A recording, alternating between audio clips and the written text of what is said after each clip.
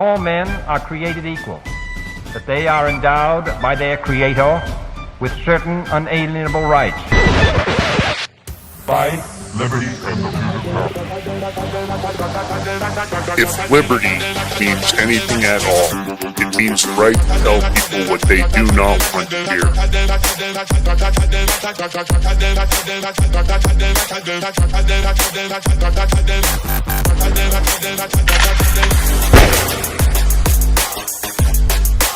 Make America great again. The Big Mig. All men are created equal, that they are endowed by their Creator with certain unalienable rights. life, liberty, and the All men are created equal, that they are endowed by their Creator with certain unalienable rights. life, liberty, and the If liberty means anything at all, it means the right to tell people what they do not want to hear.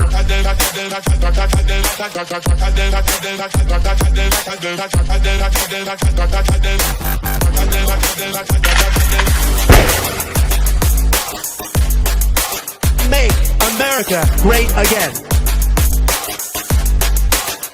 The Big Mig. Welcome back to the Big Mig Show. Of course, Rise and Grind, Monday morning, tip of the spear. You know what the show's all about. If liberty means anything at all, it means the right to tell people what they do not want to hear. And we cover lots of different topics, lots of information. We'll talk about the topics that a lot of other shows will not talk about. George B., how was your weekend, brother? It was okay. A little hectic. Got a call. Pipe froze in the business. One of the sprinkler heads popped. Well, it was messy. Wasn't good, but what are you going to do? Yeah, that sucks. Yeah, at the end of the day, you do some of that last minute stuff. With this kind of weather, you have to be paying attention. Of course, how was the weather there? It was kind of cold where you were at, wasn't it? Yeah, it was cold, windy all weekend. It's supposed to warm up a little better, like 30s this week. It's been nice here. It's been nice here in Colorado. Yeah. So the weather's been kind of decent. So, all right, listen, if you like the show, don't forget to thumbs up, comment, share, and subscribe. If you want to do a paid subscription, it's $5 a month. We appreciate that. Any Rumble Rant tips, but no doubt about it, during the show, it's a great show today. Take the live link, share it far and wide. This show, we love to cover health topic. It's one of the things we do. Before we kick it off, let's thank one of our sponsors. George and I are diversification guys. We love our crypto. And of course, we love our gold and silver. This is the Prepper Bar, the 62.2 gram Prepper Bar, perforated and easily broken down in your choice of 3 different denominations. I'll tilt the bar. You can see them. There's a small, medium, large. Just break off a small piece to make a payment. It doesn't matter whether it's for diversification, asset protection from inflation, or economic turmoil. Or, of course, it's very unique utility for barter and trade. The Prepper Bar makes a perfect gift for everyone out there.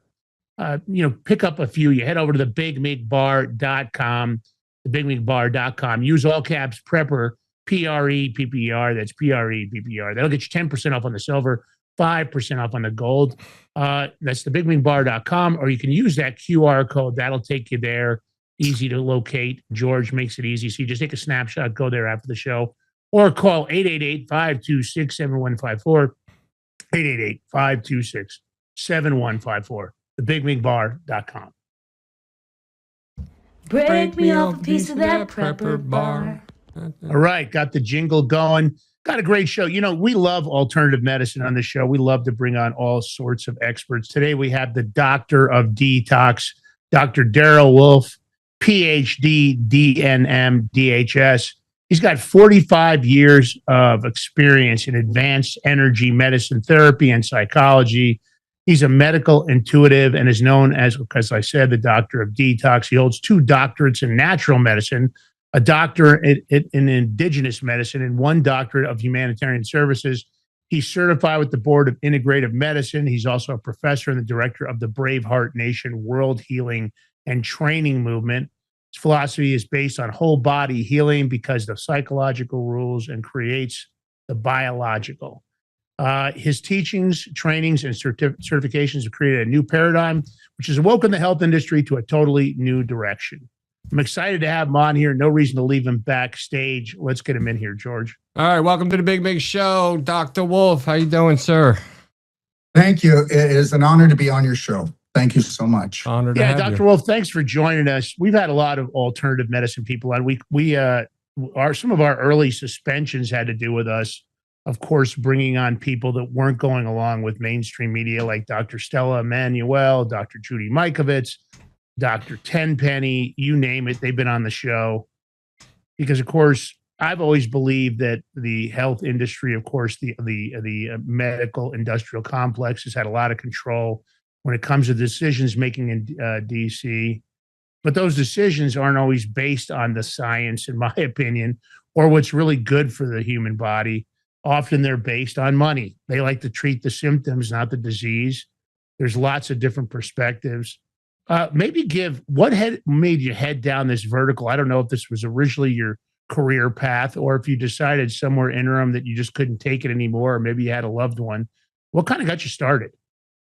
I'm going to answer that for you, but if I can, I like to, words matter. Words cause spells on people. And if I can just say this, gentlemen, I am not in alternative health. We were never the alternative. We were here way before the medical system. The medical system's only been out for 125 years. They are the alternative, and they're a poisonous alternative. And we are not the alternative. We were the original. And they can get us to say anything, do anything, even advertise for them, and bring out the wrong information. But the reality is I got into this because I really loved my grandfather. I was 17 years old. He got bowel rectal cancer, and that was a wake-up call. It was just me and my mother. And you try to do, why don't you be 17 years old and get your grandfather out of the hospital when he hasn't had a bowel movement for 2 weeks. He's in suffering pain. They weren't helping him. We brought him home. And the reality is this, you try to dig that stuff out and do an enema when you're 17 years old, and you are going to get one hell of a wake-up call. Okay? Mm-hmm. Yeah. Yeah. And that's happened. It seems like people that have taken a path like your own, they've often had kind of an epiphany moment. And I've heard that, we've had so many people come on this show that have talked about what's wrong in that industry.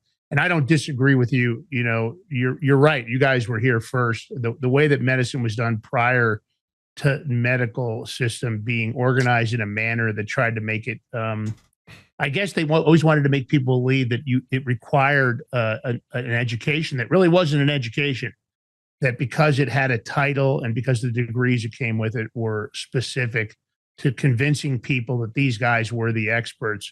Lots of some of the best medicine has been forgotten, I believe. I think people continue to bring it out. Let's talk about some of the stuff that you've been working on. You're down in Mexico. Your practice is down there. I know a lot of people, and we've covered a lot of stuff. There was discussions about ivermectin, hydroxychloroquine, fenbendazole, menbendazole for people. Lots of different people online have been, as a matter of fact, Roger Stone is a close friend of ours. His wife cured stage 4 cancer using homeopathic medicine, didn't go down the natural part, and now she's in full remission. And there are many people with those stories. Let's talk about, is there a cure for cancer? Well, okay, that's a loaded question, gentlemen. First of all, there's no cancer. And there is no cancer. People will buy into anything. Understand this, that there are no diseases. I'm going to try to make this, if I can, if I can take 5 minutes, I'm going to try to bring some logical common sense to the biggest moneymaker, okay, that is just harvesting humans. And the reality is, there's only one disease, and I don't mind. Anybody can challenge me any day they want. They can even come on my show. There's only one disease. It's called inflammation. And what cancer is stage 4 or 5 inflammation. And understand, there's only one person that ever got the Nobel Prize, and that was Dr. Otto Warburg. He got the Nobel Prize for discovering the cause of cancer, which is, if you want to know, it's suffocation. It's suffocation, 35% deficit in oxygen and electrical conductivity in the cell. So the reality is you got to ask how that happened. Well, inflammation is a fire. Inflame, that fire eats up oxygen and eats up minerals. When it eats up the minerals within inside the cell, okay, it makes that cell acidic and it makes it into a swamp. And then we lose oxygen. Every fire eats up oxygen, eats up minerals. When you get down to 15% lack of electrical conductivity and oxygen in a cell, you get what's called pain. Now, pain is a GPS. It's a God-given mechanism to let you know that you're out of alignment and your cells are suffocating. So now 10% below gives you pain. And then guess what? You're going to get redness. You're going to get inflammation. And if it continues, you're going to get swelling. And then what happens is you're going to have fibrin sent to the inflamed area. And you're going to create scar tissue into those beautiful connective tissues. And you're also going to send calcium from your bones to that area. Now you're going to calcify the area to try to trap that inflammation from spreading. So now if that oxygen level in that cell drops, okay, from 15% to 25%, right out of the blue, right from the invisible, your body creates parasites. You didn't eat them, your body created them because your tissue is decomposing and the parasites are there to clean up the mess. And everybody that's doing ivermectin and fenbendazole, you are killing the adult parasites. So now you got these dead soldiers lying around and you didn't clean out your colon, you didn't purge your liver. So now you're going to have more rotting. And you know what? We've got all these stories. Fenbendazole and ivermectin cured this person. Yeah, well, it didn't cure 99.9% of the people and it caused more of a toxicity problem. And I can prove that. So I'm not saying not to do it, but you better get the cork out of your butt and start cleansing your colon and your liver so you can purge all these dead adult parasites. And when you kill an adult parasite, they were giving off a hormone and a chemical to stop the eggs that they actually laid in the body from hatching until they die. So when you kill off all of those adults, 10 days later, you've got them all back again. So the deal is to create a perfect day where you don't have to do heavy metal cleansing. You don't have to do parasitic cleansing. You don't have to do fungal cleansing. And you learn how to do a perfect day and you stay healthy for your whole life. So now we drop down to 25% in oxygen, electrical conductivity. Parasites actually come from the invisible. I already told you that. Frequency creates everything. Vibration creates everything. As Louis Pasteur said, okay, guess what? The bug is nothing. The field is everything. So now if it drops down to 35%, now you've got suffocation of the cells and the cells go, I don't want to die. So then what they do, because now you're so full of lactic acid and fermented sugars, they go, oh my God, there's the food we want to eat. And that's why they become immortal. And understand, it's inflammation that spreads through the body. It's poison that spreads throughout the body. But show me one study where cancer cells spread throughout the body. Interesting. So let me ask you this. What is a perfect day? Maybe describe that for the audience when it comes to actually getting your body back in tune. Well, I'll tell you something right now. And please, this is not a sales pitch, okay? And you can believe it or not, I'm not in this business for the money, honey, anymore. There's a mission here. I can retire today. So I want everyone, they can challenge me on everything I say if they want. I wrote what's called the Perfect Day Guide, pdgfree.com. It has everything from your nose to your toes on how to really take your life back. It's 45 years of my work, but a perfect day is knowing what.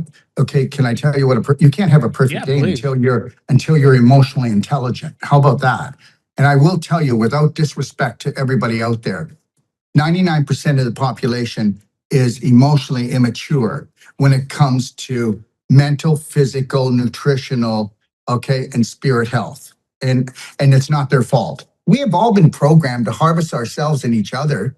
I'm serious. We can't come together. And remember something. Let me just say this. What you hate, you become. Okay? What you think, you become. And you know what? We bitch, we complain, we have to explain everything. You know, we lose the focus of our bliss. If you chased your bliss, if you chased your passion, your purpose, okay, and you just totally block the media, okay, you're going to have the best life ever. And if you actually had unconditional love for yourself, which most people don't understand what that is, you wouldn't be making choices where you'll drink that and eat that because you want somebody's love or you want their approval. So when I say psychological creates the biological, I teach a course called Whole Life Health Certified. It's 9-day intensive. That cracks the coconut from the inside out. And a person, for the first time since they were a child, they actually can smell and they can taste their authentic self. And you know what?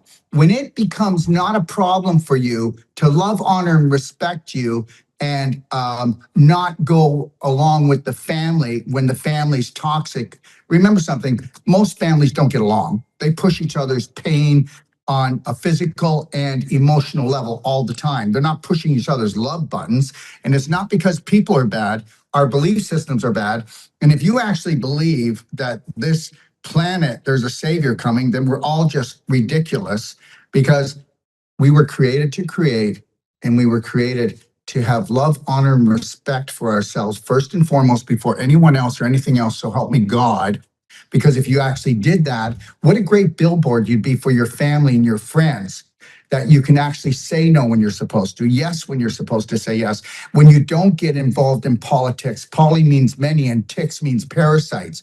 Who would ever want to get involved in that? And the whole healthcare system, medical system should only be 1% of healthcare. And that's only when you get in an emergency and you throw yourself down the stairs or get yourself to be in a car accident or something. Listen, I'll tell you something right now. I'm in Mexico because guess what? I do come first. I have a 5-star living. People think it's a third world country. You know, I go to United States. I'm leaving for United States on Friday, and I'm going to be there for 2 weeks. I'm lecturing at the Conscious Life Expo in LA.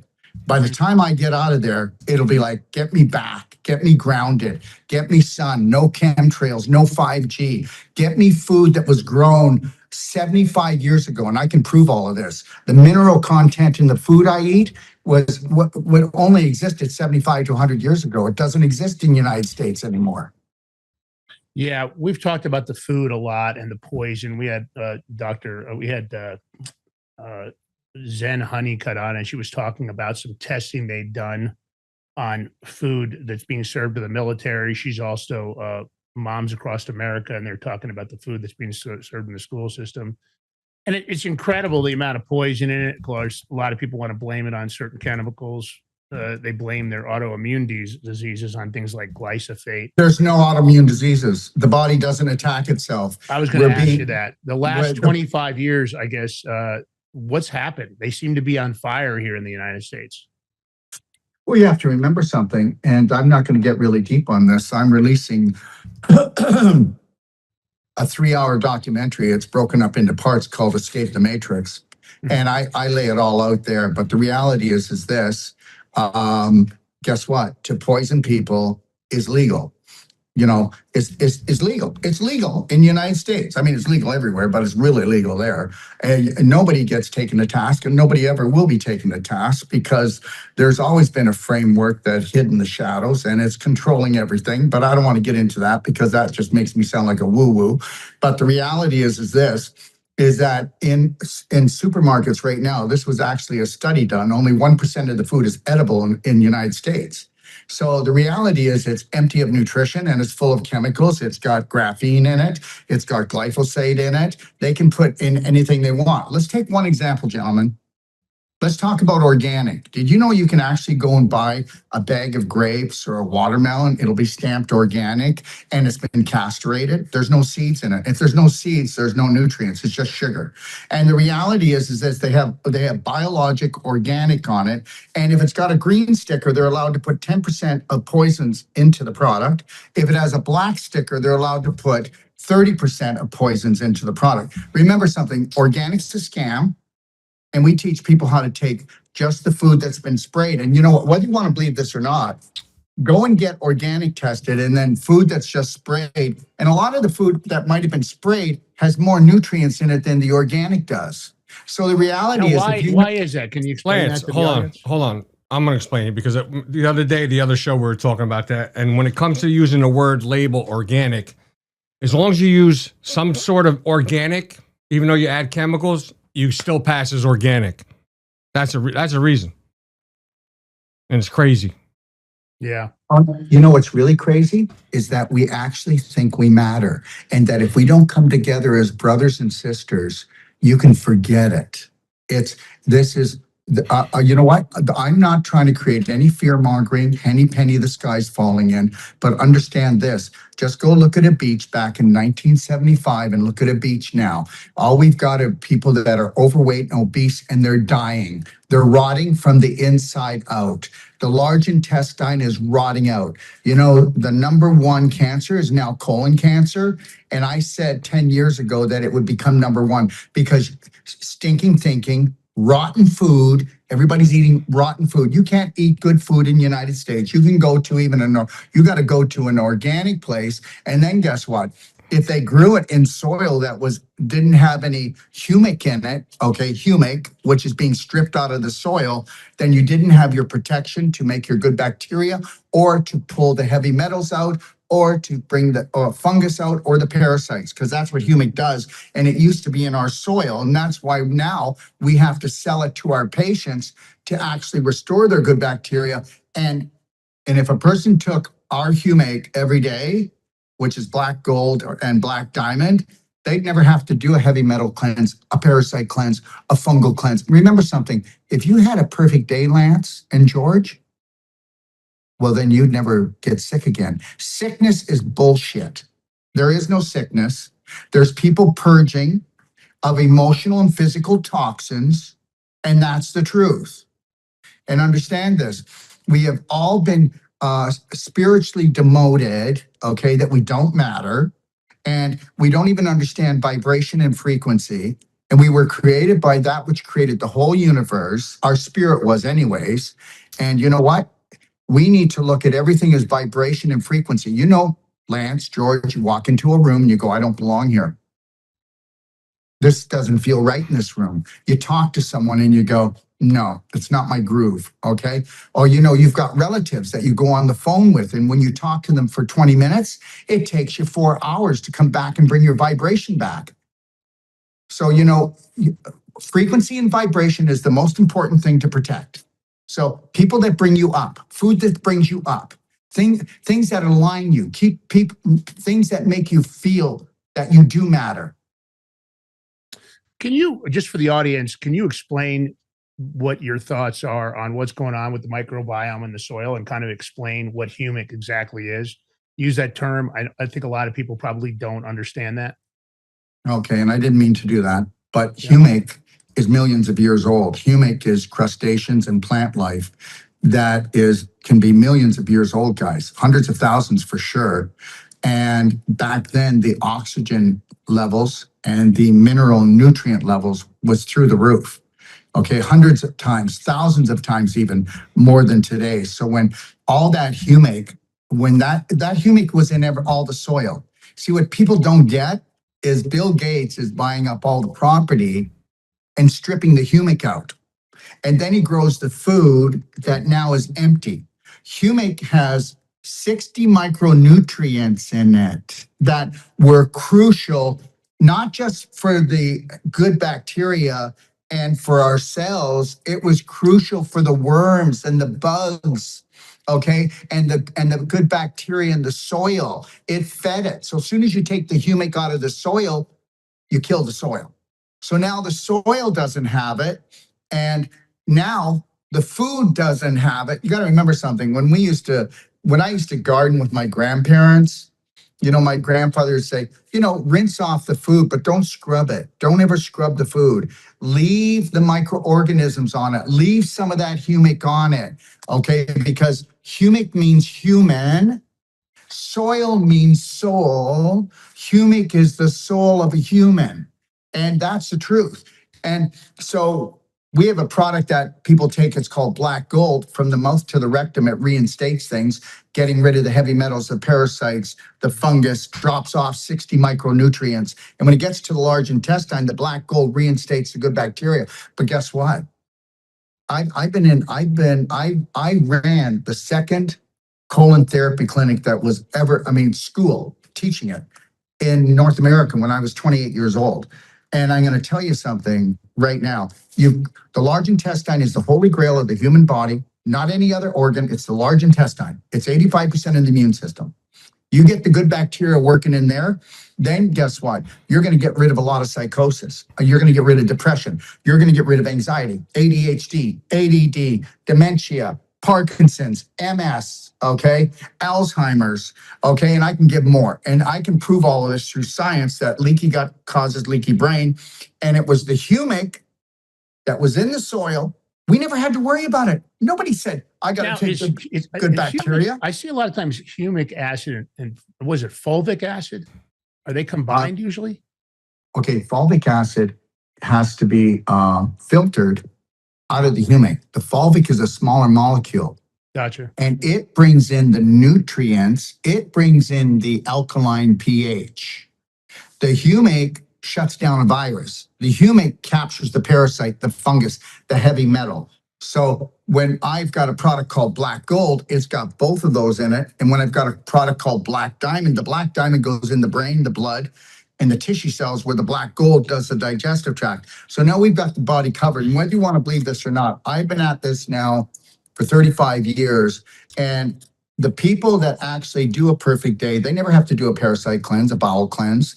They never have to go for intravenous chelation again. They don't have systemic candidiasis because nature did it for us. You know, all we got to do is look what's missing. Systemic. You just made a statement there. I didn't catch what was that? What is systemic? If you fungus or candidiasis, if you take a look right now, there's videos on showing people with toe fungus. Mm-hmm. You do know that toe fungus didn't come from a stinky sock or a wet boot. Toe fungus came from a leaky gut. And that's your large intestine. There's no such thing as leaky gut. It's leaky large intestine. And here's the deal. Glyphosate, antibiotics, and all drugs, chemo, radiation, all cause leaky gut, leaky large intestine. And as soon as you do one round of antibiotics, you create a sugar storm, okay, of fungus. Your yeast turns into fungus, and guess what? And antibiotics are a form of chemo. They go off in the bowel and they explode. They don't kill bad bacteria. They kill everything in its way. So they actually weaken you for the next time around. But when this happens and you change the yeast into fungus, it roots into the large intestine, creates holes like a screen door. And then guess what that's called? Leaky gut. That's what everybody talks about, leaky gut. Now, I think everybody probably on this, myself included, you know, at some time or another, as children or otherwise, we took antibiotics for one reason or another. I think antibiotics are prescribed here in the United States. People seem to think that those are the solution for everything that will fix you. I disagree. So how do you fix that? You know, what's the solution for somebody that took antibiotics and now might be struggling with some of these issues you just described? Well, to keep it easy, it's called, and I know it sounds like a marketing tool, but if they don't want to buy from me, buy from someone else. I have a product that we put together when I was 29 years old with a master herbalist. He's no longer here. And it's called Daily Cleansing Tea. You take it morning and you take it night. And if you guys give me your address, I'll send you the Daily Cleansing Tea, the Black Diamond and the Black Gold. You can try it out and then you can decide whether or not I know what I'm talking about.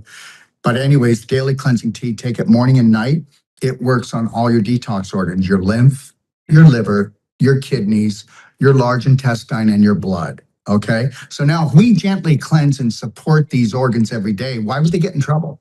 And then if we take Black Gold, that actually is going to get rid of all the predators on a daily basis and reinstate the good bacteria in the large intestine, where are we going to get in trouble? So that would be called Black Gold. If we do the Black Diamond and we do the same thing in the blood, the brain, and the tissue cells, and we do that every day, we don't have to do a lot. Remember, it's like anything else in life. You know, your business is going to fail if you don't do certain things every day. And almost every human being, 99% of the population, has been taught to do absolutely nothing. They treat their body like a Visa card. They spend, and then they come to us and they go, oh my God. And I go, yeah, you created a 20-foot hole. Now I got to create a 20-foot ladder. So I got to front end load you with nutraceuticals, not supplements, high vibrational nutraceuticals. And once we get you out of the hole, we can pull back, because it's not even about detoxification anymore. All right. Malnourishment is huge. So before, what we did was 25 years ago, we started going 25 years ago was heavy duty detox, because we now know we're being poisoned. But now in the last 15 years, they have stripped everything out of the natural foods. So now you're eating a food that's got poison, but no nutrition. And that's why, guess what? You want to know something right now? Unless America comes together, you can kiss 30% of the population off by 2030. Go around, go to the mall. Why don't you just get a chair and sit at the mall and look at all the people limping in and look at their bellies. And they look like they're 16 months pregnant. They are rotting from the inside out. They're so full of parasites and fungus that it is, and you know what? And then you're going to tell me, I went to my doctor and he said I need to lose weight. You don't need to lose weight. You need to lose 25 pounds of rotten fecal waste rotting inside of you, my friend. What do you think of, there's this new push. Everybody wants the simple solution for dieting. I'm not a fan of it. Ozempic. What are your thoughts on this? Because it seems like this is the big push. They want to give it to us cheaper. Of course, one of the big claims by this administration is that you're going to be able to buy Ozempic cheaper. And I don't think that's a great choice. Your thoughts? Well, I'm going to tell you something right now. I can tell you exactly. I've got 14 patients that took it, and right now I'm trying to save their life because they've destroyed their immune system and their total digestive tract. So now we're trying to rebuild that, and we will, but now they've got to know they took themselves to the cliff. So to bring them back, we have to give them the highest vibrational nutraceuticals, and we've got to give that to them. Like I'm giving them things on the hour, because everything is frequency and vibration. Let me tell you something. I want to say something here, and I mean it. Most of the people that go to hospice, you could get them out of there if you gave them the right amount and you front-end loaded nutraceuticals. We prove it all the time. Remember something. You're only sitting here, Lance, because you still have electricity in you. You're a battery. And guess what? There's an entity on this planet that feeds off that electrical energy of human beings. If there wasn't, what's with all the suffering? What's with all these broken systems that can't seem to do anything right? Because we are feeding an entity on this planet with our vital energy. And, people are going to wake up to this, but most of them are going to, the people that are going to wake up to it are the people that are awake. That's it. All right, we've got to take a short break. When we come back, we're going to dig in further. Lots of information here from the doctor of detox, Dr. Daryl Wolf. Be back with George Ballantine, myself, Lance Miliaccio. You know how we do it. I'll always offer you a different version of what maybe you should be doing for yourself and your family members. Stay tuned. We'll be right back. Don't go nowhere.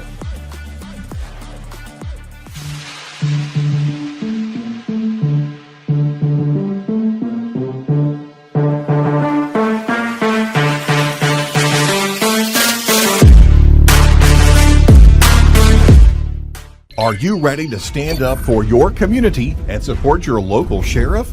Join the Constitutional Sheriffs and Peace Officers Association and become a vital member of the Sheriff's Citizens Posse. At CSPOA.org, we empower citizens like you through weekly webinars, arming you with the knowledge to back your constitutional county sheriff.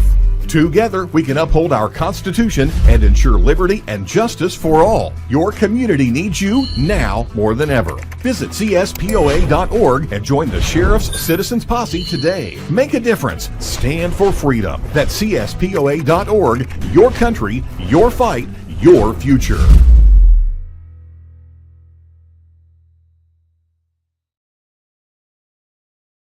What if you could predict your financial future? And what if you could trade on it? Introducing Block Trust IRA, the future in your hands. An astonishing 88,000 millionaires were created last year from the Bitcoin boom, and you could be next. Block Trust IRA is the only crypto management firm powered by AI-driven strategies, ranked #1 in the world by Bitcoin Magazine. The Block Trust IRA platform is built for everyone, from first-time buyers to seasoned investors. Predictive AI technology that was once only reserved for insiders and elites is now available to you. It's time to leave the old buy and hold strategies behind. Your assets are protected with military-grade security, offline cold storage, and $200 million in insurance. Visit blocktrustira.com to book your free consultation and ask how to claim up to $2,500 in deposit bonuses today. Bitcoin changed the game. AI changes the strategy. Hi folks, I'm here today to introduce you to the Prepper Bar from PrepperBar.com, the most unique precious metals product we have seen in a long time. These 62-gram bars are perforated and easily broken down into your choice of 3 different sizes to fit a multitude of needs. Whether it be from asset protection from inflation, economic turmoil, or its unique utility for barter and trade, the Prepper Bar makes a perfect gift for all the precious metal lovers out there. Exclusively made here in the USA and selling out fast. Available in both gold and silver, these slim Prepper Bars fit neatly in your wallet, and their utility enables use in any situation. Forged through rigorous training and honed by the finest instructors on Earth, these canine units serve beside our nation's warriors as they fight to preserve what we cherish. When these warriors complete their duty, the Warrior Dog Foundation provides them with a home deserving of the service they've given us all. At our state-of-the-art kennels, they receive rehabilitation and care suitable for heroes, because that's what they are. Be a part of giving them a future today. Visit warriordogfoundation.org.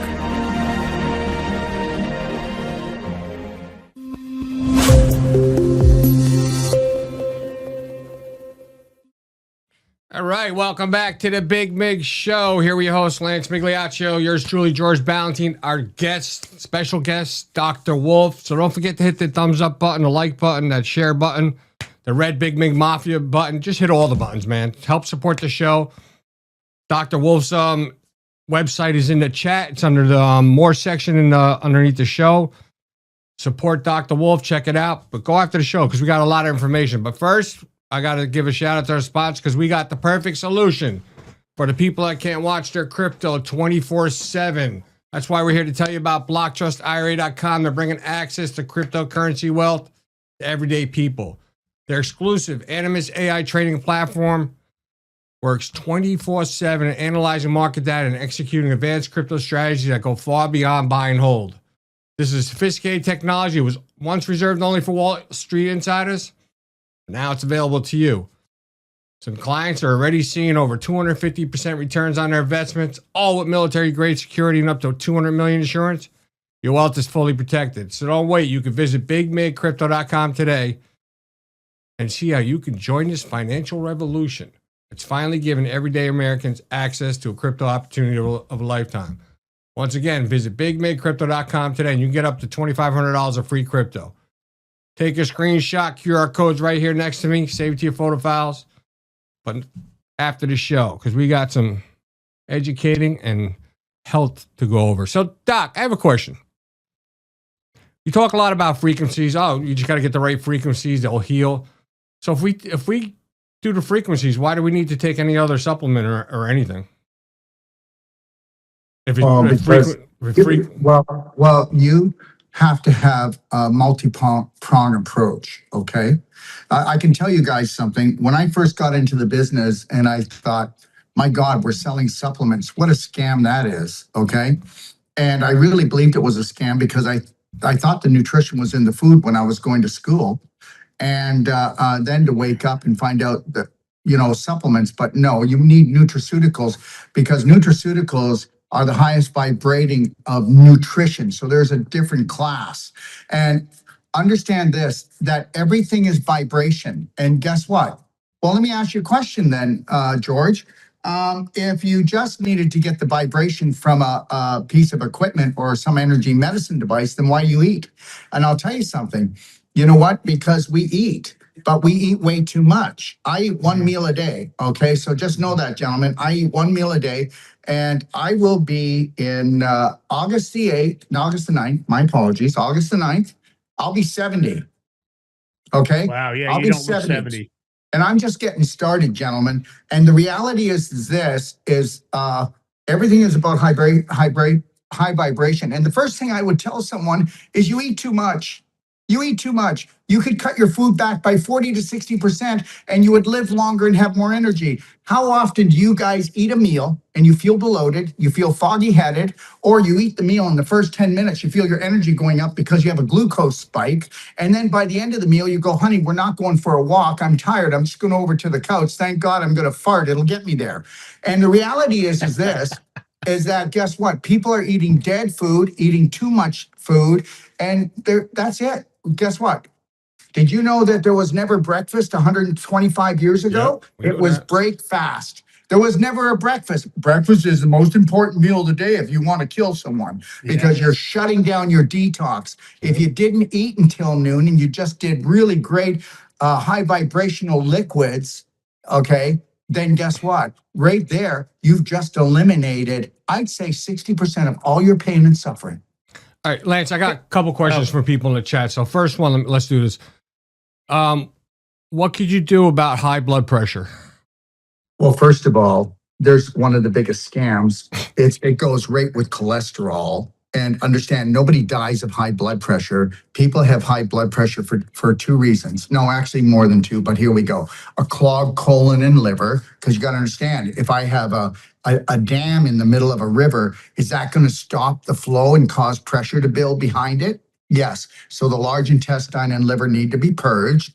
Next thing is that every adult needs 1 tablespoon of health healing salt.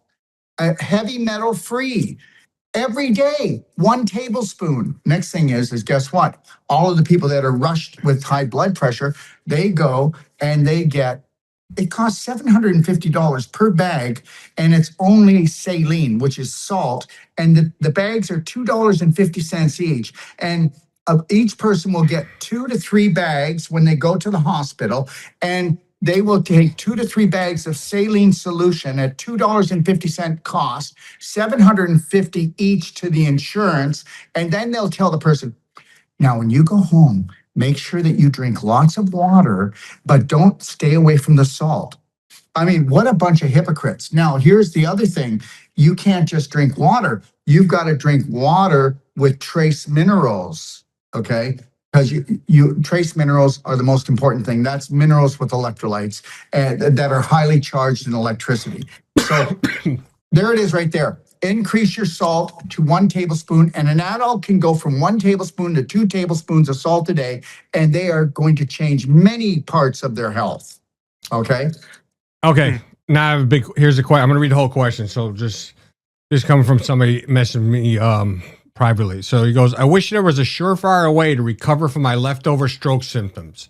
I eat the right food. Hold on. I eat the right foods, practice OMAD, OMAD, whatever that is, and prolonged fasts, along with being more physically active than most. It's helped some, but not as much improvement as needed. Can I tell you a story that'll take 3 minutes? Go ahead. Yeah. And can I tell you a story that just happened? Let's go. Roll with it, Doc. This just happened. And because I don't want to drag anything from years gone by. So, okay. So I've got this gentleman. Okay. I'll say that he lives in Detroit because he does, but that's it. I'll say that he's 65 years old. I'll say that he's 40 pounds overweight. I'll say that he had a stroke about 10 weeks ago. 10 weeks ago, he had a stroke, and his wife called me and said, Daryl, okay, my husband, he's in the hospital, and guess what? He just had a stroke, and they said he's not going to recover from it. It was that bad. And I've got the proof, everyone, so I'm not making it up. It's that bad. What should we do? I said, you need to get your husband. If I was your husband, or if I was his wife, I would get him out of the hospital right away. Okay? And when you take him home, he's not eating anything except watermelon with seeds.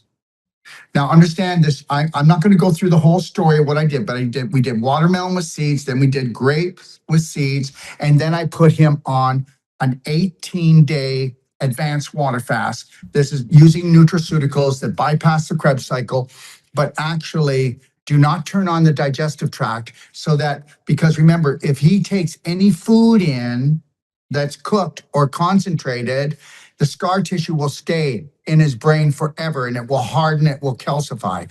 If we don't let him do that, where the focus is on the digestive tract with all his energy, the energy with the nutraceuticals I used went in and got rid of the calcium and put it back into the skull where it came and got rid of the scar tissue, because scar tissue is just tissue that no longer have circulation or electrical conductivity. So if I can get that back in there.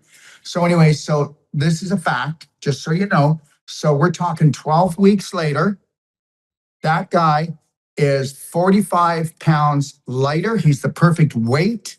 That guy is back to work, and his sons had to carry him into the actual car and carry him home. And because he couldn't walk, the whole side was gone. They said it's not coming back. It was a really bad stroke.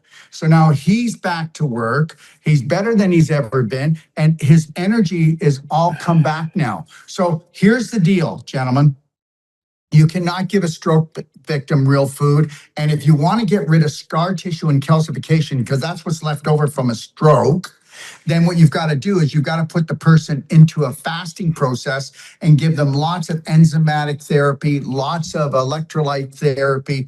And listen, anything that the body is damaged from, you can reverse if you are determined to give up your addictions and do what nobody else will do.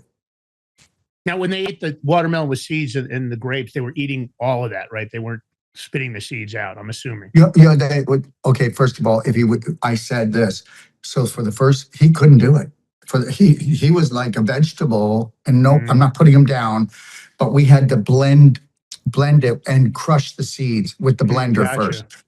And then when he gets stronger, he could chew them. So, but we also take the rind and juice the rind. And so that's all he did. And he did that for 12 days. Then he came and did grapes with seeds for 12 days. And then guess what? I got his energy built up because he was on things like Merigen, IGF-1, 300,000, which is IGF-1 is what you used to make from your human growth hormone when you could go party tonight all night and get ready to party the next night. It gave you all that energy, and we don't make it after 30. So we pumped that into him to bring his energy levels back up. And we did a whole bunch of Beyond Ormus minerals, and we thumped him with electrolytes. So what we did was get his energy back, okay? And then when he's ready, so it took us 24 days to bring up his energy, to get him ready to go into a long advanced water fast, okay? So then he went into the advanced water fast, and then we went back to the watermelon, back to the grapes, back to the water fast. We repeated this 3 times, and he's got his life back. Now, if he would have eaten food, some of it would have come back, but the scar tissue and the calcification would still, some of it would always remain, because the body doesn't have the wherewithal to get rid of it and to convert it back the way it is. So he would either come back and then fall back into a problem down the road, because we deteriorate as we get older, as we all know. Let's not forget that. Or we would leave enough that it would actually cause a bit of a blockage, and it would be a dam, and then we would be building stuff up behind it to cause another blockage down the road. Interesting. What about, Doc, let me ask you this. What about diabetes? There's such a big surge of diabetes across the country, and people seem to be struggling. Of course, the first move always is to put them on metformin and insulin and all the rest of it. They never really recover. What are your thoughts on that? It's low integrity insulin. Let me tell you something. We are garbage cans. Please, when I say this, no disrespect to anyone, but you could step on somebody's foot and their mouth would drop open. We never stop eating. We never stop snacking. And most people are eating things that are driving their glucose levels in their blood to go right through the roof. So the pancreas is being demanded on. How many times a day? It doesn't get to go for a holiday. Your digestive tract doesn't go for a holiday. And you've been demanding your pancreas make insulin, and so much of it, it's exhausted. So now you don't make good insulin, and that's what you call type 2 diabetes. And there is no type 2 diabetes. There's an exhausted pancreas from you eating refined carbos, okay? And you know what? When people go and then they go on the keto diet. They go from there and they go to the keto diet. They eat tons of meat. And guess what? Now that's going to whip back in your face too down the road. And I'm not saying don't eat meat. It's just that we're extremists about everything. Okay. And understand something. And I will tell you this, 6 weeks to 3 months, you can turn anybody around with type 2 diabetes. If they want it. Are you going to give up your addictions, Lance, George? Are you? Because most of us don't realize it, but our addictions are our most prized possession. Because on this planet, this is how they keep us enslaved. Addiction, debt, and war. I gave up my addiction over 12 years ago. What was that? I'm in sobriety. I Julio, just celebrated 12 years back in December. Let me ask you this. What are some of the solutions for people with diabetes? What do they need to do? Give them some suggestions, because I'm sure there's lots of people, even in our audience. We have an older set that watches our show. A lot of people very affluent, the demographics, but go ahead. Okay, but I'm going to tell you something too. Did you know that, and this is true if anybody wants to do their research, and most functional medicine doctors don't know this, somebody who has high anxiety, it shows as if they have high sugar. And then they put them on diabetic medication. And all it's because anxiety gives the same symptoms as if you have high sugar. And nobody's talking about this. But what you're going to do, we're going to keep something really light. I've got a product, okay, and it's called Psychobiotic Sweetener. And guess what? It tastes like sugar, looks like sugar. It feels like sugar. And if you take it, it restores the good bacteria and it restores your sugar balance in your body. And there's no side effects to it. Another thing they can do is take super cinnamon, concentrated essential oil, and put in their drinking water. And they're going to see even just that is going to improve it.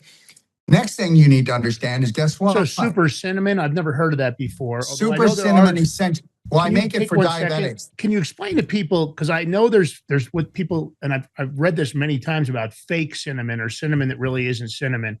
Yeah. Can you give it a little background on that? Because I know I've heard that before. I don't know enough about it, but I've heard people talk about it. What is fake cinnamon? And then maybe explain super cinnamon a little further. Well, fake cinnamon is not cinnamon at all. You can take any chemical formula and you can make something taste like it, feel like it, but it'll take you down. So to get the real cinnamon, what do people need to look for? Well, it's going to have, I would look for, it sounds really crazy, but you're going to need to look for organic on it. And then it's not organic, probably. You know what?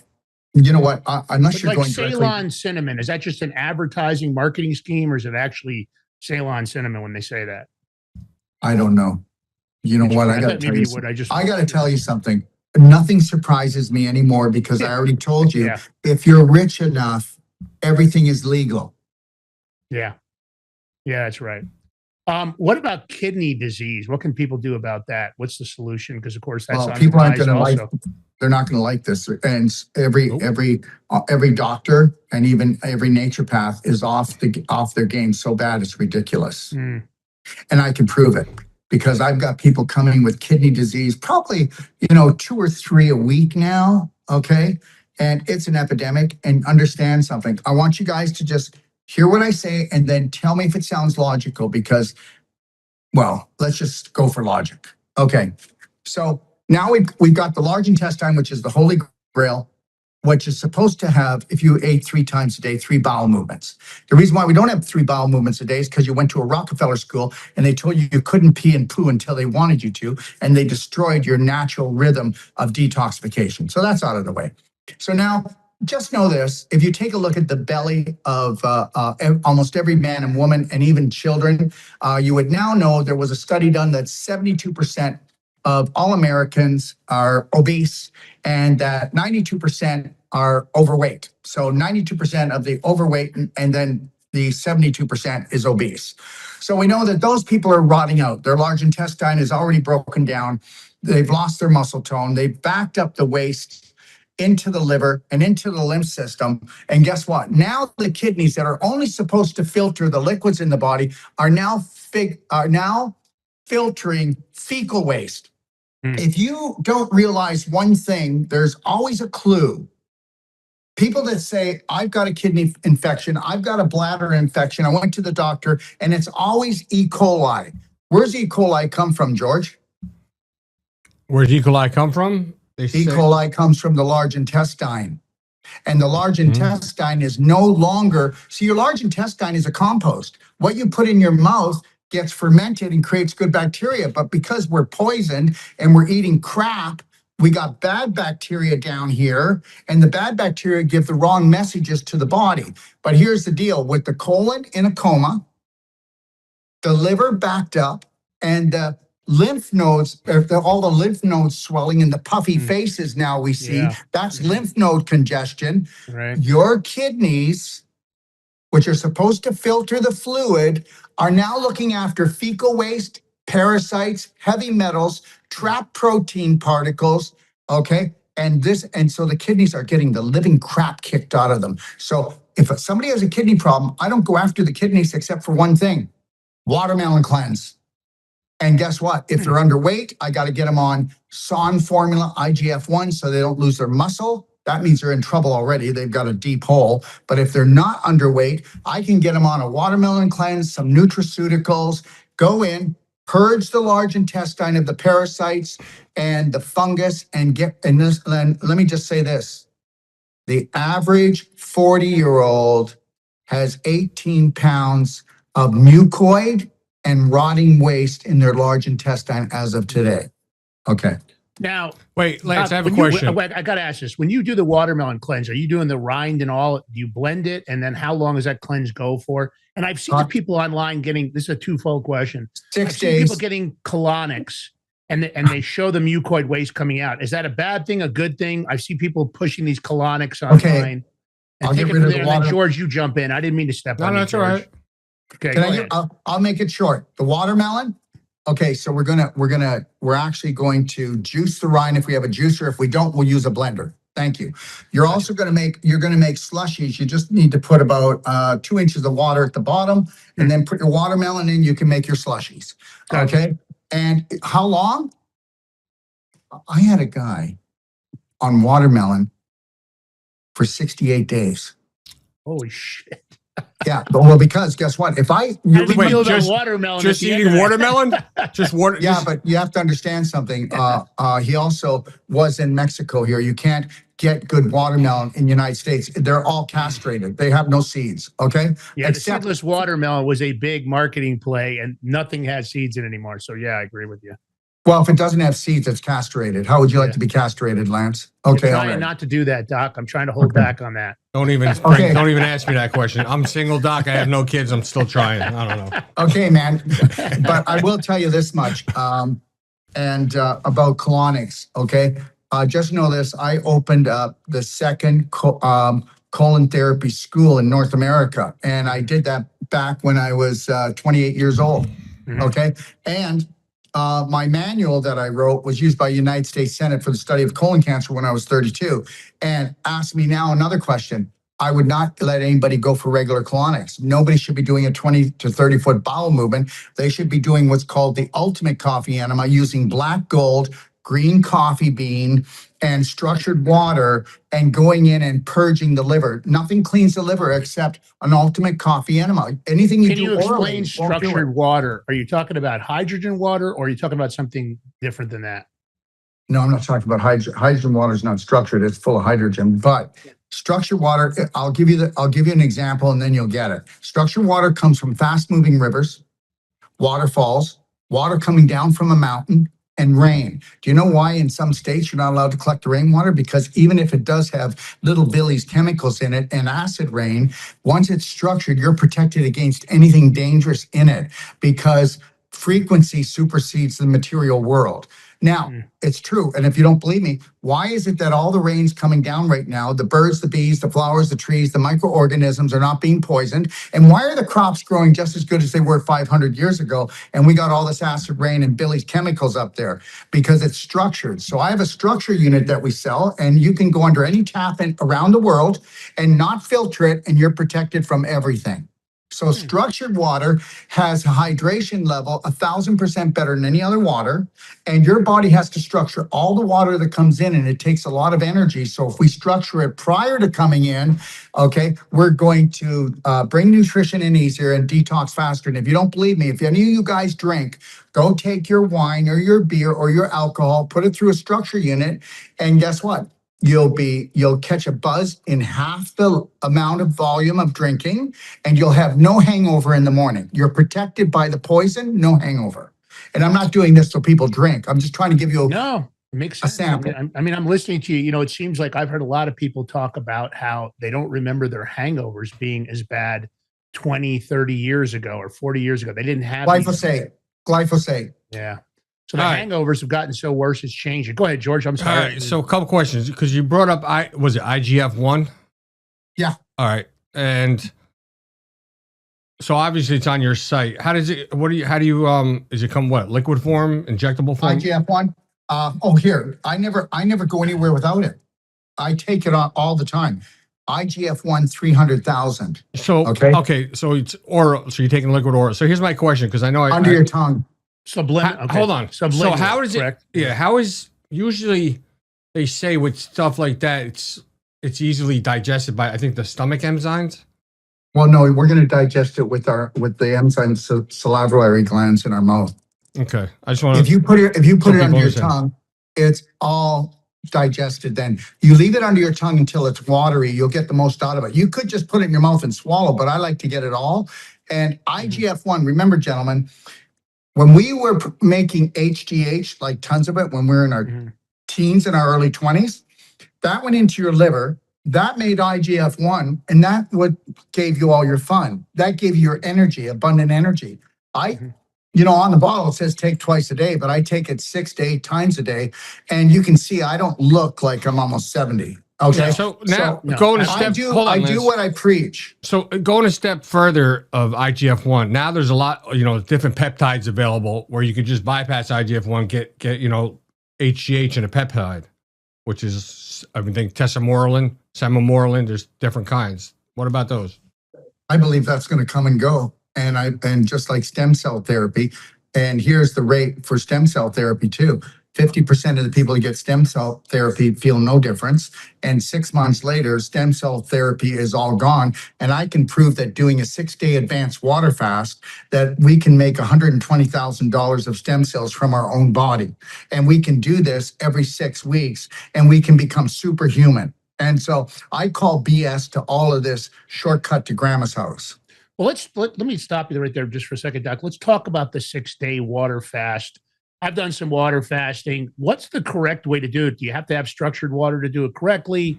Well, I'm not going to tell you. Explain it. Let's give somebody a solution here in the audience. Let's give them something, because most people, you say the word fast, they go, oh my God, I can never do that. I do intermittent fasting. I try to stop eating at about 6 o'clock every night, and then I don't eat till about 11 or 12. I don't have breakfast in the morning. Good for you. I skip it, and I try to limit my intake. Again, really 2 meals, although I do supplement with some other protein, the supplements my wife do, because of course I'm always trying to maintain my muscle, and I'm always concerned about that. So maybe I'm doing that wrong, but I do 6 and 7 day fasts. I've done them before. Can you explain to the audience, number one, the benefit of that? And number two, what is the correct way to do a water fast? I'm going to tell you my way, and I'm not going to say it's a correct way. I'm not going to say anything is a correct way, but I will tell you that I started doing water fasts in my clinic when I was 24 years old. And we had to stop doing water fasts, and we had to do advanced water fasts. And the difference is what if Lance, I could put you on a water fast, and I could give you things like IGF-1, which didn't turn on your digestive tract, bypass your Krebs cycle, but gave you lots of energy. So not only for you during the day, so you could still maneuver and do what you wanted, but it actually supported stem cell making and autophagy. What if I could give you 6 different products and put you on those, and you go through this thing like a red carpet? No Herxheimer, no negative symptoms. Okay, but also we have to make sure that if you're going to do an advanced water fast, my friend, that we have already, prior to going in, we have dumped the load in your large intestine, and we've lubricated the liver so that it is going to detoxify so that you have no healing reactions, that you ride through this and you love it. So that's the difference. And structured water has no surface tension. So structured water will hydrate 1,000% better, and it will detox more efficiently. If you don't believe me, go, you know what people say now? And this is what fasters say. You know what? When you detoxify, drink distilled water or reverse osmosis because it's empty and we'll fill it up with toxins. So we can, that is such a load of crock. There's no science behind it. You have to actually take energy on your fast to make it into structured water. I have to tell you this part's important.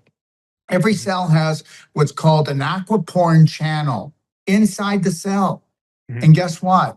When you have structured water, it gives off a certain frequency. When the aquaporin channel, it gives off a certain frequency.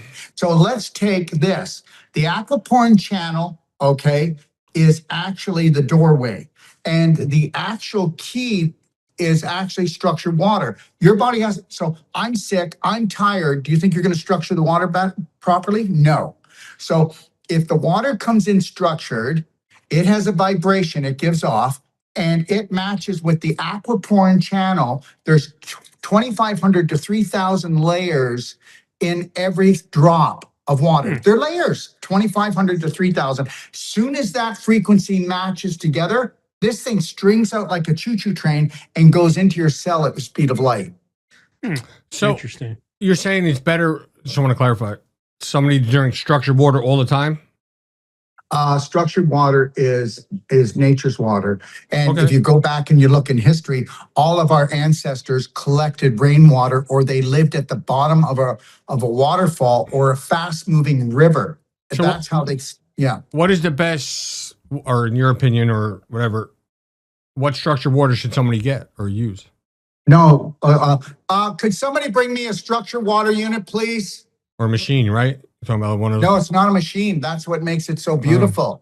It's only a device. It's this big. It's like a And when you bottle run- that swirls it or something, or causes Well, hydrogen? it runs the water in all directions at the same time, and it has different types of stones and crystals. No, it's in the training center. Now, is that I'll what show it to you you. predominantly, is that what you drink all the time yourself, structured water?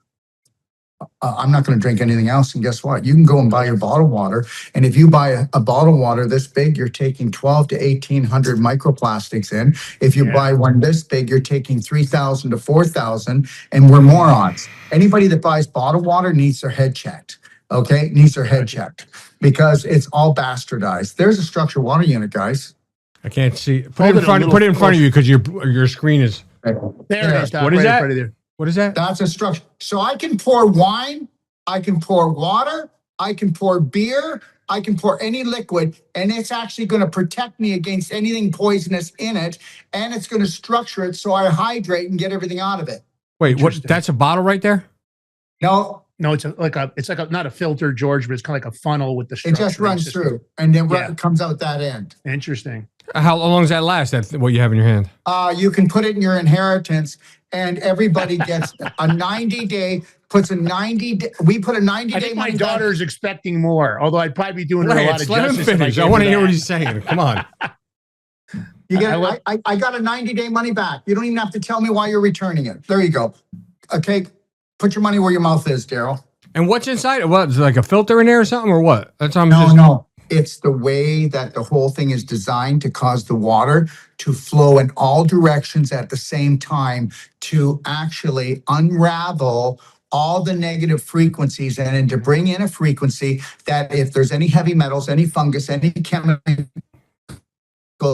in it, you're protected. I know you don't believe this, but you can drink tap water anywhere through a structure unit and you're not going to be poisoned. And people can't get this. Well, who learns anything in school, for God's sakes?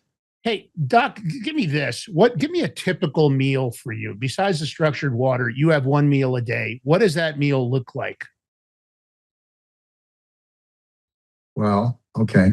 So what I'm going to do tonight is I'm going to have a large salad, and there's going to be avocado in it, lots of salt on it, okay, and a natural dressing, and I'm done.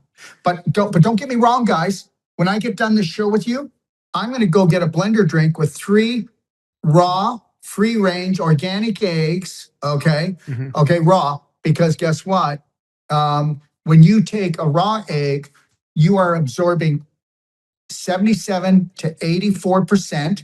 When you take a cooked egg, you're only absorbing 17%.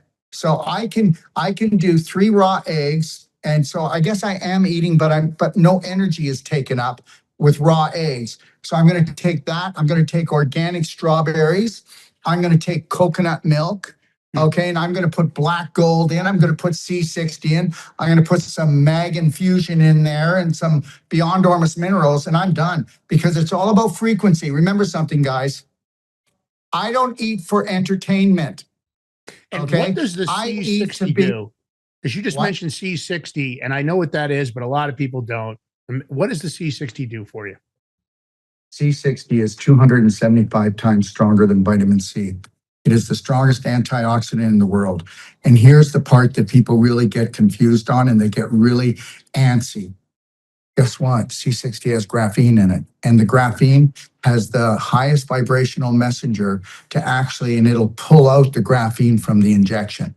It'll actually go in and rewrite the brain. It'll actually go in and guess what? Okay, so I've got somebody, I know you know their name. I know that they've been on your show. And they're one of the biggest health people in North America. I know they've been on your show.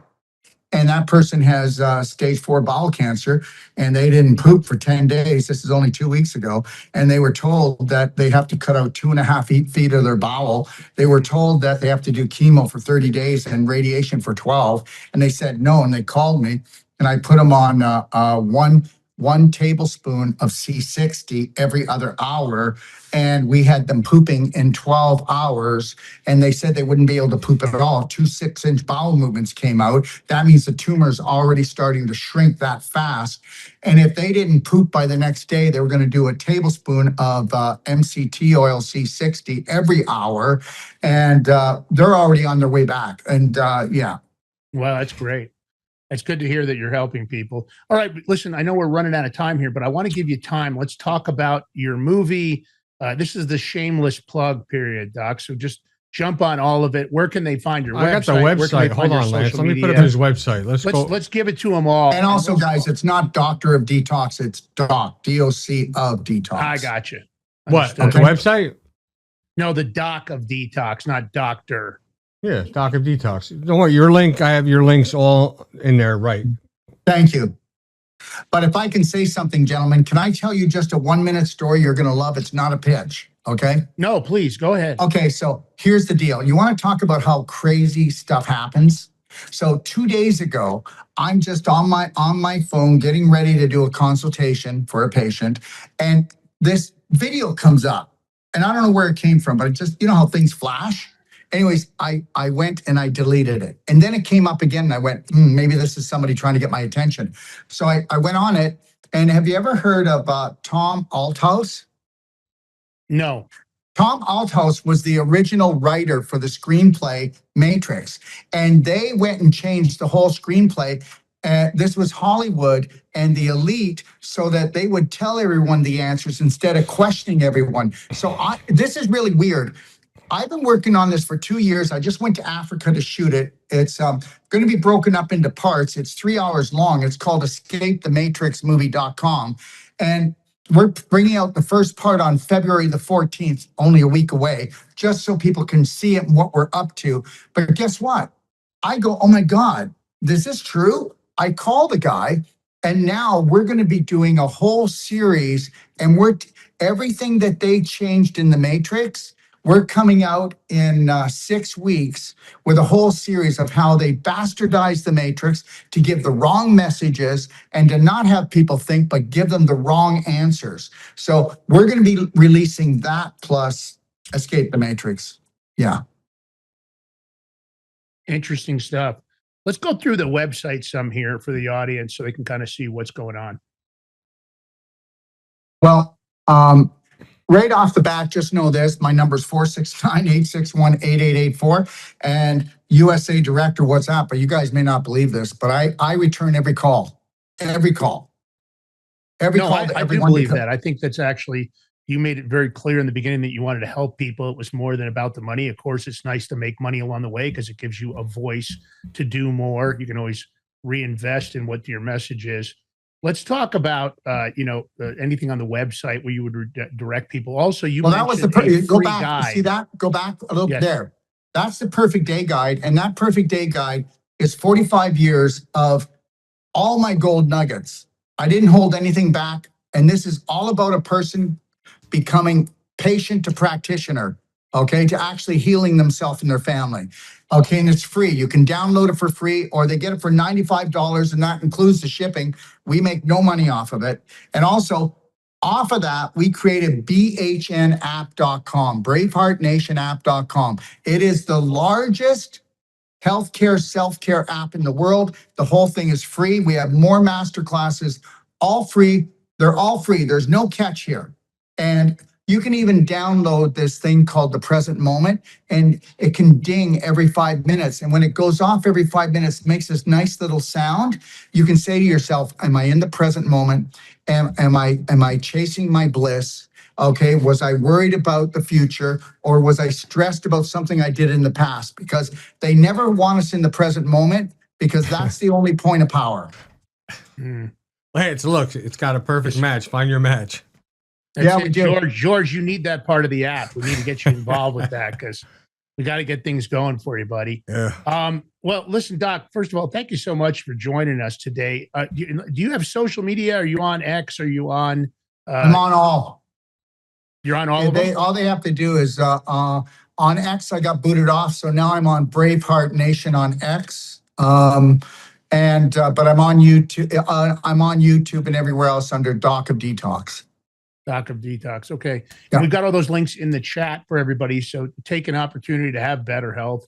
You've got it. You have to be proactive rather than reactive. Waiting until your health is damaged. Sure, that's what most of us do, but you want to think proactively. And I think Dr. Wolf has got some solutions for that would make a lot of sense for you guys to reach out, especially if you're starting to have early signs of anything. A lot of times they tell you you're in the early stages of. You hear that message, and of course you go into panic mode, and maybe you're doing the exact opposite of what your body needs and craves. So thanks a lot for joining us. Hey, stick around for a minute. I want to talk to you backstage. Listen, you know what the show's all about. Share the message far and wide. Take the short form, take the long form. Improve your life and those of your loved ones and your friends. That's what we want you to do. We're never going to come after you for sharing our content. Take that live link, of course, or take the show link and grow your own social media by giving people an opportunity to improve their life in a positive way. You know what it's all about. George, last words on the way out of the gate, my brother. It's Monday. I wish it was Sunday. I don't know. Have a blessed day. We'll catch you guys tomorrow morning. Doc, don't go nowhere. We'll be right back. Yeah, and I just want to say you guys rock. And guys, this is not a pitch, but they're on the money when they're trying to help you with your money. And I mean that, okay? Yeah. I like that. Trying to do the best we can to make people look at things in a different way. All right, Lance, I'm cutting you off. Goodbye. I might have to let it drop. Represent, gotta do it hella big, had to run it back again, get like represent, had to run it hella big, had to run it. Are you ready to stand up for your community and support your local sheriff? Join the Constitutional Sheriffs and Peace Officers Association and become a vital member of the Sheriff's Citizens Posse. At CSPOA.org, we empower citizens like you through weekly webinars, arming you with the knowledge to back your constitutional county sheriff. Together, we can uphold our Constitution and ensure liberty and justice for all. Your community needs you now more than ever. Visit CSPOA.org and join the Sheriff's Citizens Posse today. Make a difference. Stand for freedom. That's CSPOA.org. Your country, your fight, your future. What if you could predict your financial future? And what if you could trade on it? Introducing Block Trust IRA. The future in your hands. An astonishing 88,000 millionaires were created last year from the Bitcoin boom, and you could be next. Block Trust IRA is the only crypto management firm powered by AI-driven strategies, ranked #1 in the world by Bitcoin Magazine. The Block Trust IRA platform is built for everyone, from first-time buyers to seasoned investors. Predictive AI technology that was once only reserved for insiders and elites is now available to you. It's time to leave the old buy and hold strategies behind. Your assets are protected with military-grade security, offline cold storage, and $200 million in insurance. Visit BlockTrustIRA.com to book your free consultation and ask how to claim up to $2,500 in deposit bonuses today. Bitcoin changed the game. AI changes the strategy. Hi folks, I'm here today to introduce you to the Prepper Bar from PrepperBar.com, the most unique precious metals product we have seen in a long time. These 62-gram bars are perforated and easily broken down into your choice of 3 different sizes to fit a multitude of needs. Whether it be from asset protection from inflation, economic turmoil, or its unique utility for barter and trade, the Prepper Bar makes a perfect gift for all the precious metal lovers out there. Exclusively made here in the USA and selling out fast. Available in both gold and silver, these slim Prepper Bars fit neatly in your wallet, and their utility enables use in any situation.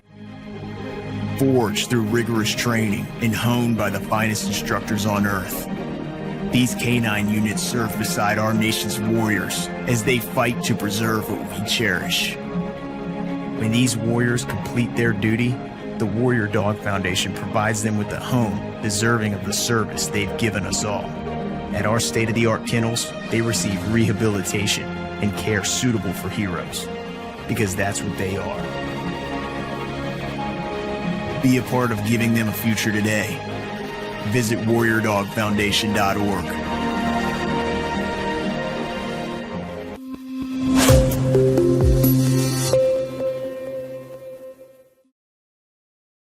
All men are created equal, that they are endowed by their Creator with certain unalienable rights. Life, liberty, and the If liberty means anything at all, it means the right to tell people what they do not want to hear.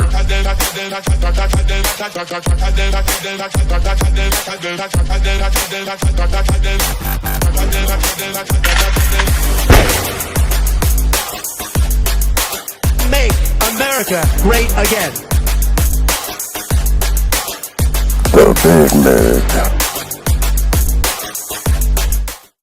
All right, welcome back to the Big Mig Show. Here with your host, George Ballantine. Lance is having some tech issues. I don't know when he's going to be in, if he will be, but whatever. You got me. We don't need Lance, right? Nah, he should be in shortly, but we'll see what happens. Tip of the spear, baby. Tip of the spear. You know, our old truth saying, if liberty means anything at all, it means a right to tell people what they do not want to hear. And a lot of people, they don't want to hear it or can't handle the truth. Too bad. That's what we do on the show. That's what we're going to keep doing. You know, they say don't talk about Epstein, right? We're told don't talk about Epstein. But guess what? We keep talking about Epstein. And every day more shit comes out, more revelations. And you know what? You thought with this administration and the picks that Trump picked that we'd be in good shape. We're not. Ain't looking good. They're still hiding stuff. We had people in the FBI. We thought, you know, we're going to do the right thing, but one left and one's still there, but they didn't do it. They're still hiding stuff.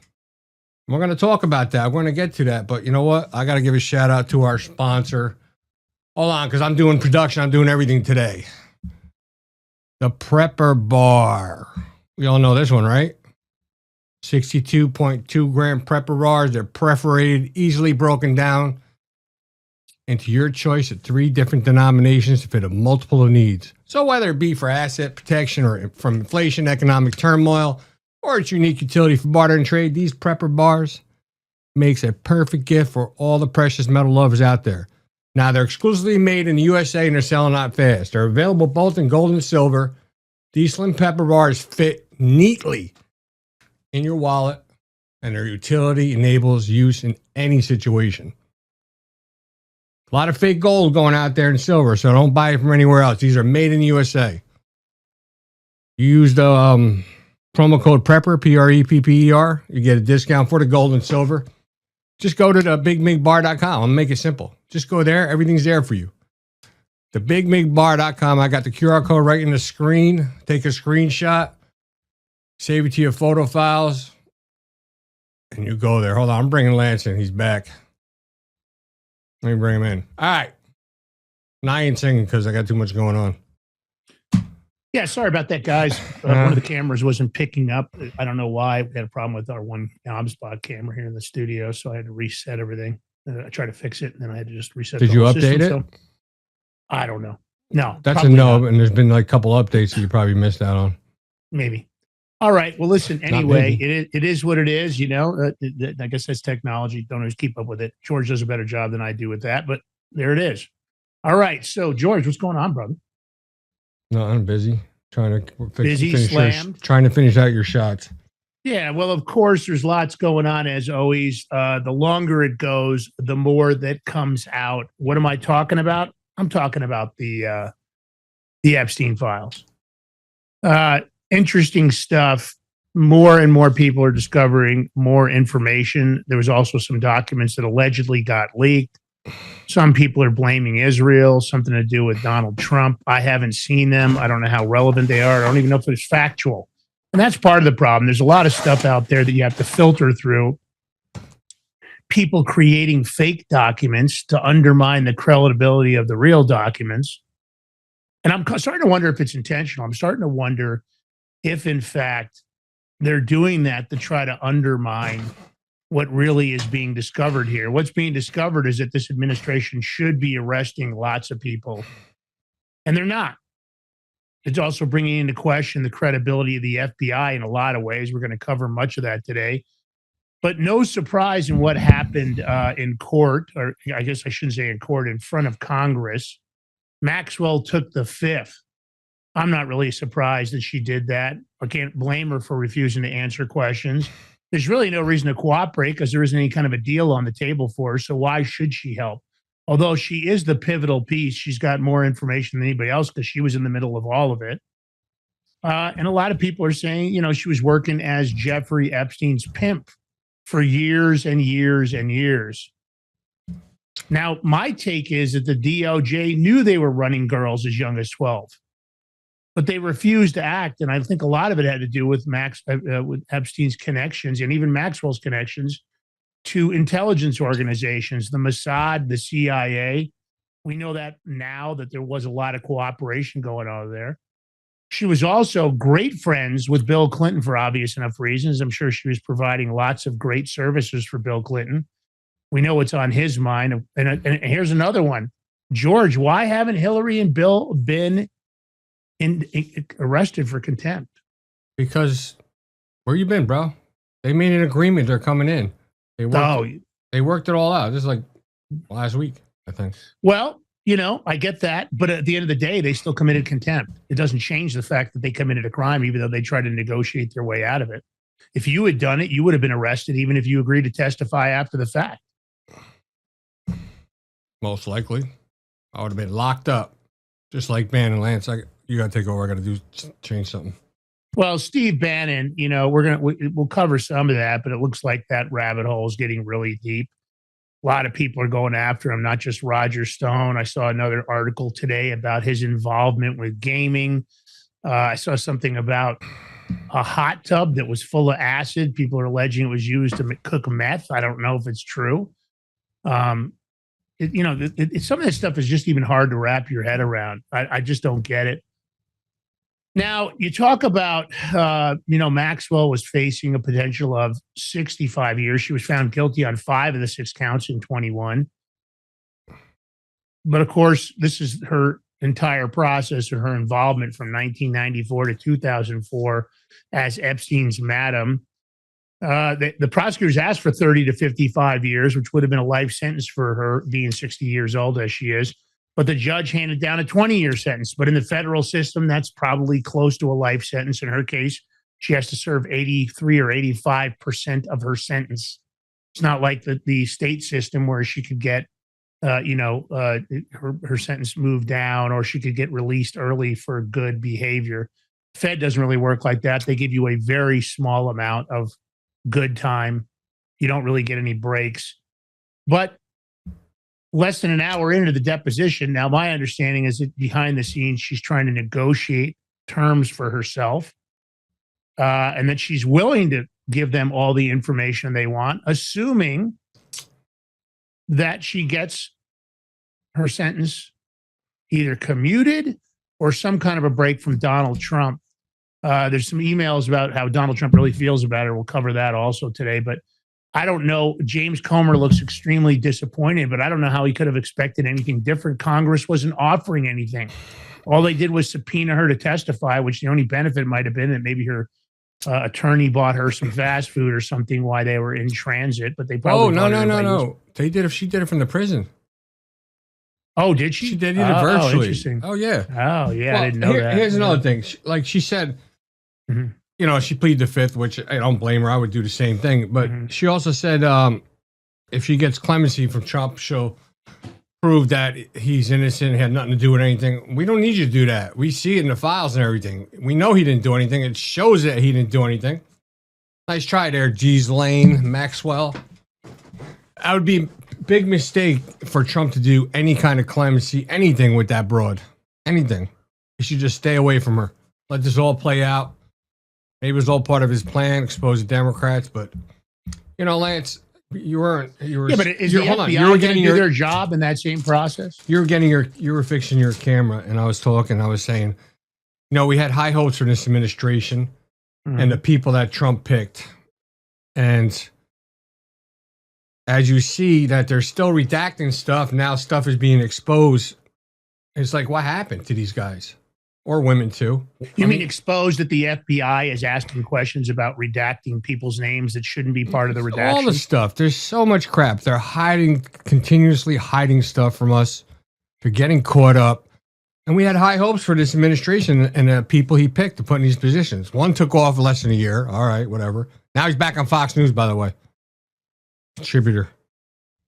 The other one is like, listen, I liked him. He got a great fucking book, but he's not even going by his book. You wrote a book to format to what needs to be done, how it needs to be done, but you're not even going by it. Maybe we should send him a copy of his own fucking book, Lance. Seriously. I'll sign. You could sign a Big Mig Show. We had high hopes for you, bro. What do we do anymore? What are we doing? It's crazy. I told you February. I'm going to start calling people out. It's February. Nothing's getting done. I don't know why you're waiting until February. Because I want to give them the benefit of the doubt. What benefit of the doubt? Here we are. Listen, Lance. I told you the benefit of the doubt. What I wanted to give them. Epstein is over. How can it be over with everything that's in here? I'm not talking about Epstein. I'm talking about benefit of the doubt of everything they were doing. That they had to reinvestigate, redo interviews and all that. So I gave them enough time to do it. They had enough time. Do you know that the DOJ arrested a woman for voter fraud? She wasn't supposed to vote, or it was illegal or something. Whoop-de-fucking-do. You arrested one woman. Woo! What about all those people in Georgia that committed voter fraud? And that knowingly and willingly helped in it? Well, let's go to Arizona. Let's go to Wayne County, Michigan. We can keep going on and on and on. They got that one person. Whoop-de-fucking-do. Crazy. Lance, like Comer... We're all talking about this, about the deposition of Maxwell. And they all want to see the names that are, they want them unredacted. Okay. They got to see them, right? Talking about the names that aren't victims, correct? Yeah, I'm not talking about victims. Okay. We don't need to know victims. The victims need to be safe and secure and kept out of this because they're victims. And I feel for them. And it's up to their own will if they want to release their names and whatever. The victims, I'm saying. But as far as we don't need to know the victims, we need to know the people we need to know the fucking predators. So now they're sitting down. He's talking about all this, the whole House Oversight Committee. It's a short clip, but I don't know. My question is, why did they even bring Maxwell? They knew what she was going to do. It's going to be the same shit. It's just like bringing the Clintons in for a deposition. You think they're going to find anything new with them? I don't think so. Do you? Like I said a few minutes ago, I don't think we need to wait till February. I think they've made it very clear that they're not going to prosecute any of the big names. They're going to ignore the proof in the Epstein files, and they're going to give people a pass. There's lots of extremely wealthy people, government officials, well-connected individuals, celebrities. None of them are facing charges. Wait a minute. Susie Johns. Why is Maxwell in prison? Sex trafficking? Question mark to whom? Yeah, it's a good question. She helped recruit the girls, manipulate them. That was. I think she was trying to be somewhat sarcastic because how can you be in jail for sex crimes and trafficking if there aren't any people that traffic? You get it? If there aren't any of the people that actually did the trafficking, I feel like she was taking. And I agree with her. I think she's right. I think she's making a statement. And she's stating the obvious, but obvious enough that it should be clear that there are lots of people that should be arrested that participated in this trafficking. And it just seems like, no, we're just not going to do it. And James Comer, this is typical though. Congress really has no bite in the dog. They can't do much about the fact that she doesn't want to testify unless she gets a deal. And my guess is this administration is not going to give her a deal. Because she could pull back the entire. He better not give a deal. I mean, that'd be crazy if he did. If that's the holdup for pulling the entire curtain back, then my suggestion would be do whatever you have to do. But at the end of the day, if that's not what it's about, if it's not about giving her a deal to pull the curtain back, then is it giving her a deal to keep her quiet? I don't know. I'm starting to really question a lot of things. I think there's just too much of this, and there's too much ignoral. And they want to prosecute regular citizens for these identical crimes all over the nation. But it seems like when you're a person in a position of power or extremely wealthy or a public figure or a celebrity, you get the pass. All right, I'm tired of those people. Let's play this Column clip because you got so much stuff here. It's crazy. Let me play it. As expected, Ghislaine Maxwell took the fifth and refused to answer any questions. This is obviously very disappointing. We had many questions to ask about the crimes she and Epstein committed, as well as questions about potential co-conspirators.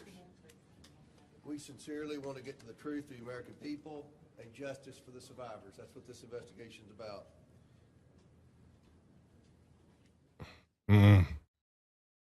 But then, you got to say, why there's all these people hating on Thomas Massie, right, Lance? He's just trying to, I think, expose everything. But everybody's coming after him. But he was, he's saying they want to go after the men who Jeffrey Epstein trafficked women to. We want those names published. And they're talking about the men, the one co-conspirators. And he's saying there's at least 6 men that were redacted in the Epstein files. This is coming from Reps Massey and Kahana. Like he's saying one of them is a high up in the foreign government. I want to know. I want to know who's trying to expose the truth, and that's the disgusting part. Here's a guy that wants to expose the truth, and they're stopping him at every turn. I mean, we've got an FBI director that's not doing what he should be doing because these people committed crimes. So did the Dirty 51+8. So did the people that did the Russian collusion. So did the people in the J6 committee. And I just don't see Pam Bondi or the FBI making arrests. And now we've got the FBI complicit, what we're going to cover in the show. Go ahead and play the clip, George. You got it, Lance. How much new information then did you see that was unredacted, or did it look pretty similar to what we've seen publicly? I mean, what we're after is the men who Jeffrey Epstein trafficked women to. We want those names published. We're not out to embarrass people. And the problem is we went in there hoping to see that in 302 forms. What we found out is those 302 forms were redacted before they got to the DOJ. But our legislation directs the FBI, which is the agency that produced those 302 forms, to also produce these documents. The Attorney General is ultimately responsible for that production, so that's why we're here at the DOJ to view these files. But there needs to be more information given in those 302s. So I was disappointed we didn't find that. But it's also clear, just sort of as a checking their homework, that they need to do a little more homework. There are 6 men. We went in there for 2 hours. There's millions of files, right? And in a couple of hours, we found 6 men whose names have been redacted who are implicated in the way that the files are presented. And finally, the documents that they put up and decided for one reason or another they had to take back down. I was hoping to see those here. They didn't appear to be in the database that we were able to search.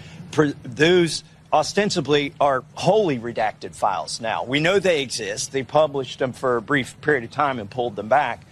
They need to answer to us as to do they intend to redact those files and put them back up and put them in the database so that we can search them and see if it was appropriate to take them back down from the website. Are these men U.S. citizens? What fields do they work in? Is it finance? Is it political? At least one is a U.S. citizen. At least one is a foreigner. And the other 3 or 4 have names. I'm not sure if they're foreign or U.S. And which field do they work in? Is it finance, banking, political?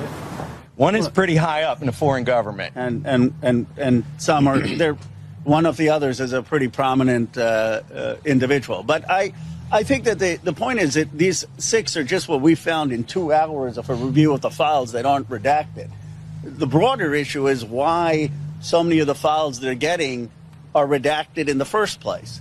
And until that becomes unredacted, the main things that they're sending to the career attorneys to review, I don't think we're going to have full compliance with the law, get to the question that most Americans want to know. Who were the rich and powerful people who went to this island? Did they rape underage girls? Did they know that underage girls were being paraded around? And after seeing this, I don't blame the U.S. attorneys, the assistant U.S. attorneys reviewing it. If they're reviewing redacted material, what are they supposed to do? But they're getting, it seems like, material that's already been redacted. All right. Who's Lex Wexner? Huh. Guess what? After Massey viewed the unredacted files and pushed for transparency, guess what? The DOJ is now unredacted not only this billionaire Les Wexner's name, but other ones. He's Lance. He comes in as a co-conspirator. He was actually the founder of L Brand's parent company, Victoria's Secret. He gave listen to this. He gave Epstein power of attorney over his finances and gifted him this large private home in Manhattan. Interesting. Well, it gets more. Yeah, there was a lot of weird stuff when it came to Victoria's Secret and Epstein taking over, George. It was really strange. And in fact, this is when Victoria's Secret tanked, when Epstein was running it. It looked like what he did was bilk as much money out of it as possible. Because I don't think Epstein ever made any legitimate money. I think everything Epstein did was always about bribery, corruption, coercion, insider trading, and any way he could scam people out of money once he compromised it. I think Wexner was compromised. And again, that's an allegation. So after Massey speaking out, the DOJ just unredacted 18 more co-conspirators. Most of these names on the left were redacted. This just came out, I believe, this morning. What are the names, George? Anybody that really stands out that you recognize? No. I don't. But that's the point. To you? They were only supposed to. I have not seen that list, and I can't see it on screen. It's too small, and it wasn't in Notion. So, oh wait, there it is in Notion. Let's see. I apologize. My mistake. Yeah, it's all right. I mean, let me look. I don't recognize any names. So no, I do not recognize anything other than Epstein and Maxwell. But here's the point. They were only supposed to redact victims. Why is anything getting redacted that isn't a victim? If these aren't victims, then why were they redacted at all? And how is it that they're getting, George, pre-redactions before it goes for redaction? Well, who's in charge of this? I mean, how are they making these decisions? Why are they redacting former U.S. presidents and Secretary of State and high-profile celebrities? Because it's a cover-up. Here's another one. Well, this is a big deal. Let's talk about this for a minute.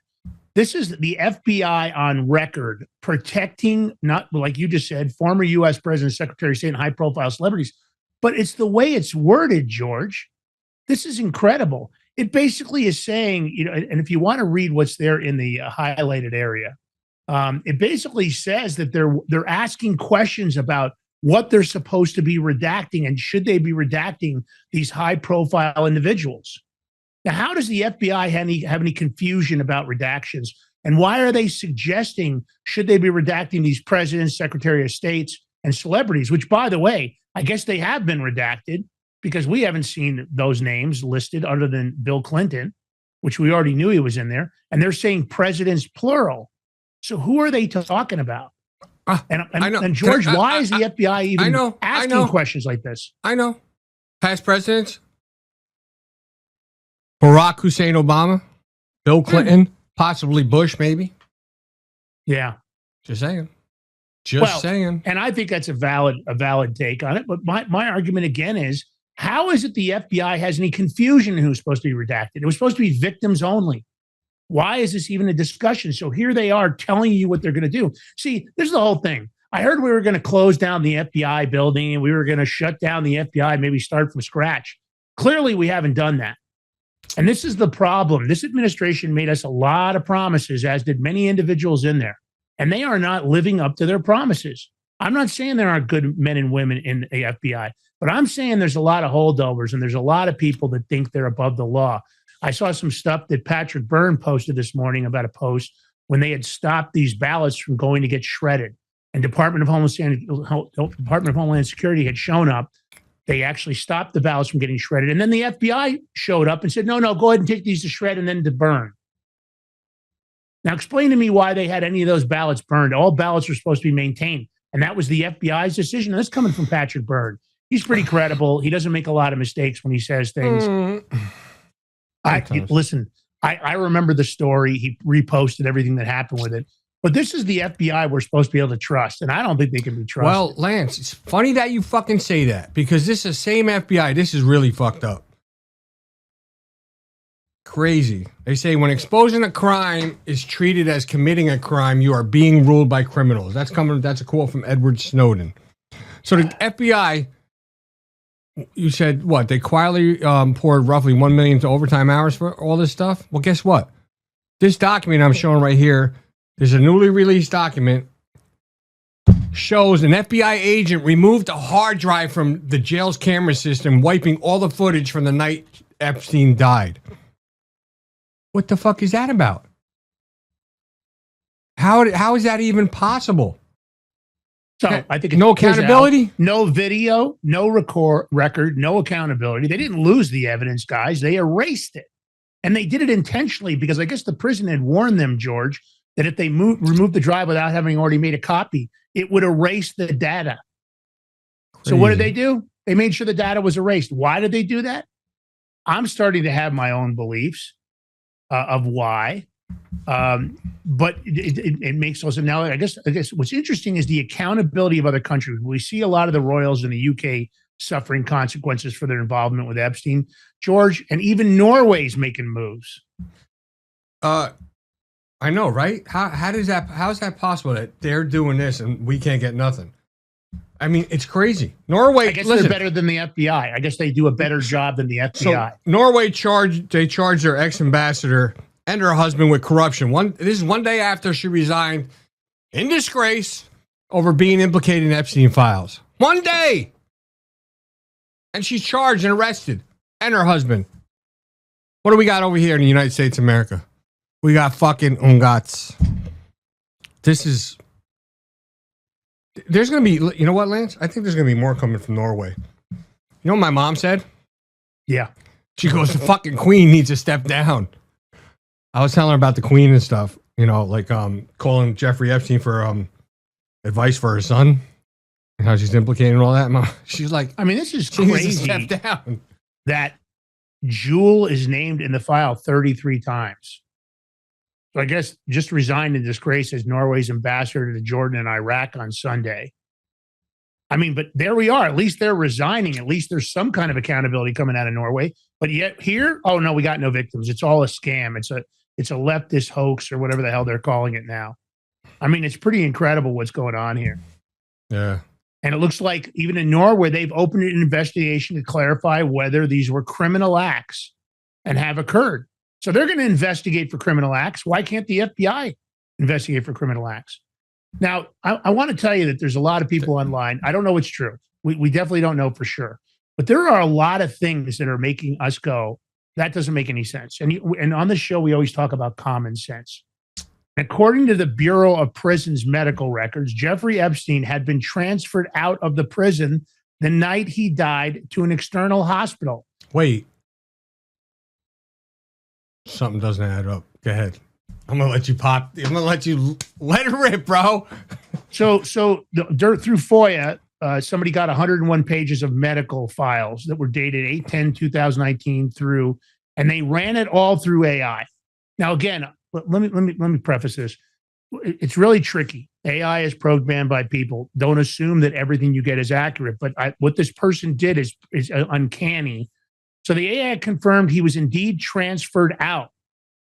So if you guys remember 4chan and Reddit leaked posts on 8/10/2019 made a lot of sense. It was supposedly a Bureau of Prisons person.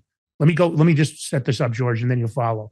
So this Bureau of Prisons person supposedly went on to Reddit and 4chan and talked about they saw Epstein being transferred out in a wheelchair right before he unalived himself, right before the alleged suicide, which, by the way, medical examiners have looked at Epstein and they say that it looked like the choking on the neck, this is the claim, wasn't done by hanging. It would have been done with something typical of being choked with a wire or a garrote or something else pulled from behind. Now, again, those are just medical examiner reports. So this is the Bureau of Prisons document that shows the transfer. So they announced his death. George, what date did they announce the death on? Was it August? August what? His death? Well, guess what? Here. I have the paper right here to show you, Lance. What does that say there? It says August 9th. But Lance, there's a problem. What is the problem, Lance? There's something wrong here. Tell me what the problem is, please. Well, this is the document from the U.S. Attorney's Office for the Southern District of New York. Now, you know how I feel about the DOJ on the show. I feel like they are a compromised institution and they can't be trusted. There's a number of reasons I feel like that. I've covered some of it on the show. I'll go to my grave saying that, and I have my own beliefs for things that happened to me and things that have happened to many. When did he die? August 10th, 2019. But the letter says the 9th. The Department of Justice says the 9th. Now, could it just be sloppy work? I guess. But do you think that the Department of Justice would be sloppy in an announcement? How did they know on August 9th that Jeffrey Epstein was going to die on August 10th? I guess they're psychic, George. Now, this is the picture of Epstein on the gurney, allegedly Epstein. People have used facial recognition software and said that's not Epstein. Why are they saying it? Because of the nose and because of the ear. Now, as you age, your nose and ears change. But this was done very close together. This isn't an aging thing. The next image, you can see the difference in the ear and the nose. This is Epstein dead, Epstein alive. Now, the ears don't change. They might thicken, but they don't change. Noses can change somewhat. But now in the next image... Wait, the nose ain't changing like that, bro, that much. Yeah, I agree. No way. I agree. Now, take a look at the ear, George, how different the shape of the ear is for the person on the gurney. Do those look like the same ear to you? Nope. Okay, so why am I bringing this up? There's a photo that was released that I have in a folder on Epstein. I've got lots of stuff in there. There's a photo from an overhead, and this was an overhead of Epstein Island after Epstein's death. Now, for a lot of people out there, you could say, oh, it's a bad angle. It was taken with a drone. Somebody was surveilling Epstein Island thinking nobody would be there, and they caught this image on the drone. Now, that caretaker, everybody knows the caretaker on the ATV. The other individual has an uncanny resemblance to Epstein. Maybe Epstein had an employee that looked just like him. I would think that if Epstein, was able to get out of the prison, he's not dead, that he wouldn't go to the island. I would think that too. But I guess if you think you're untouchable, maybe you don't have those kind of concerns. He knows. How do you think you're untouchable when you're sitting in prison? That's not being untouchable. Well, the point was, by the time he was released, and why was he released? Was it the Mossad? Was it the CIA? Was it the current administration of that time period? I don't know, George. I don't have the reasoning, but these next documents are just, this person ran everything through AI. And it says, he was supposed to be in BOP custody. The transfer happened on 8/10 to the inmate local hospital transfer, has a transfer date of 8/10 with health problems and active medication listed. And so here he is. He's not being said, what it says on the report, it doesn't say he's suicide or he's dead. It says with health problems. They gave him the active medication list and he was being transferred out. So this is interesting. And this is an analysis by AI. He's recorded as having no vaccines administered in BOP and history unknown for the major immunization. But that's 25 minutes after the document said he was transferred. The dates and the times don't match. He suicided himself after the transfer. Now they go into some of the details about resuscitation once that date changes and time changes. So the packet that was shared with this FOIA request doesn't mention his death at all. It does include an emergency resuscitation event describing him as unresponsive in his cell with circumferential bruising around the neck, CPR in progress. But again, the time doesn't match. Now, here's the 4chan document where this guy closing that he got moved out in a wheelchair, not on a gurney. Basically saying, not saying anything after this, please do not try to dox me, but last night after gave a count using a 24-hour time clock, they took him to medical in a wheelchair, front cuff, but not one triage nurse says they spoke to him. Next thing we know, a trip van shows up. We do not do release on the weekends unless a judge orders it. Next thing we know, he's put in a single man cell and hangs himself. Here's the thing, that the trip van did not sign in, and we did not record the plate number, and a guy in a green dress military outfit was in the back of the van, according to the tower guy who let him through the gate. You guys, I'm shaking right now, but I think this is a person allegedly that worked in the prison. Now, FBI investigation, which they never admitted this in the recent document drop, Epstein confirmed he was an Israeli spy. Read that, George. No, say it ain't so, Lance. Yeah. Read that right there if you can. The one that's with the red? Yeah. Says Epstein was close to the former prime minister of Israel, Ehud Barak, and trained as a spy under him. Now, that's an FBI report that's unclassified. That's a confirmation of everything that they've said wasn't true, that he wasn't some kind of an intelligence source. But the FBI said he wasn't a spy for Mossad or the CIA. Bullshit. Yeah, and listen, of course, I can only give you what's being circulated. Who knows what's been removed from the files? Nobody knows. But it gets even more interesting. They're trying to clean this up now. I don't know it's true, and let me say this again. There's been photos circulating. I don't know whether they're credible. I don't trust the AI on X to vet it, because who knows what's being done. A lot of this has got to do with the photos from Israel. This isn't the photo. There's a photo you've seen of Epstein, if you've been online at all, with long hair and a beard, and looks like he's having tattoo removal done on an arm because the tattoo's faded, but the tattoo's on the right arm. I don't know. I don't know what to believe of those photos. And they're saying, oh, it's a Gemini photo. It's this photo. It's AI. Maybe that's true, but maybe it's not, because here we are with a real relationship. We already knew Ghislaine Maxwell and her father had a relationship with Israel, because her father was clearly working with the Mossad. We've heard the stories about the submarine. Now in the Epstein folders, George, I don't know if you saw it, they've showed a doorway that goes down with a ladder into the water in one of the utility areas. And they're saying, is that where they would dock, the submarine? That Maxwell had a submarine captain's license. If you guys saw in the thumbnail, I was trying to be funny, and I put a submarine patch on her arm when she went to court. It was a joke. Clearly, it's not. I even put Fortnite on her computer, because the next thing I'm going to tell you is really interesting. So Epstein's email that they put out a list. The DOJ has put out a list. We're going to show you that list in a minute. It was linked to his Fortnite account. He talks about Fortnite in the emails. His username on his YouTube account was Little Saint Jeff 1.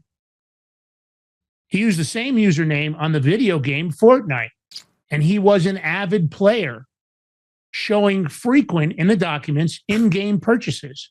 So the Fortnite tracker shows his accounts reach silver, which is level 4 of 9 through 1, 2, 3 for bronze, silver, gold, respectively, in the game Chapter 5, Season 1. Chapter 5, Season 1 was released, guess on what date, George? Which one? Chapter 5, Season 1 of the Fortnite game he was playing. What, October 25th, 2014? Is that what I'm reading it right? No. What document? December 5th, don't go to a document, just stay put.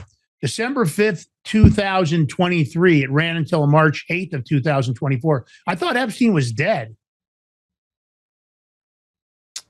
Well, I would say it could be somebody else in his account. I'll say that. Could be. Jeffrey Epstein's Fortnite account was playing from Israel in 2024. Somebody's tracked it back showing he's playing in Israel 4 years after his death. Now, it confirms he was active on this account. Who's controlling the account? I guess we can speculate. On May 7th of 2019, he bought $26 worth of V-Bucks, $25.95. That document that George has on the screen is the document from the DOJ listing all of his internet-related email addresses. As you can see on there, Little Jeff's one or Little Jeff's at yahoo.com is on that email list. Now, there's lots of other details here, but if you look at Little Jeff's one, thank you for your purchase of Frenzy from YouTube. You can see how that email is connected again there. So that's his. Here it is later again on May 7th, buying those Fortnite bucks. And then here's the account, the actual account on Fortnite, which has now, by the way, been made private. We'll show you that. There's Little Jeff's one there, little soldier and a little flag of Israel. Interesting connection there. Now, he was playing up until days ago. All this is circling. We've got a picture of the actual account. We've got a picture of the transactions where he's playing, or whoever this person is. And then guess what? After all this went viral, all of a sudden the account goes private. Now you can still send friend requests to the account. I don't have a Fortnite account, or I'd send a Big Mig request. I'm sure he wouldn't let us join. Do you find it interesting at all that Lady Victoria, who was named in the documents, which I think she's unsavory in herself, don't think that I'm supporting this. She even says, I don't even think Jeffrey Epstein's dead anymore. Let's play that clip, George. I don't even think Jeffrey Epstein's dead anymore, to be honest. You don't think Jeffrey Epstein's dead? No, I don't. I think he might be alive. What would lead you to that conclusion? I'd seen one of those emails, one of the ones that ended up in the files, and I think that prison guard needs to be interviewed. The one that he said he saw the bodies being switched out. So your honest belief is that Jeffrey Epstein is alive somewhere? I said it's not my honest belief, but I think it's a possibility. Where might he be? Israel, everyone is saying. Now, I'm going to go on the defense of Donald Trump for a minute. I'm not defending the administration in different departments. I'm going to defend a lot of people have said that, he was friends with Jeffrey Epstein. Here he is in 2006. Donald Trump did not like Epstein or Maxwell. So under these newly unsealed court documents, it shows that Donald Trump called the Palm Beach police chief about Jeffrey Epstein in 2006, described Maxwell as evil and Epstein's operative. So for everybody out there say, oh, he was close friends with Epstein, this and that. Look, I think Donald Trump's very shrewd when it comes to the people around him. And I think he often, they say, keep your friends close, keep your enemies closer. I think that he's always paid attention to everybody around him in his proximity. He was never drunk or high, so you don't have to worry about him making a bad decision because of some kind of, narcotics or alcohol. At the end of the day, I think he paid attention to a lot of people around him. And I think as a smart and shrewd business person, he was always trying to figure out the playing field, whether in New York or in Florida or otherwise. But this just proves once again that everybody out there going, oh, they were close friends, they were buddies, or bullshit. Not true. So there's a lot of questions. There's more questions than answers on the Epstein files and what's really showing up and what's been redacted and what intent the Department of Justice and the FBI really have. What is their real intent? Is their intent to equally apply the law, equal application of the law, the rule of law, to enforce it equally against all? Or are there exclusions? Looks to me like they're making exceptions, George. Exceptions, excuses? I mean, Lance, I said this to you over the phone. I think it was yesterday we were talking. And, Trump was reluctant to release a lot of these files because he didn't want to expose people. Well, I have to, I'm going to say this because it seems like who's close to Trump and has his ear? Bannon. Who's in the files? Bannon. Maybe he was a big influence on trying to keep those files out. That's possible. I don't know. I'm just throwing it out there. But, They got to stop protecting these people. I'm telling you, man. We're now coming into February. Midterms is coming in November.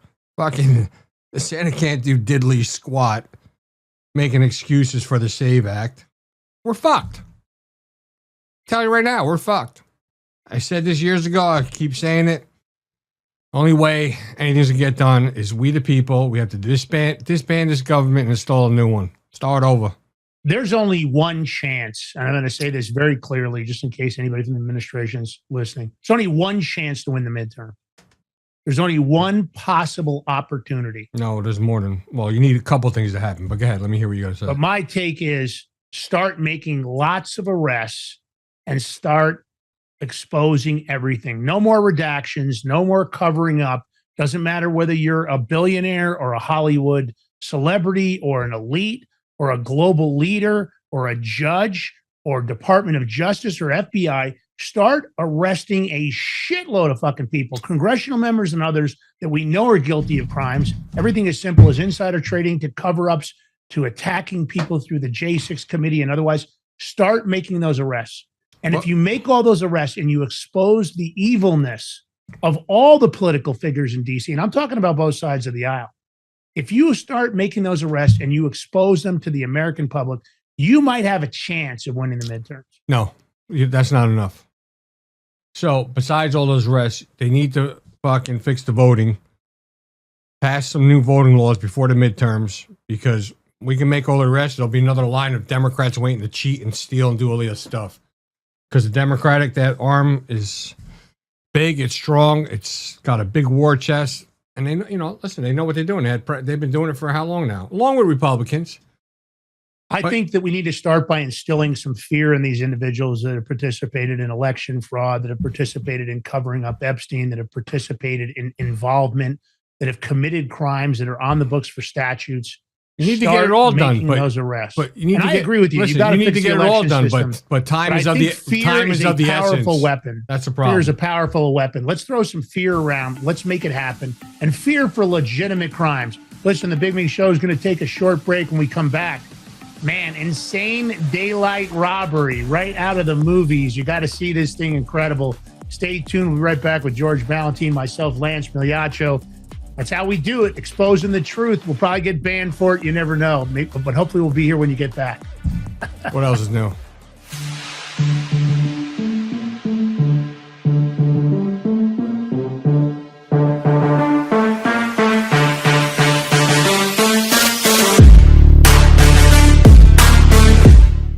Are you ready to stand up for your community and support your local sheriff?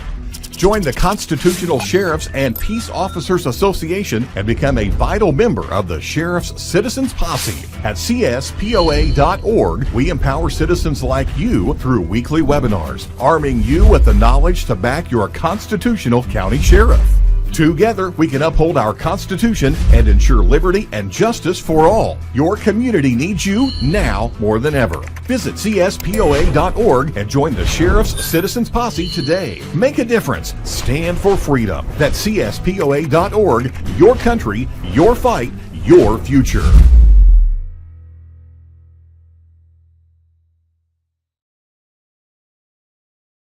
What if you could predict your financial future? And what if you could trade on it?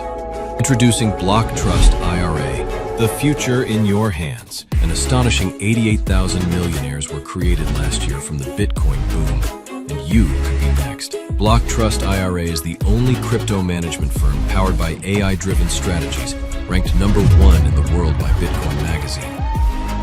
The Block Trust IRA platform is built for everyone, from first-time buyers to seasoned investors. Predictive AI technology that was once only reserved for insiders and elites is now available to you. It's time to leave the old buy and hold strategies behind.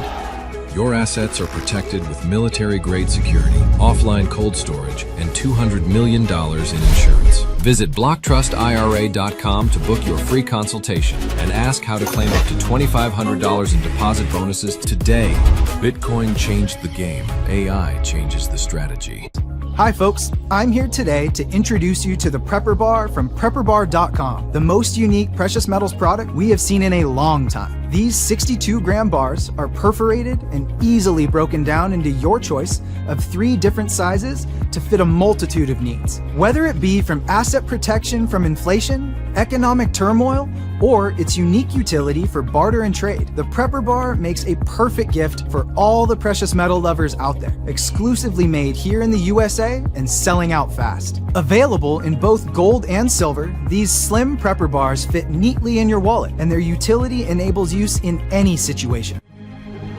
Forged through rigorous training and honed by the finest instructors on Earth, these K9 units serve beside our nation's warriors as they fight to preserve what we cherish. When these warriors complete their duty, the Warrior Dog Foundation provides them with a home deserving of the service they've given us all. At our state-of-the-art kennels, they receive rehabilitation and care suitable for heroes, because that's what they are. Be a part of giving them a future today. Visit warriordogfoundation.org.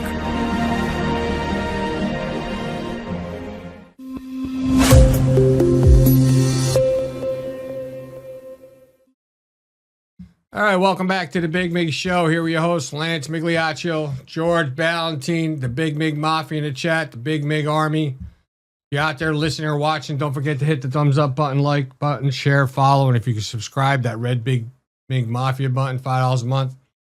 Truly appreciate it. It helps us out with overhead and a bunch of stuff.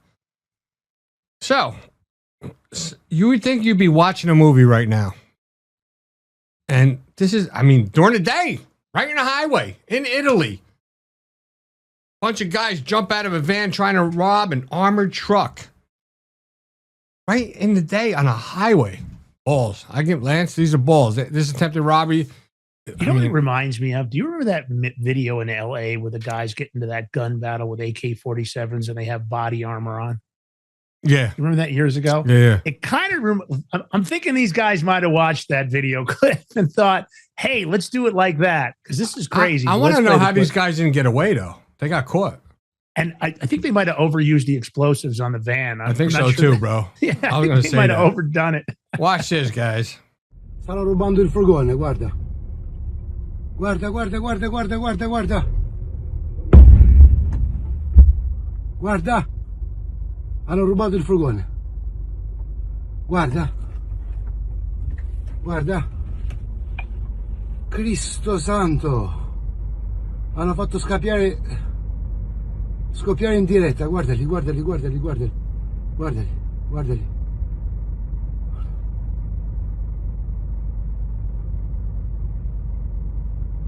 Guardali.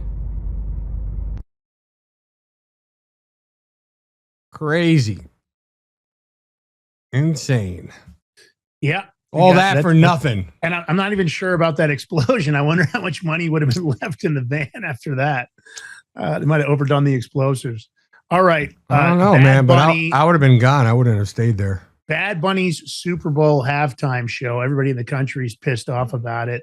They're acting like it was super popular, and they're trying to act like, oh, yeah, everybody loved the show. Nope. No, they didn't. They paid $6,000 to watch a bunch of guys dry humping on stage. There's more to it than even that. Dry humping. They didn't even know what the fuck he was saying. It was in Spanish. Well, and that's my point. There's more than meets the eye here. First of all, let's look at the crowd. They look very excited. Sure, there's a couple of people videotaping, a couple of Spanish people. But I think this was such a bad look. Not only are we going to find out in a minute where we're going to tell you that it was criminal. Hold on. I'm going to play it. I'm not going to put the audio because we had copyrighted, but you can talk while it's going. Yeah, so take a look at the crowd. George, does that look like a crowd that's enjoying the music? No, I see one chick dancing to the beat. Okay, good. Look at everybody else. It looks kind of dead to me. Yeah, $6,000 a ticket, and you get to listen to this. Now, here's the funny part.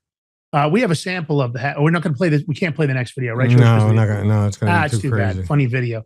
All right, but here's the deal. Piers Morgan kind of screwed the pooch. He went out and supported Bad Bunny. Oh yeah, it was a great show, and like a total idiot. turns out that Bad Bunny's lyrics violate multiple FCC laws multiple times. Now GOP lawmakers are calling for the FCC to take action. Will the FCC take action? I don't know. I don't think they do jack shit. Most of the time, they just wallow around and tell you there's these laws. They don't do it with social media influencers that get paid and don't acknowledge when they're being paid by sponsors. Why would they do it to Bad Bunny? But he definitely infuriated a lot of people. TPUSA stepped in and decided to hold their own halftime show. And I guess at least 25 million tuned in for that. Now, Piers Morgan out here giving Donald Trump a hard time. He's calling Donald Trump out for Bad Bunny. Now, these next set of lyrics are pretty disgusting, so I want to forewarn people. We're not going to say the lyrics, Lance. Please don't say them because they're bad. We'll show them, but don't say them. So, I'm not going to say it like it is, but it says, my D is being chased, and I want you to hide it. Grab it like a bonga. She took a pill that made her horny. She F's in the Audi, not in the Honda. If I give it to you, don't call me, because that is not to make you love me. If your boyfriend doesn't eat he better F off. Now, just so we're clear, radio and TV have lots of laws that the FCC is supposed to be enforcing, and I'm going to put it on them. If you guys don't enforce this, it's a bunch of bullshit. So right now, Congressman Randy Fine is calling on the FCC. So they let this guy go on air. They knew that this guy had nothing but these kind of lyrics in his songs. It's what he's known for. By the way, everything is done through auto-tune. He sings like shit. His lyrics suck. This is clearly a guy that's been propelled into the front. A lot of people say he's backed by the cartels, just, financially. This would include, if the FCC actually did their job, they would have to fine and go after the broadcast license to put it in review for the NFL, the NBC, and Bad Bunny. What Fine says is you can't say the F word on live TV. Bad Bunny's disgusting halftime show was illegal. He said these lyrics and all the other disgusting and pornographic filth in English on live TV. If he'd done it in English, the broadcast would have been pulled down. The fines would have been enormous. Puerto Ricans are Americans, and we all live by the same set of rules. We are sending Brendan Carr, and Brendan, I'm going to put you on the spot. Better get off your ass and do something about this, dude, because this is major. And if anybody else had done this, if the Big Ming Show had done this on our radio show, we would have been fined and potentially arrested. They've sent him a letter calling for this action to be taken, including these fines and broadcast license reviews against the NFL, NBC, and Bad Bunny. I say lock them up. I think if you're going to do this, first of all, I always thought it was a bad choice. This is a cross-dressing, degenerate. I know people like his music, but his music is garbage. There was a clip of him when the auto-tune wasn't working, and he can't sing at all. Without auto-tune, he's nothing. So he's not talented, and I think the NFL made a major mistake, and I think they should pay the consequences for their actions. Fines probably won't be enough to really put a dent in them, but how about some arrests? How about NBC losing their license? I think NBC is a shit network anyway. All right, George, let's talk about corruption in Atlanta. More corruption in Atlanta. Yeah, what is going on? This is fucking crazy. It doesn't surprise me. Look, the FBI, once again, in the middle of it here. The FBI Atlanta Chief Paul Brown warned Fulton County election officials about a coming raid and even shared a list of items agents plan to seize. Lance, is he still walking around? Is he being charged? Nope, not that I know of. Supposedly he's been removed from his position, put on suspension while there's an investigation going on, but I haven't heard about any criminal charges. You heard about any criminal charges, George? No, not yet. Anybody in the audience heard about any criminal charges? This guy actually disclosed a sensitive FBI raid operation. Why is that's a crime, just so you know. Why isn't he being charged criminally? What do they have, a memo? Is that a memo right there of him sending to the on the screen? It's hard to see. I don't know. I couldn't really read it. I couldn't tell what it was. And the details of this, a lot of alt media covering it, but I don't see any major media covering it. Why? Probably because the FBI is trying to keep it under wraps. Now, here's one that I didn't know, George. Wait, hold on. That's a letter. That's from him. So, yeah, that's him sending that letter or email to them. Nice. So, yeah, that exposes him. Now, here's an interesting one. You kind of wonder why things aren't moving faster in Minneapolis, that more arrests aren't being made for the corruption. The head of the FBI in Minneapolis. Wait, another FBI fucking agent? How many FBI? Oh my God. Yeah, the head of the FBI in Minnesota, listen to this, used to work for the Fulton County DA's office. So the FBI Minneapolis, Alvin Winston Sr., the special agent in charge of Minneapolis, before he joined the FBI, Winston was a homicide detective in Atlanta and the chief investigator for the Fulton County District Attorney's Office. So I guess what's he doing? And what's he doing for investigating the fraud in Minneapolis? Is he going to make any effort, or is he going to do like he did in Fulton County and not do jack shit? Well, How did these people even get on the FBI? Once again, Lance, I'm going to show the video, but I can't play the music. All right, just hang on a minute. Let me set this up for everybody. So anybody that has kids that are playing on Roblox, I found this the other day, and I just wanted to share it where these kids are based. You know, Roblox, you can do programming, you can add different teams, you can create your characters. There's lots of flexibility in the platform. So these kids on Roblox decided to conduct their own immigration raids on other players. So they're running, they have come up with teams of ICE officers and they are raiding other players' residences.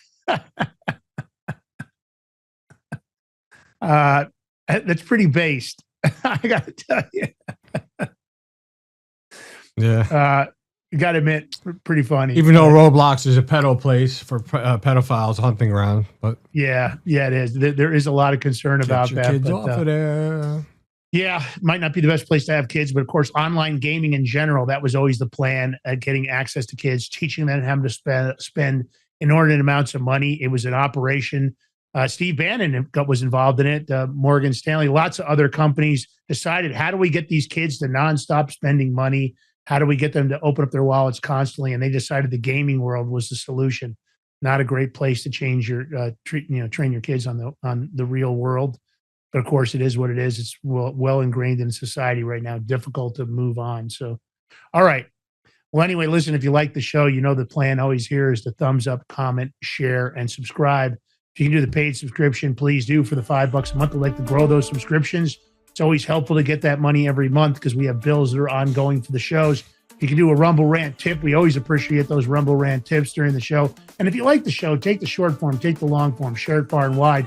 We have one of the fastest growing shows on Rumble based on new followers. So you guys are helping. We appreciate that. Anything you can do to help us grow the show, post about us, tell people about the show, use your own social media to help grow the show. It's how we actually can fix the country, maybe expose the truth. George, you're laughing. What's up? I don't want to say it on Rumble. Okay, now don't forget, tomorrow morning, Crypto Power Hour, 7 a.m. We got a great show. We're going to be talking about some NFTs. Got a couple of great guests coming on. The #1 crypto show on Rumble, top 3 in the nation for crypto shows. So we're pretty excited about that. And of course, our regular show, Monday through Friday, 11 a.m. Eastern Standard. You know where to find us. Check us out. Lots of great upcoming interviews. I've been booking interviews. We'll be telling you more about those in the next show. All right. What's today? Tuesday? Yes, sir. It's fucking Taco Tuesday. Let's get there. Later. I might have to let it drop. Said gotta do it hella big, had to put it back again, like said had to do it hella big, had to put it. Are you ready to stand up for your community and support your local sheriff? Join the Constitutional Sheriffs and Peace Officers Association and become a vital member of the Sheriff's Citizens Posse. At CSPOA.org, we empower citizens like you through weekly webinars, arming you with the knowledge to back your constitutional county sheriff. Together, we can uphold our Constitution and ensure liberty and justice for all. Your community needs you now more than ever. Visit CSPOA.org and join the Sheriff's Citizens Posse today. Make a difference. Stand for freedom. That's CSPOA.org. Your country, your fight, your future. What if you could predict your financial future? And what if you could trade on it? Introducing Block Trust IRA. The future in your hands. An astonishing 88,000 millionaires were created last year from the Bitcoin boom, and you could be next. Next, Block Trust IRA is the only crypto management firm powered by AI-driven strategies, ranked #1 in the world by Bitcoin Magazine. The Block Trust IRA platform is built for everyone, from first-time buyers to seasoned investors. Predictive AI technology that was once only reserved for insiders and elites is now available to you. It's time to leave the old buy and hold strategies behind. Your assets are protected with military-grade security, offline cold storage, and $200 million in insurance. Visit BlockTrustIRA.com to book your free consultation and ask how to claim up to $2,500 in deposit bonuses today. Bitcoin changed the game. AI changes the strategy. Hi folks, I'm here today to introduce you to the Prepper Bar from PrepperBar.com, the most unique precious metals product we have seen in a long time. These 62-gram bars are perforated and easily broken down into your choice of 3 different sizes to fit a multitude of needs. Whether it be from asset protection from inflation, economic turmoil, or its unique utility for barter and trade, the Prepper Bar makes a perfect gift for all the precious metal lovers out there. Exclusively made here in the USA and selling out fast. Available in both gold and silver, these slim Prepper Bars fit neatly in your wallet, and their utility enables use in any situation. Forged through rigorous training and honed by the finest instructors on Earth, these K9 units serve beside our nation's warriors as they fight to preserve what we cherish. When these warriors complete their duty, the Warrior Dog Foundation provides them with a home deserving of the service they've given us all. At our state-of-the-art kennels, they receive rehabilitation and care suitable for heroes, because that's what they are. Be a part of giving them a future today. Visit WarriorDogFoundation.org.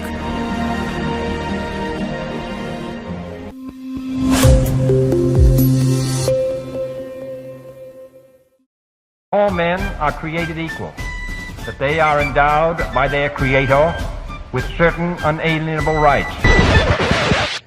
Life, liberty, and the If liberty means anything at all, it means the right to tell people what they do not want to hear.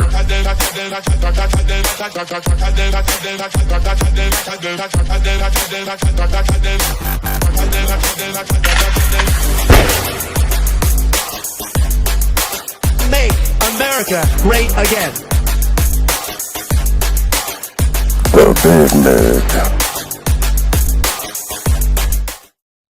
Well, welcome back to the Big Mig Show. And of course, I'm your host, Lance Migliaccio, with my co-host, George Valentine. Kill him with the truth and bury him with a smile. We do it each and every episode on this show. So if you're looking for lies, or if you want to be told that everything's good, or if you don't want the truth, you're definitely at the wrong spot. Backstage, George, a minute ago, was just saying that he's not very happy with the administration. And I don't blame him. We're looking for, of course, transparency, accountability, and consequences. I don't know what to think, because it's better to be a warrior in a garden than a gardener in a war. And I'm not sure where we're at right now.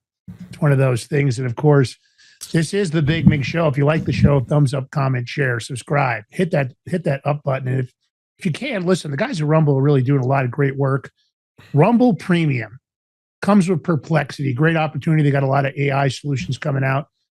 Maybe subscribe to Rumble Premium, because these guys deserve it, because they're one of the only true maybe the only real true free speech platform in the world. I'm not sure there is anybody else at this point. All right, George, my brother. Yep. How are you, man? You seem like, you're feeling it. What? A little. Feeling like what, little? What do you mean? A little irritated.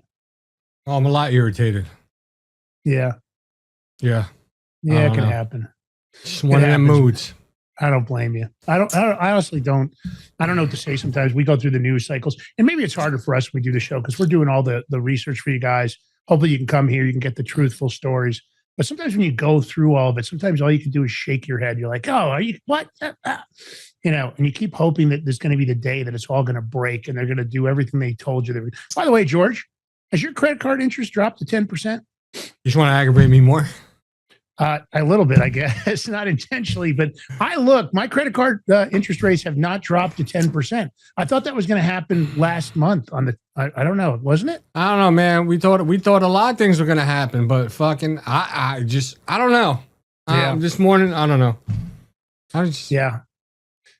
I'm over the butt kissing too. There's a lot of butt kissing online that's nauseating me. Oh yeah, I think them people too. forgot. Yeah, I think people forgot what this. Too many fucking people sucking everybody else's D's. That's all I got to say. Yeah, exactly. All right, let's kick it off. What I do like is gold and silver. Silver's on an upswing again. Gold's doing great. Our friends at Genesis Gold Group, this is the only place that George and I buy bullion. You don't buy it online because if you buy it on eBay, you might just get royally screwed. The stories are coming out everywhere about the counterfeit gold and silver that's getting pumped over there. This is a great invention by the guys at Genesis Gold Group. What is it? It's a 62.2 gram grepper bar, perforated, easily broken down. You can see right there, you can snap off a small piece to make a payment. You don't need to walk around with a 1 ounce coin in your pocket and a pair of tin snips if you have to make a payment. Just in case your cash is worthless, maybe your credit cards are maxed out and you don't have any access because the interest rates are still not 10%. This baby, what does it do? It can fit in your pocket and it fits a multitude of needs. We always tell you on this show, we're not giving you financial advice, but diversification is your safety net. And I don't care whether it's for asset protection from inflation, economic turmoil, or in this case, it's very unique utility for barter and trade. The Prepper Bar is a perfect gift for everyone. Everybody loves precious metal at these prices, gold and silver. They all love it. You don't have to be a prepper. Your whole family will be happy if they get some of this. Makes a great gift no matter what the holiday is. Exclusively mined and minted in the great US of A. And selling out fast as always. They just got to restock in the gold. They've been pumping the gold out, I guess the guys over at Genesis are telling me. So, available right now, in stock. They come with an assay report. The Prepper Bar fits neatly in your wallet, in your underwear drawer, in your gun safe, anywhere you want to store it. Having some on hand just in case everything goes upside down is a great way to protect you and your family. So this is, head over to thebigmigbar.com. That's our URL. And of course, we got to give you the promo code, all caps Prepper, PREPPR. That's PREPPR. 10% off on the silver, 5% off on the gold.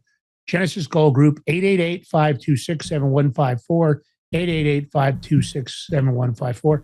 Tell them the Big Mig Show sent you and give them that promo code, even if you call on the phone. George makes it easy. There's a QR code. Take a snapshot. It will take you directly to thebigmigbar.com, but don't go there now. We got plenty to cover on the show.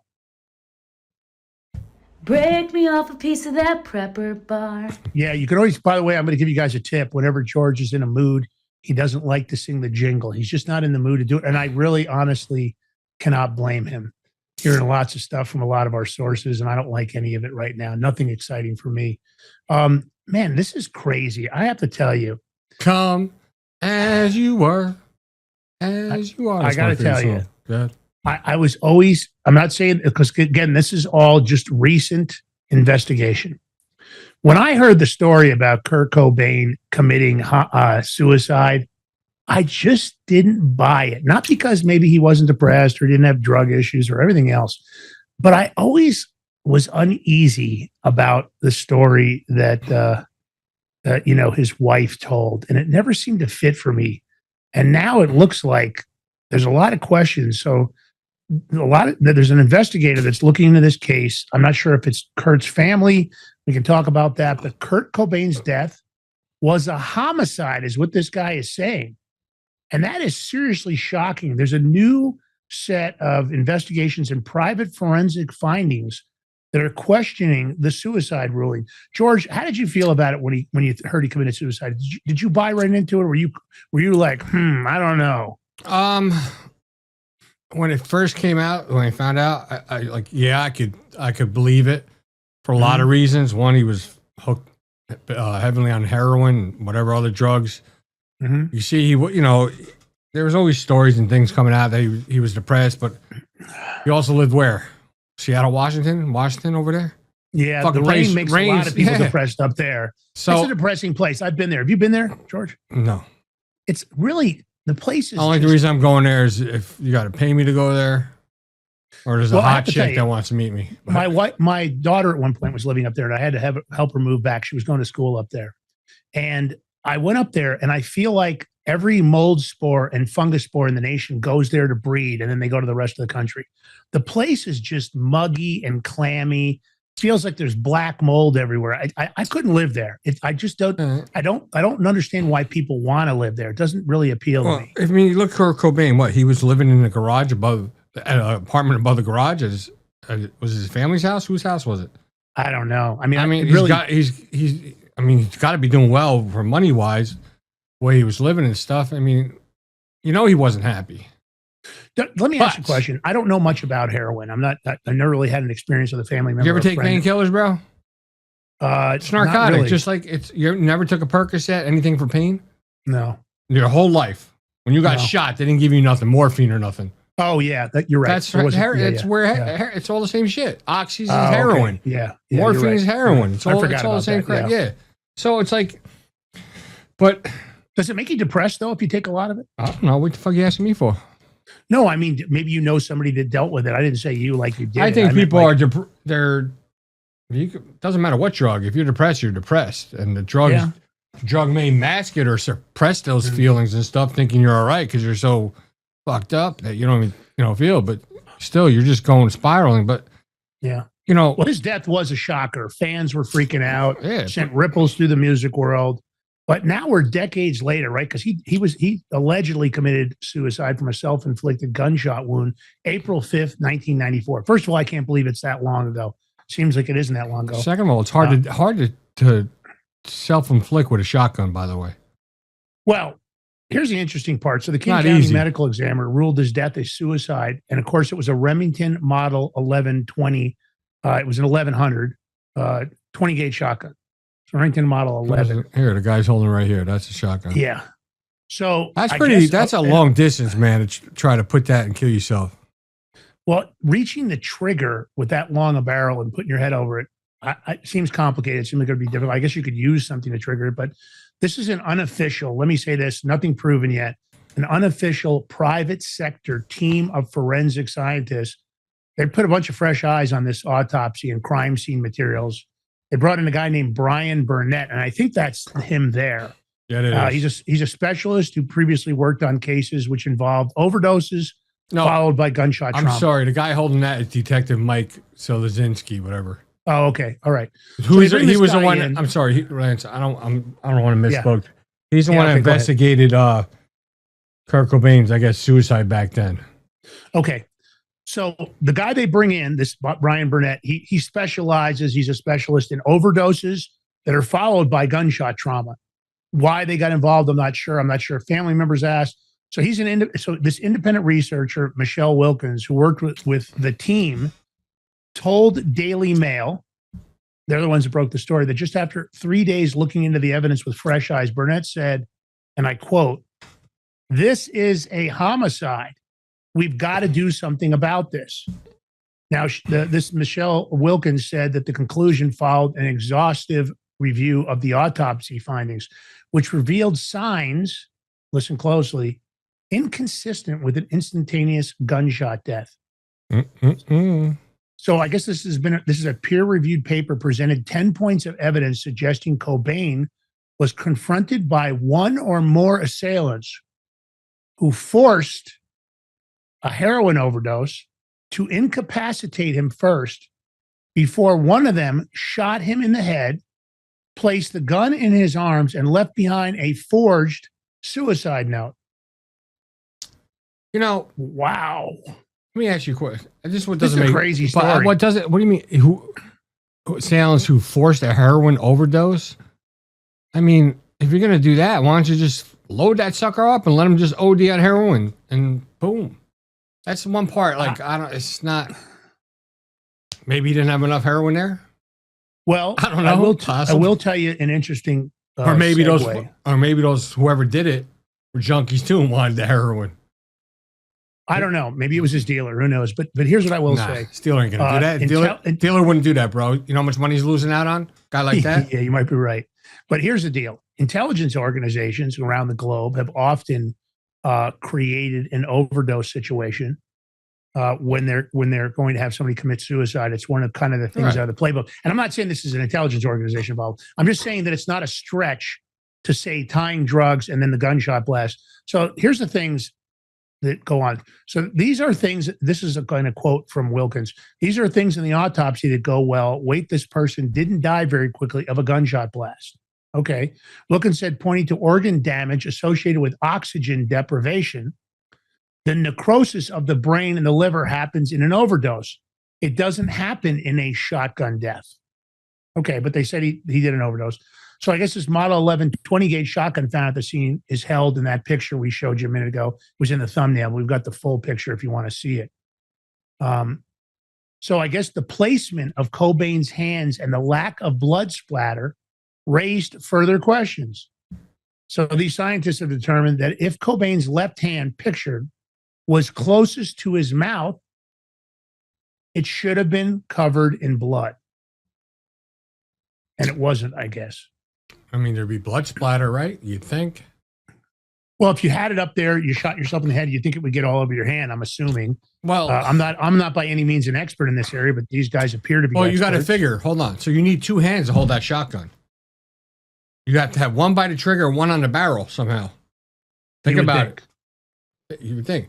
And then you're saying if he was that high, in order for someone that in that mental capacity of being that high to hold that gun, to get it maneuver right, that doesn't make, now that's where it's more believable that it was a homicide. But there's, keep going, because I got the other So picture. Burnett, I guess he has decades of experience analyzing crime scenes and interpreting complex evidence, even post of executions or suicides.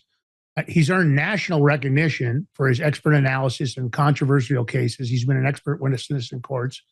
And I guess he worked on a case for Marine Colonel James Sabo's death and the investigation into Billy Joe Johnson Jr., where his meticulous forensic reconstruction challenged official findings. So a spokesperson, and let me read this exactly as it is, because I want to make sure we get this right. Spokesperson for the medical examiner's office told the Daily Mail, King County Medical Examiner's Office worked with the local law enforcement agency, conducted a full autopsy, and followed all of its procedures in coming to the determination of the manner of death as a suicide. And they go on, our office is always open to revisiting its conclusions if new evidence comes to light, but we've seen nothing to date that would warrant reopening of this case and our previous determination of death. So I guess a spokesperson for the Seattle Police Department told Daily Mail that they are not reopening the case. Our detectives concluded that he died by suicide, and this continues to be the position held by this department, the spokesperson. Well, can you imagine? You think the department wants to find out what really happened, and all of a sudden now have to admit they got it wrong back then? Well, seems powerful that an expert is saying otherwise. It would very well mean that they screwed the pooch. And as we know, law enforcement is normally extremely arrogant when it comes to cases they've closed with certain findings. They don't necessarily want to open a case because that makes them look dumb. Well, isn't the coroner the one that can change the death certificate now? I would guess that it would have to be a reopened investigation, and then it would be passed back to the coroner to reanalyze new findings, I would think. Yeah, I don't know. I don't know. That's a good question. I don't know what their policies are up there, but I assume that's the way it's going, but I could be wrong. I'm not an expert in this, but I do think there's enough question in this. And I never felt okay about this suicide. There always seems something weird about it. And I have to be honest, I was never really a fan of his wife. I always thought she was a very odd bird. Yeah. So, let's see what she's going to have to say about all this, because she's one of them that didn't want anybody to open an investigation and look into it no more. She was one of the people that wanted to put a kibosh to it. So things that make you go, Yeah, this is a big story. I'd like to see if what's going to happen with regular news media. Are they going to jump on board? Are we going to see TMZ or anybody else even bring this up? You would think this would be a top story. They're too busy with Savannah Guthrie's mother. Yeah, I see they're very focused on that. Which, by the way, they loaded Bitcoin into that address. Because the dude from TMZ, he had the address and they've been checking, and all of a sudden something got loaded in there. Oof. Well, I don't blame Guthrie if she wants to get her mom back. I think it's horrible. I like you said earlier when we discussed it, and I guess we're going to talk about it here in a minute, but you said you think it's an inside job. And I got to say that those videos showing the way the guy went up to the house, he seemed to have knowledge that only Guthrie was going to be Let me ask you a question. Yeah. And all seriousness, I already know my answer. If I was a kidnapper and I had her, knowing that, oh my God, it's that much FBI, they're really onto this because of her daughter, and they send me this Bitcoin, you ain't never seen that mother again. Yeah, it's horrible, but you're probably right. It's a horrible thing to say, but I don't disagree with you. I'm just saying. No, I didn't say I disagreed with you. I just said it's a horrible thing. I hope that she gets released. I hope she's fine too. I mean, the poor woman has had her whatever her medications that she needs. Yeah. But desperate people do desperate things. I don't know who this person is. Did you see the Ring door? Not Ring, it's Nest. Yes. First of all, I'm looking at that video. I'm like, damn, that must be a shitty doorbell because mine is full color, bro. HD, 4K. You have a newer model. A lot of people have black and white. What? Ring doorbell. That's first of all, it's not a Ring doorbell. Nest, whatever. But it probably just an older version. Mine has night vision on it and everything, my stuff. Yeah, but how long ago did you install it? I don't know. I'm always adding and changing. As a matter of fact, I have one that I'm going to change one of the things. I got to put an order in. Change it. I want to get the better model, so it's good for my mom and sister. Let me say something. I agree with you, but the first iterations of most of those cameras were black and white. All right, but you're Savannah Guthrie. It's your mom. You got money, this and that. She got to have something. Buy a fucking upgrade this shit. Matter of fact, I have to say this in defense of. Hold on, Lance. Man, I'm going to promote myself right now because I do all this kind of work. People do plumbing, electrical. If you're in the New Jersey area, you want systems installed, like your Ring cameras and shit like that. Let me know. I'll do it for you. But let me say this in defense of Guthrie, I don't think anybody normally thinks, especially somebody like Guthrie. I know she's well known as a journalist and a reporter, but I just don't think that you normally think that your family member is going to get kidnapped. You don't think about it in advance. But so the whole video though, the dude that was he was real nonchalant. Like he was very comfortable. Yeah. And then he covered up the camera. It looked like with some flowers or something. Yeah, right? he was too comfortable. And I mean, just you see the way he had a gun and the way he had it in his waistband right there. It's like I did see it. Yeah. What the hell was his? I mean, that's amateur. First of all, that's amateur hour. Nobody that knows how to handle a gun is not going to do that. That's number one. I'm telling you. Well, he seemed organized. He had a backpack. He had his face covered. You can see his eyes. But now the feds are running all the make and model backpack, his sneakers and stuff. Where is it available? Even what gloves, even a little ski mask. Yeah. And I think that thinking that you're crypto, let me emphasize this. A lot of people think you can be clandestine with crypto payments. I would argue the exact opposite of that it's not what you guys think. There's lots of information. There was an interesting thing that when they brought up the Epstein being involved with Bitcoin development, they talked about a specific case where the FBI was able to track Bitcoin very rapidly. And people said, wow, that's really strange. Now, some people right then said, does that mean there's some kind of a backdoor or access? I don't think you can move crypto around the world. There are some black dark wallets. I know they still sell them at some of the Bitcoin conferences. They're about $10,000. They're some of the very early wallets. Now, allegedly, those can't be tracked. But I have to believe as you're transferring, and KYC is getting very common. I don't know. We'll have to see how that goes, but I don't think that person's going to be successful in keeping their Bitcoin or completing this. And if they do take this a step further and she doesn't come home safely, I think they got I think they already have a major problem. Listen, if they, depending on what wallet, who made the wallet, what wallet, is it on exchange or whatever, they can be ready with that exchange and say, yo, freeze that sucker. Or, the feds, how they do. No doubt. I agree with you, George. I think for the audience, don't kid yourself. It's all trackable. There's really, it's very difficult to move stuff around. That's why people for years used gold and diamonds and valuable art that was purchased under a pseudonym to move around money. But I think the world's getting much, much smaller. You know what? Every day. Like gold is good, but it's heavy. Depending on amount, but you can always melt it down, do things with it. Diamonds, as long as it ain't got the serial number in it, where a jeweler had it and cut it and put serial numbers, and you gotta be careful with that. You know that, right? Yeah. They etch those in with a laser. Yeah. But also, but the one thing that money is still laundered with is high-end art, because you can move around a painting relatively easy. It can be rolled up in a tube, even if you cut it out of the frame. So a lot of money movement has happened through high-end art. That's why they always say that the art world is full of money laundering. And I still believe that art is one of those things. But man, this is a big story. As usual, James O'Keefe is bringing the goods. Tell me about what's going on here, George. Seems like another shitty, snitchy kind of person here. FBI involved again. Wow. Well, this is a guy that worked at O'Keefe. That he was one of the guys that originally was on the board or something that orchestrated the coup and got rid of O'Keefe. He was his coworker. Friends with James. He worked for Project Veritas. He was a board. He's a former board member.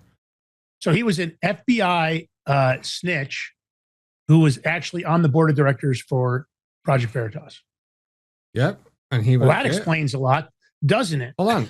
He was a FBI / Southern District of New York informant, and what did he do? He infiltrated what conservative organizations? Remember when Veritas went done up and they got rid of James O'Keefe, and that was the end of it?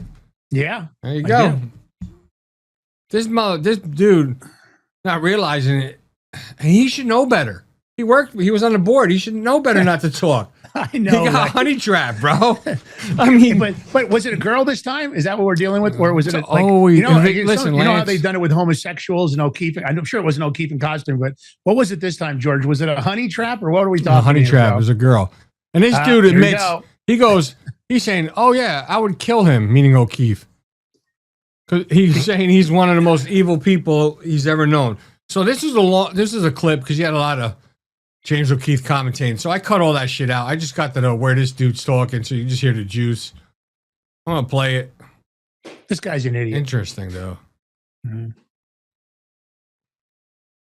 Yeah, fuck it. But don't you feel bad because he was your friend? I would kill him because he is one of the most evil people I've ever known. The second I saw him get shot, I wished, that was my immediate first reaction, was why couldn't it have been O'Keefe? I have 1,000 sources in the DOJ and CIA I talk to all the time. Okay. That's why I fed the Southern District tons of shit to try and get him in prison. So could you tell us the truth about who you fed dirt to SD and why? And you're a rat. You're an FBI informant. No, because I have no idea what you're talking about. I've already fed the Southern District tons of shit on him. Could you tell us more about how you said you were a confidential informant to the SDNY? About you? Who did you feed SDNY information? You went to the FBI, Matt. You're a rat. You are the most evil motherfucker I've ever met. But I'm not a rat. You know who I've talked to about all of your criminal activity? Everybody who would listen. The IRS and other agencies. So you did go to the FBI? I have talked to many people who have called me from law enforcement agencies. When did you feed the Southern District of New York tons of shit, Matthew? When people called me and asked me questions about you, I answered them truthfully and honestly. So we have Matt Tierman is on tape admitting to be an FBI informant. He's the first time breaking news. This is pretty nuts, wouldn't you agree? Yeah, well, that's my property. This doesn't look good for you, bro. You shot me in the heart. You say you want to kill me. I mean, a lot of people find that pretty concerning. You said when Charlie Kirk died, you wished. No, we're gonna file a restraining order against you. So is that projection? Is that my property? No, that's my book.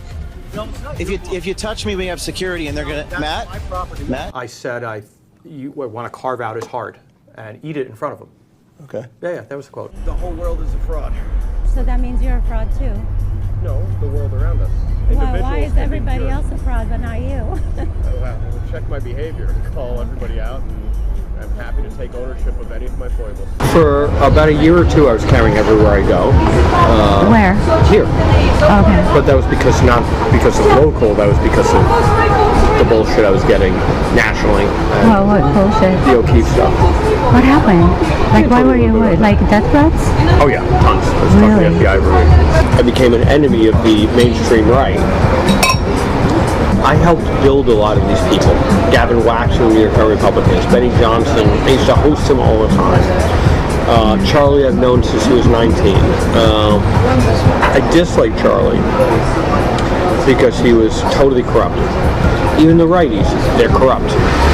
So I've had my issue with Charlie, but we had a good time. We never fought until the O'Keefe shit. I have 1,000 sources in the DOJ and CIA I talk to all the time, and military intel, and every agency. I mean, this is what I do all day. I spent my day-to-day trying to play stories about corruption. I won't tell you exactly about who and what side, but I spoke to the New York Times and I spoke to National Review. I'm on all sides. Last year, ahead of the election, I had phone calls from DOJ sources telling me that I was on a enemies list that was going to get perp walked for non-compliance. Is that like a threat, or they were warning you? Like, No, they were warning. I had a friend who happened to be at the DOJ at a deputy level who called me and said on a Friday night at midnight and said, like, dude, you're on a fucking list. You're going to get perp walked in October. And it didn't happen because what happened in between then? Yep. Did he say CIA and military intelligence also? I didn't hear CIA, no. I thought I heard FBI, CIA, and military intelligence. I don't know. Whatever, he's bad. No matter who he's going to. He's a I piece just think of that's shit. really interesting. And I want to make a statement here. I just want to make sure I'm right before I say it. Uh-oh. Lions are going to make a statement, everybody. Yeah. I want to just double check something. Okay, so divulging an ongoing federal investigation, often referred to as leaking or tipping off a target, which again, it's not necessarily a target in this situation, but of course he was talking to somebody that works for O'Keefe, can violate several federal statutes primarily categorized as obstruction of justice. The specific laws broken depend on the method of disclosure, which this guy pretty much admitted all of it. What do you mean? He was ratting to the agencies. No, but here he is. Once you rat to the agencies, when you go in as a confidential informant, you have an obligation to not divulge that you met with federal agencies or federal investigators in any agency. So if CIA, FBI, DEA, whatever, that's the obligation you take because they make you sign because, of course, they're going to take all the information you provided and they're going to turn it into a statement. So he just violated 18 U.S.C. 1510, obstruction of criminal investigation. The statute prohibits willfully endeavoring to obstruct, delay, or prevent the communication of information. So he also, it looks like, violated 18 U.S.C. 1512, tampering with a witness, victim, or informant, 18 U.S.C. 1503, obstruction of justice. And by the way, this is coming right out of Gemini. I'm not creating this. And then 18 U.S.C. 1519, destruction, altercation, or falsification of records. By divulging it, he has violated all the above. The fact is, those are ongoing investigations. He mentioned Obama as an example. And if he had a discussion about Obama in an ongoing investigation, and I don't know whether that's true or not, this guy committed multiple federal crimes. My question is to the DOJ and to this administration, are you going to charge this guy? Because you met with him. He probably fabricated a lot of stuff about O'Keefe. I don't know what was true or what wasn't true. Now he's talking about Charlie Kirk, that he's happy he got hit. I mean, this is a horrible human being. Not only is he a snitch, is the DOJ, they say snitches get stitches. My question is the DOJ going to give this guy some stitches and charge him legally for all the crimes he just committed? I mean, and to think that he got honey trapped, these guys are such morons, George. Over and over again, it's a chick. There's always alcohol involved. It's always like they're trying to be super cool, secret agent, G65 classified jackass. Well, you see the way he was stepping to O'Keefe? I don't know why O'Keefe kept backing up. I would have stood my ground, O'Keefe. I'm just saying. Yeah. Because then you would have been in the right, bro.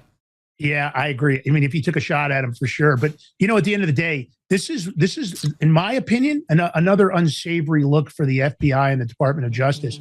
George, is it me? The news cycle just seems to be full of all kinds of stuff about the FBI. Cover-ups, lies, cheating, confidential informants that probably fabricated the story. And now those confidential informants are out trying to get laid. And what do? Blah, blah, blah, blah, blah, blah, blah. Okay, stay tuned. The FBI is it's unrepairable. It needs to be disbanded and, I don't know, start over or something. Maybe. What this guy right here just said, the guy with the good hair, George Ballantine, I agree with that 100%. All right. I had high hopes for you, Cash. I had high hopes for you, Cash. Fulton County is getting worse and worse. It looks like judges are siding with the investigation. Could be more seizures, more raids. Are we finally going to see some accountability and consequences? I sure as hell hope so. Stay tuned. The Big Mig Show will be right back. While we're on the break, come on, take the live link, share it far and wide, hit that follow button. And if you can, do the $5 subscription. It's $5 a month. We're working our butts off for you, America, and we want to make sure you guys are educated. I don't care what side of the aisle you're on. The corruption's all around us. Traitors and patriots, great Americans trying to save a great country. That's what we do on this show. So stay tuned. We'll be right back. Gotta get going today. It's Wednesday, right? It's hump day. It's hump week. Oh, shit. We started at 7 a.m., baby, and we're still going. We're going live. We're going hard.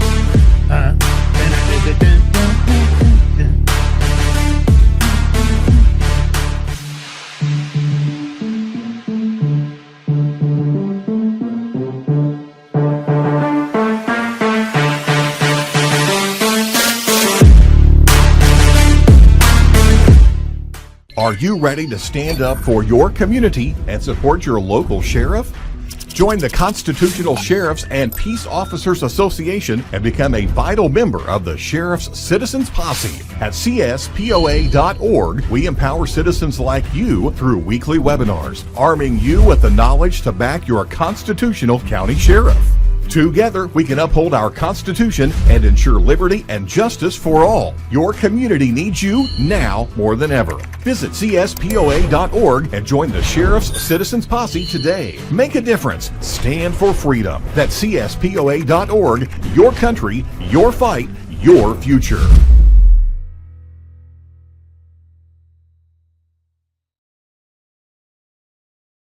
What if you could predict your financial future? And what if you could trade on it?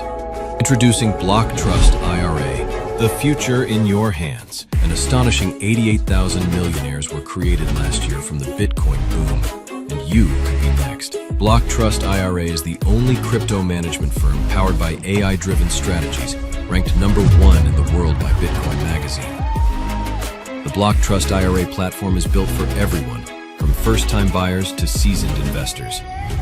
Predictive AI technology that was once only reserved for insiders and elites is now available to you. It's time to leave the old buy and hold strategies behind. Your assets are protected with military-grade security, offline cold storage, and $200 million in insurance. Visit BlockTrustIRA.com to book your free consultation and ask how to claim up to $2,500 in deposit bonuses today. Bitcoin changed the game. AI changes the strategy. Hi folks, I'm here today to introduce you to the Prepper Bar from PrepperBar.com, the most unique precious metals product we have seen in a long time. These 62-gram bars are perforated and easily broken down into your choice of 3 different sizes to fit a multitude of needs. Whether it be from asset protection from inflation, economic turmoil, or its unique utility for barter and trade, the Prepper Bar makes a perfect gift for all the precious metal lovers out there. Exclusively made here in the USA and selling out fast. Available in both gold and silver, these slim Prepper Bars fit neatly in your wallet, and their utility enables use in any situation. Forged through rigorous training and honed by the finest instructors on earth, these canine units serve beside our nation's warriors as they fight to preserve what we cherish. When these warriors complete their duty, the Warrior Dog Foundation provides them with a home deserving of the service they've given us all. At our state-of-the-art kennels, they receive rehabilitation and care suitable for heroes, because that's what they are. Be a part of giving them a future today. Visit WarriorDogFoundation.org.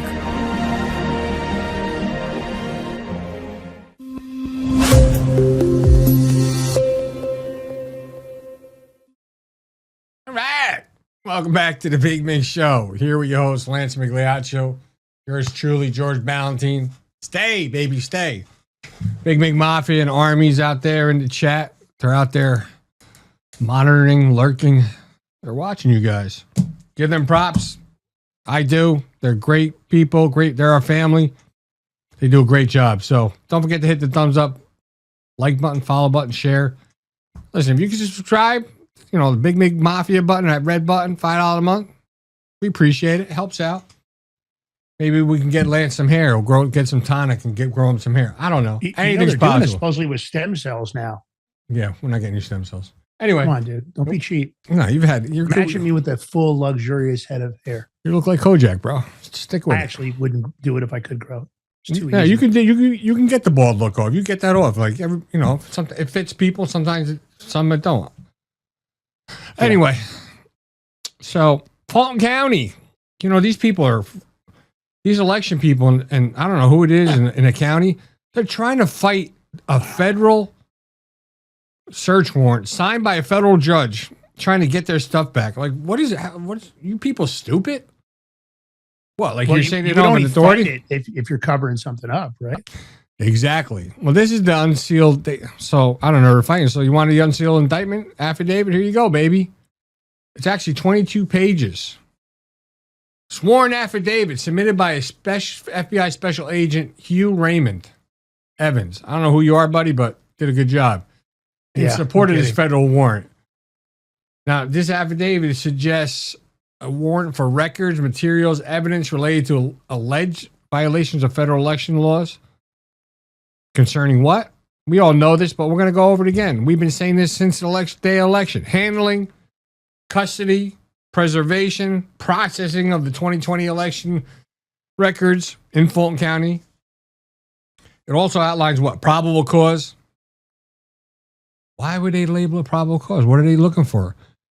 Probable cause, believing that evidence of federal crimes would be found at that location. Hence, signed warrant, federal search warrant. Hence, they went in there, got the records. Now, why they get the records? They're going to see if there's a crime. But they had enough evidence, testimony to bring to a judge to get a federal search warrant to obtain to see if there really any laws broken. Now, you know the thing about this, Lance? Hold on, let me bring up the next document because doing everything here. Look at this. Did you know, George, and I didn't know this, so I guess this FBI criminal investigation originated from a referral sent by Kurt Olson, which I guess Kurt Olson, I didn't even know this, was appointed as the Director of Election Security and Integrity. We've heard that name many times before. Well, Kurt Olson, I think, was involved with the audits, and the name sounds familiar. Well, I mean, he was tied in with a lot of stuff with Joe Altman and Mike Lindell and others. Anyway, next document. So this is a Georgia State Election Board member. This is a Georgia State Election Board member, people. Observed ballot images from 2020 that were modified in January 2024. Wait, what? 4 years later, he modified them? Yeah. Why? What is going on? You got to try to cover your tracks. That's what rats and traitors do, right? Cover your tracks. Don't get caught. Lie, cheat, steal, ignore subpoenas and federal warrants, destroy evidence. I mean, we're seeing lots of that. Look at this one. Here's another one. At least 5 tabulator tapes from the same unit were identical. What? How are they identical? And some of the reported ballots scanned exceeded the protective counter number. Oh. What does that mean? I'm glad you asked, Lance. I'm going to tell you. That means that there were more votes cast than the machine ever counted. I'm telling you. And you want to know why Democrats say math is racist? Well, there you go. Yeah, math is racist. Remember when I said that? I do remember that they said math was racist. Voter ID is racist. They love to fall back on that racist thing. It's like the all envelope. But what does that do? Hopefully, they're hoping to cause division and chaos, right? Because they want to create race division, which I don't think any of us should be racist. I think there's shitty people and there's good people, and it doesn't matter about color. There's more to this document. So what is it? This indicates that no ballots were ever scanned on those machines and that those numbers generated from those ballots were done so by placing an unencrypted memory card into the unit to generate the closing tape. That doesn't seem suspicious. This would have allowed an opportunity for tabulation to be tampered with. So this affidavit included a statement from a cybersecurity expert, Clay Parrick, who said, and I quote, "Someone had to have manipulated the times for the closing tapes from early voting, showing they used different machines than votes were tabulated on to print results." Oh, that doesn't seem suspicious. One tabulator was used to close out 15 machines from 12 different locations. This is not an organic election. Wait a minute. On to say. How does one tabulator good close question. out 50 machines from 12 different locations? What they do some kind of Star Trek thing and beam it to each location?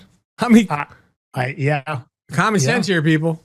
I know common sense is not so common in this election in Georgia and Fulton County, but we're going to try to drill it into you.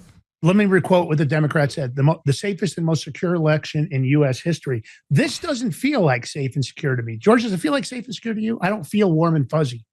I don't either. I really don't. Yeah. But here's the thing about all this shit, right? You know how long it's going to take the DOJ, FBI to go through all this stuff, get their forensic people, computer forensics, election specialist forensics, all these people to go through all this and then generate the reports on what was done. So don't think there's going to be anything big coming anytime soon from this. You know, a way to get it moved forward a little more rapidly. I can make a suggestion. This is a standard operating procedure for the FBI and DOJ. Just make some freaking arrests. Based on what, though? Some of these people. Charge some of these Charge people. them on what, though? Whatever crimes you can get that's the low-hanging fruit, and get them to snitch. Because you know that all these people are afraid right now. Get about 5 or 6 of them, start snitching. You know what I would get? Because a normal investigation, let me finish this, and then you tell me. Normal investigation, George, and you can refute this if you like, it's the wheel. They start on the outside. They start with a low-level drug dealer or a low-level criminal. Yeah, they get them into a case, and then they get the cooperation. And I'm going to give you the low-level fruit. Ready? Go ahead. Give me low-level fruit, George. Ruby Freeman and her daughter. Go grab them ladies up. I bet you they'll sing like a canary once you put the cuffs on them and say, oh yeah, we got you on this, and that. You're looking at when they'll sing, 30 years time. When they get their first round of bologna sandwiches and their fat asses don't get enough calories when they're being held. Forget about that. Bond. When they got to take away their weaves and all the other stuff they have. Oh yeah, that's right. No nails, come on, bro. Nails. Yeah, I agree. But the food will be an impact because both of those women don't know how to stop eating. All right. Food. This is disturbing. Now I know you'd be locked up, and I'd be right there with you. They'd never let me out. They'd come up and they'd start talking about me like I'm James Bond. It wouldn't be the first time. I just don't get this. Like, how are they? You know, if the IRS, when the IRS comes after you, man, they come after you. They don't. Oh yeah, no holds barred, baby. Well, I think this is interesting, and here's my take on it. That's Banksy in the background, guys. Banksy, the puppy shush. has decided to surface. Tell Banksy to quiet. My wife is trying to engage with him. So bring him on air, man. You know what it is? He's pissed off because he knows there's no transparency, accountability, consequences. He's mad. Angry. You know, he's mad because his owner's upset and frustrated with all this shit. So he feels it from his owner, and now he's barking away. That's it. I can't blame him. He's right. He's got me figured out. But I think this is interesting. So the IRS, they want you to report your $600 Venmo payment and explain why you got $600 with a Venmo. And they want you to pay taxes. Doesn't matter. You know, it's income tax, it's capital gains tax. And then the government wants to take inheritance tax from you. They literally try to shove it up your rear end constantly. And of course, you've seen the fraud and theft all over the nation. This tax thing is a complete sham. Now we have IRS employees who just, I guess they said, well, I'm an employee of the IRS. I'm not going to pay my taxes. And it's been determined they owe millions in back taxes amid their calls for reform. How much? $50 million in total, averaging about $8,000 a piece, $8,600 a piece. 5,800 IRS employees who just said, I'm not going to pay taxes. Of course, it includes contractors also. 50 million, about $8,600 each. And only 20 of them out of the 5,800 have been fired, despite the rules that allow immediate termination. Now, Senator Joni Ernst, chair of the Senate DOJ caucus, has pushed the IRS Act for annual staff audits and automatic firings, while follow-up reports in late 2024 and March 2025 show debts persisting between 12 and 46 million. And I would argue, George, do you feel like that's only the beginning? Do you wonder how many of them really haven't paid their taxes? But they're going to come after us with an actual axe. And if you have lied on your tax return, get ready for some time in the old Bureau of Prisons for the federal government. Yeah, God forbid you did something shady. Oh, yeah. Yeah, don't be shady. You know what, Lance? And when you owe the IRS and they come after you and whatever the amount is, don't they hit you with interest too? Oh, of course. All right, well, interest and penalties. And if you lied on your return, it's a federal crime, George. Here are the people coming after us for not paying, saying you didn't do your taxes right, but they're not paying their taxes. George, does that seem fair to you? Nothing with what the government does is fair to us, bro. Yeah. People in the chat, do you think that's fair? Do the people in chat feel like it's fair? Don't get them started, bro. They're going to get mad. They're mad right now. I can see it. I don't blame them.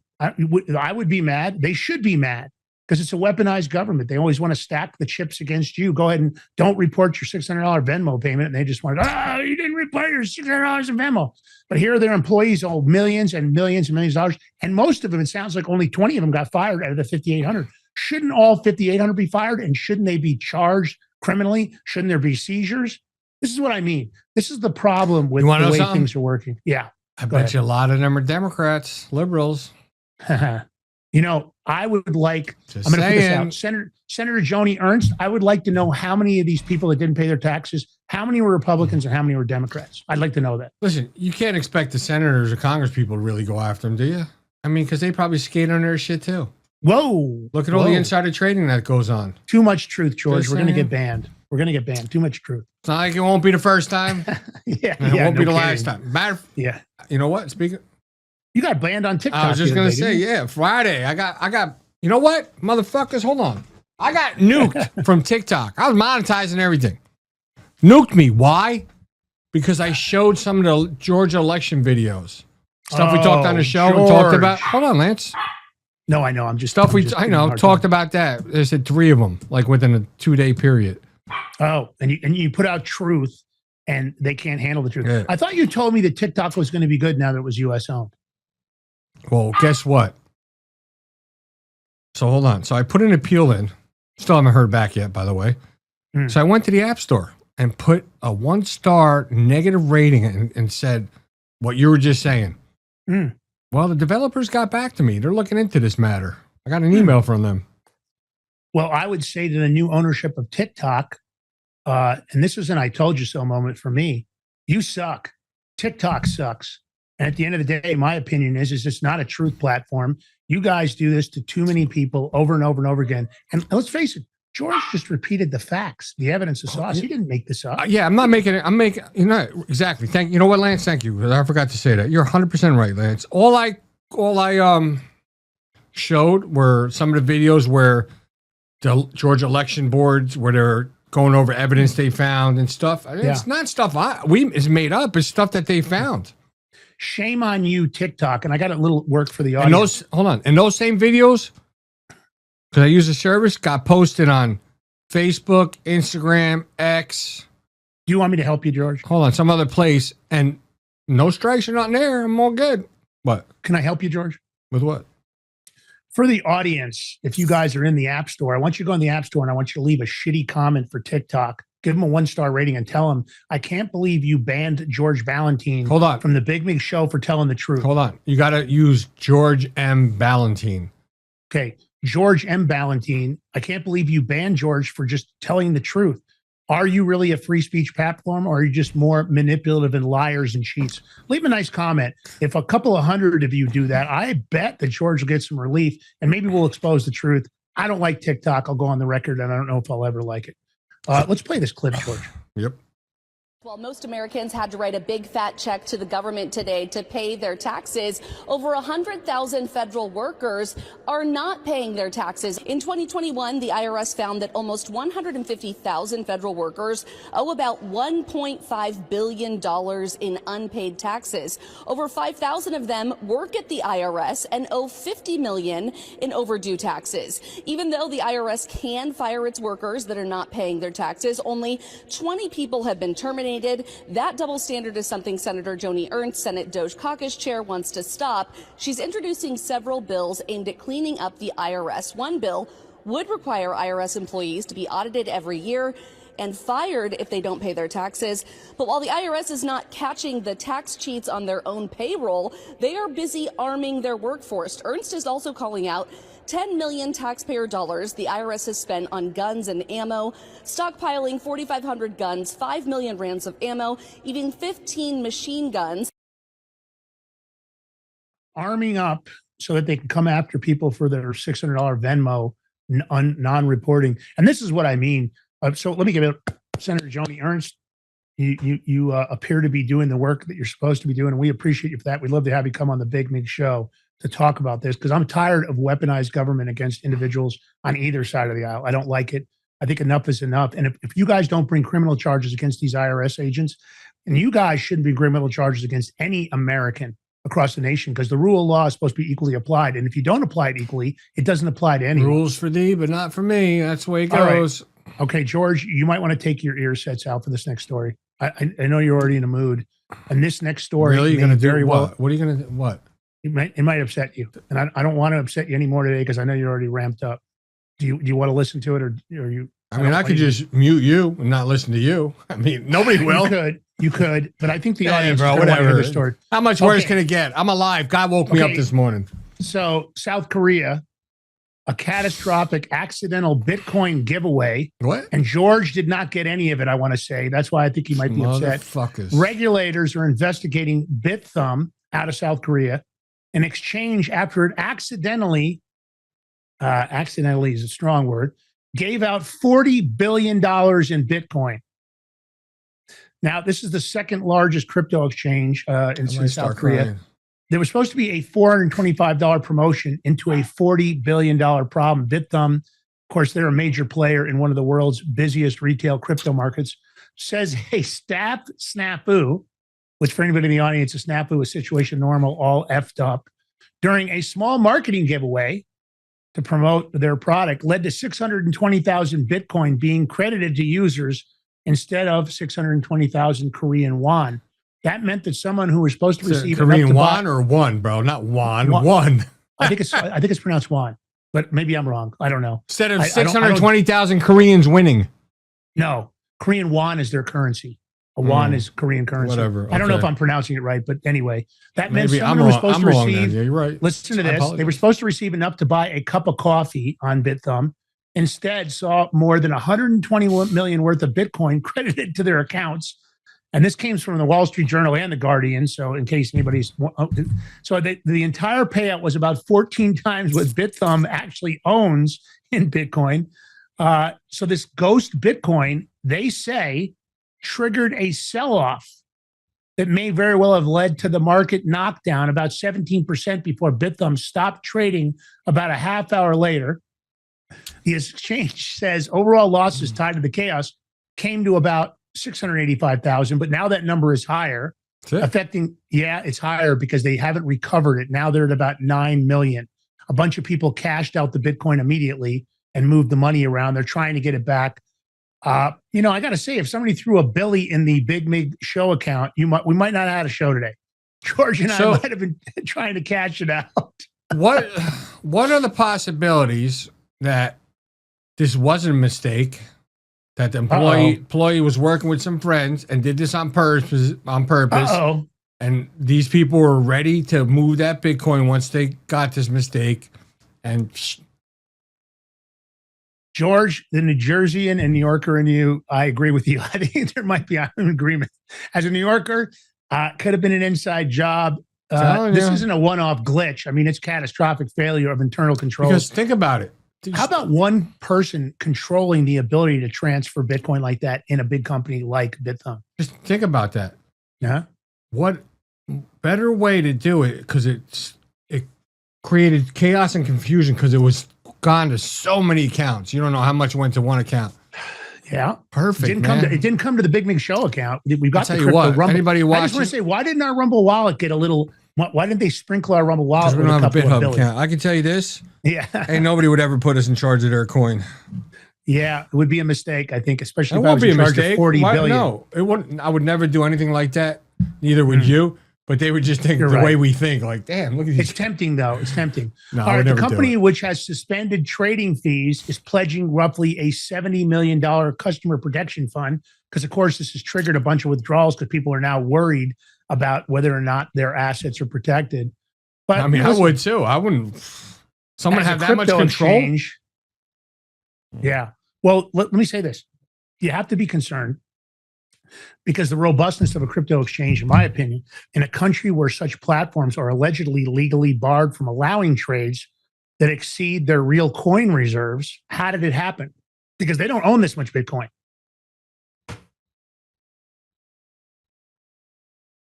Frightening, right? Mm-hmm. All right.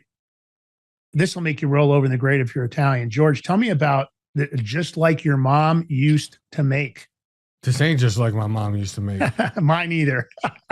This is fucking utterly disgusting. This goes along with you people that put fucking pineapple on pizza, all right?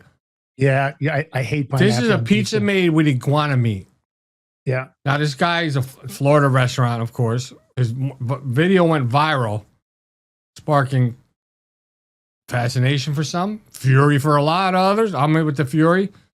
And the dude on the left there has got the iguanas, and he's bringing the pizza. The place. Let me just emphasize: they don't make this on a regular. They sometimes will, if a customer brings in their own meat or something, they'll put it on a pizza for them. The guy Frankie Chiaresi of Buck's Fired Pizza. I mean, I'll be honest with you, man. I wouldn't eat at your place if I know you're using iguanas and shit like that, putting it on pizzas. Yeah, iguana on a pizza. I don't like. Is it healthy? Is it? I mean, where's the health department in this one, man? I assume it's edible, and I agree with you. Does the health department allow iguana to be used in restaurants? I know they've got an iguana problem down in Florida, but I don't like the way they treat the iguanas.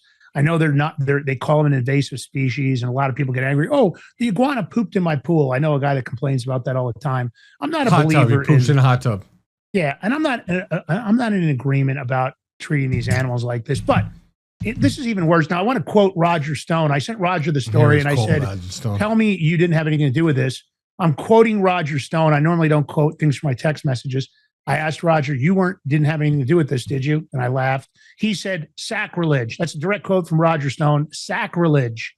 Roger's a big pizza aficionado. He lives in Fort Lauderdale. That's why I was blaming him. This is Buck's Coal-Fired Pizza in Lake Park, Florida.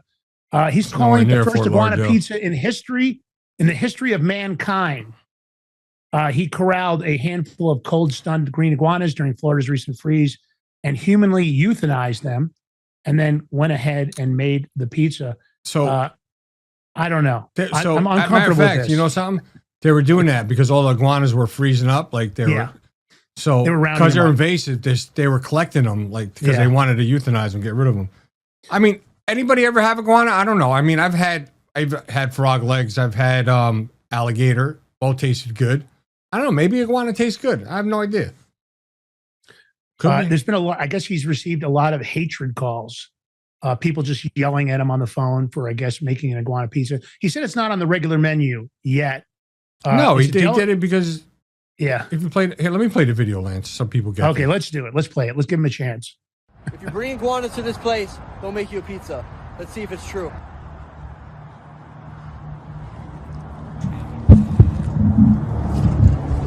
Yo, I need an iguana pizza now. All right, guys, let's make an iguana pizza. We're gonna call this one the Everglades, and this is gonna be it's gonna be fun.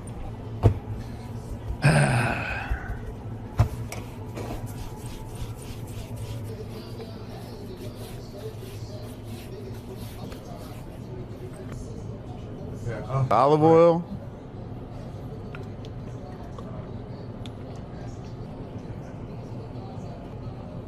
It's gonna be so good. Chunk bacon first. What? Venison. All right, for the star of the show, iguana.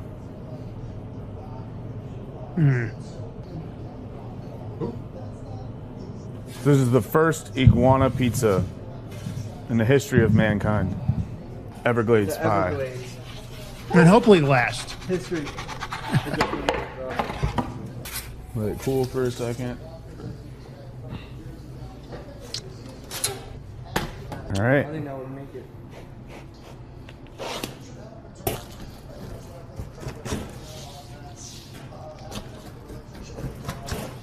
I mean, it's crunchy and crispy. Looks like. I like it like that. I like that sound. Final touch. Iguana, bacon, venison. Tear it up, big dog. I didn't realize we had. What is? You're doing it. Check it out. Undercarriage fire. Here we go. First bite, loaded with iguana.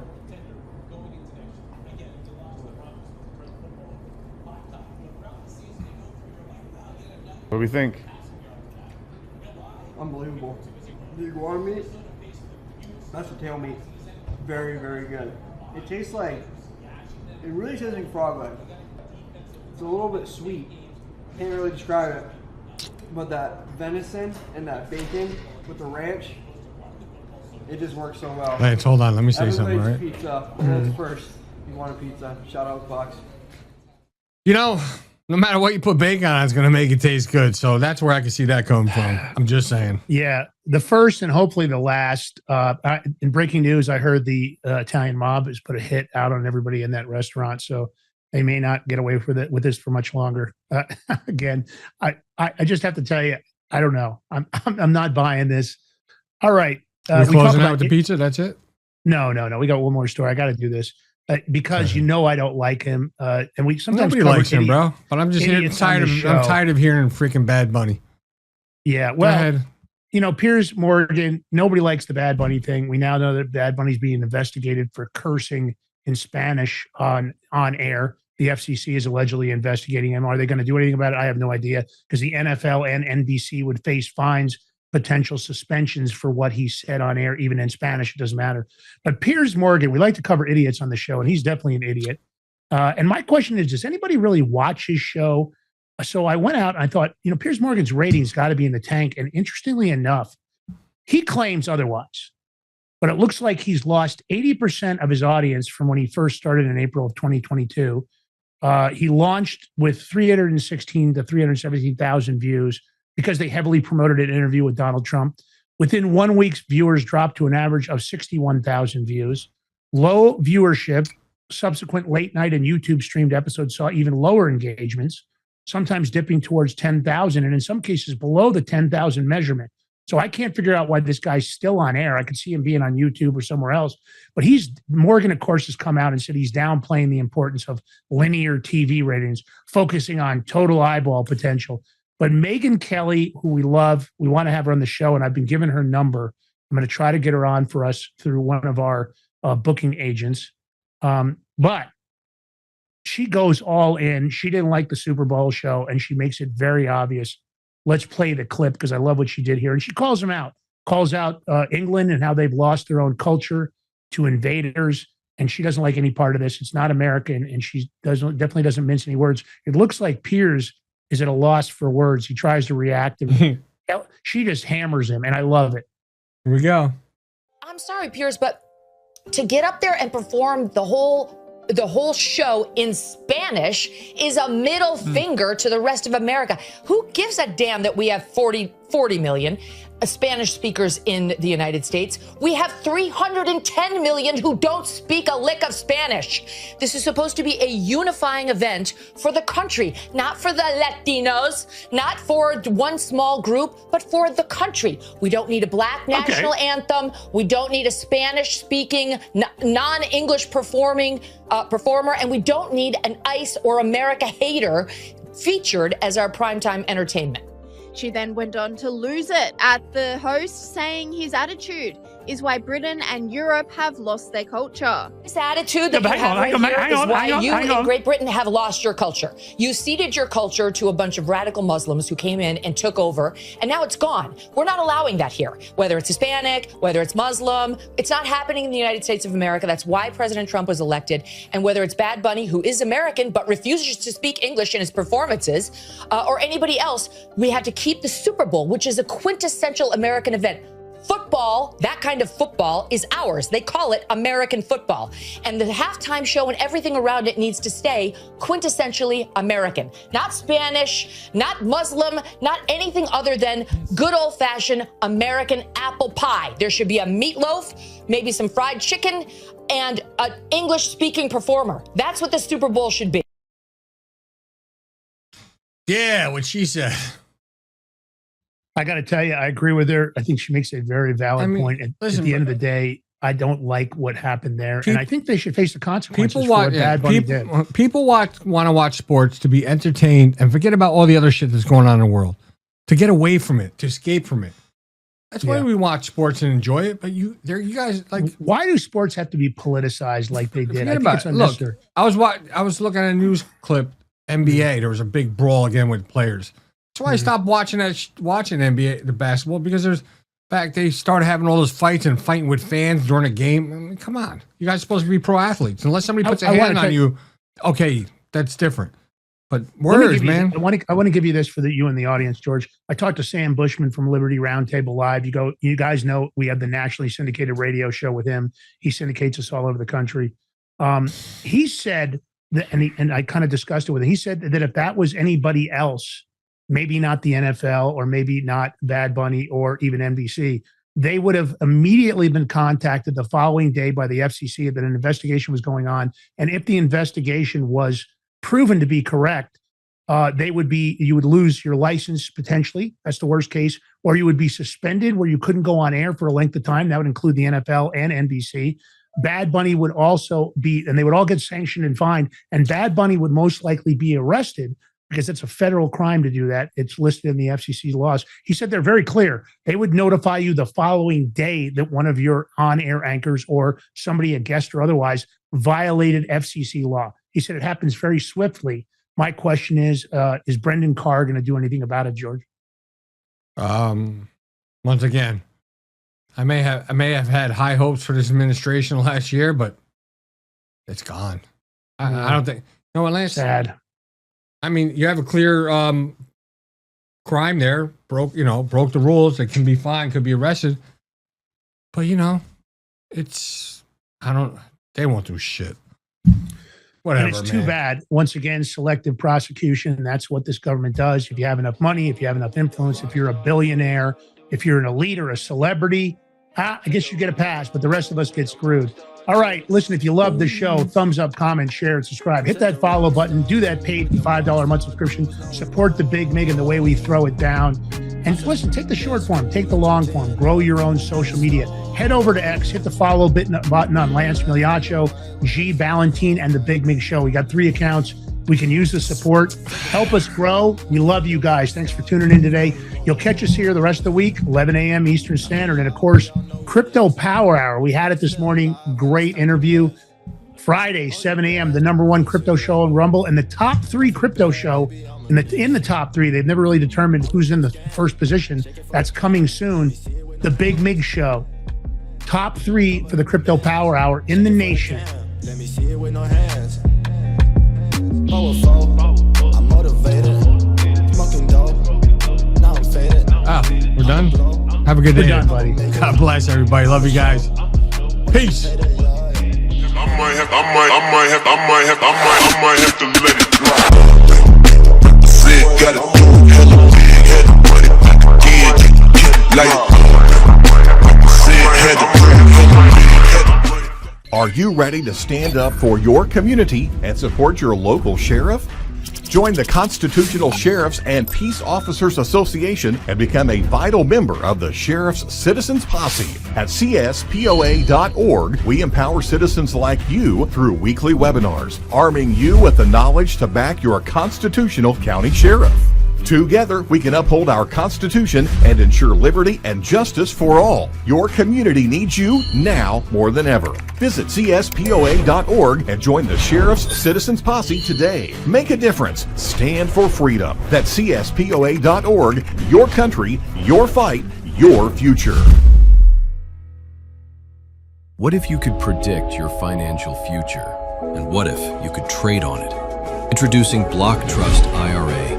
The future in your hands. An astonishing 88,000 millionaires were created last year from the Bitcoin boom, and you could be next. Block Trust IRA is the only crypto management firm powered by AI-driven strategies, ranked #1 in the world by Bitcoin Magazine.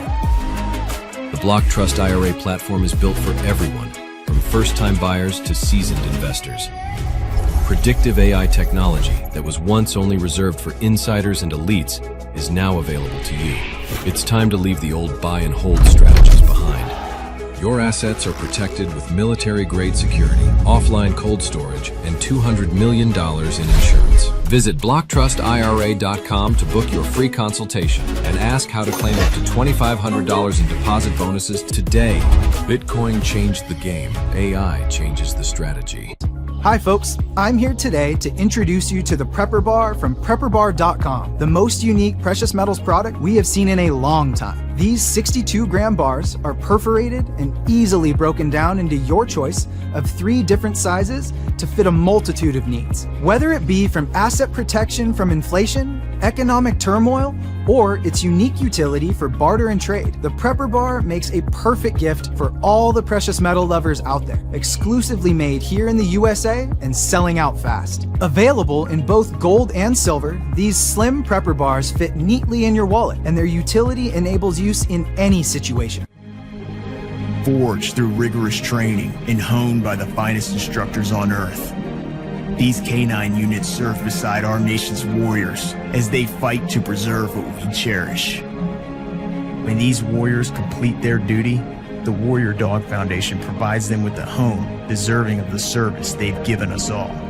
At our state-of-the-art kennels, they receive rehabilitation and care suitable for heroes, because that's what they are. Be a part of giving them a future today. Visit warriordogfoundation.org.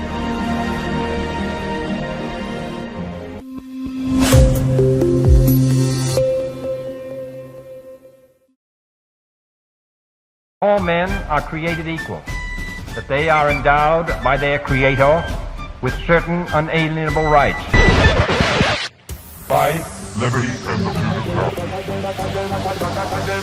If liberty means anything at all, it means the right to tell people what they do not want to hear.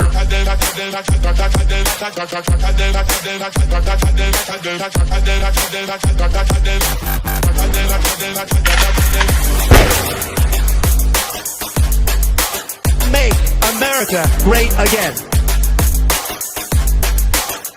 The Big Mig. Yeah, okay. So welcome back to the Big Mig Show. I guess we didn't have sound there. Apologize. Had an audio glitch. We appreciate you guys being here. Of course, it's all about the truth on this show. You know, of course, better to be hurt by the truth than comforted with a lie.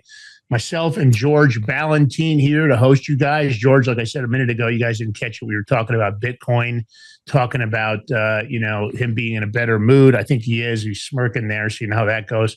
I don't know if that audio will tip him off, but, we love our gold and silver on this show. We love the guys at Genesis Gold Group. It's where we buy our gold and silver. This is the 62.2 gram prepper bar. They're perforated and easily broken down in your choice of 3 different denominations, which you can see as I tilt the bar. It's a great way to make a payment if your credit cards aren't working, or if the U.S. dollar at nearly $40 trillion in debt isn't being accepted. So far, I haven't seen a solution by this administration to pay down that debt. And I don't care whether this is for diversification or asset protection from inflation, economic turmoil, or in this case, it's very unique for utility for barter and trade. The Prepper Bar makes a perfect gift for all those precious metal lovers out there, pretty much for everybody at these prices. Who isn't going to want some gold and silver? Stick it in your gun safe, your sock drawer, exclusively mined and minted in the great US of A, selling out fast. They come with an assay report, so no counterfeit gold coming out of the guys over at Genesis Gold. And of course, you can head over to thebigmigbar.com. That's right, thebigmigbar.com. Use all caps Prepper, P-R-E-P-P-E-R. P-R-E-P-P-R. That'll get you 10% off on the silver, 5% off on the gold. Or you can give the guys a call over there at 888-526-7154, 888-526-7154. And don't forget to tell them the Big Mig Show sent you. Thebigmigbar.com. All right, Lance, real quick, before we bring Ian, before I bring you in, your camera's going, you went sideways again, so change your camera around. But because you guys couldn't hear me, I apologize for the audio thing. That's my fault. I just want to say, because Jesse is here. All right, good. Jesse, thank you for being a new subscriber yesterday. Sorry, I was a little crazy doing things, so I couldn't get to you. I apologize. But Jesse is one of our new Big Mig subscribers. We appreciate you. I love you. Thank you so much. All right, Lance, take it down, bro. Yeah, so we got a great guest today. How's that good? Good. Yeah, it's perfect. We got a great guest today with us, Ian Trottier. He's born in 1976, and he's a 4th generation San Francisco Bay Area native and a 1999 graduate of Oregon. Over the years, Trottier has become a significant contribution as an entrepreneur, community organizer, and has been an outspoken advocate for the everyday citizen. In 2007, he founded iPark, a company focused on parking solutions, which was later sold the namesake to Imperial Parking in New York. And Trottier's passion for discourse and truth led him to create Discussions of the Truth podcast in 2016, which, of course, gained attention for its candid discussions in politics, society, and personal empowerment. He ran as a candidate for the United States House of Representatives in Florida's District 27 in 2018.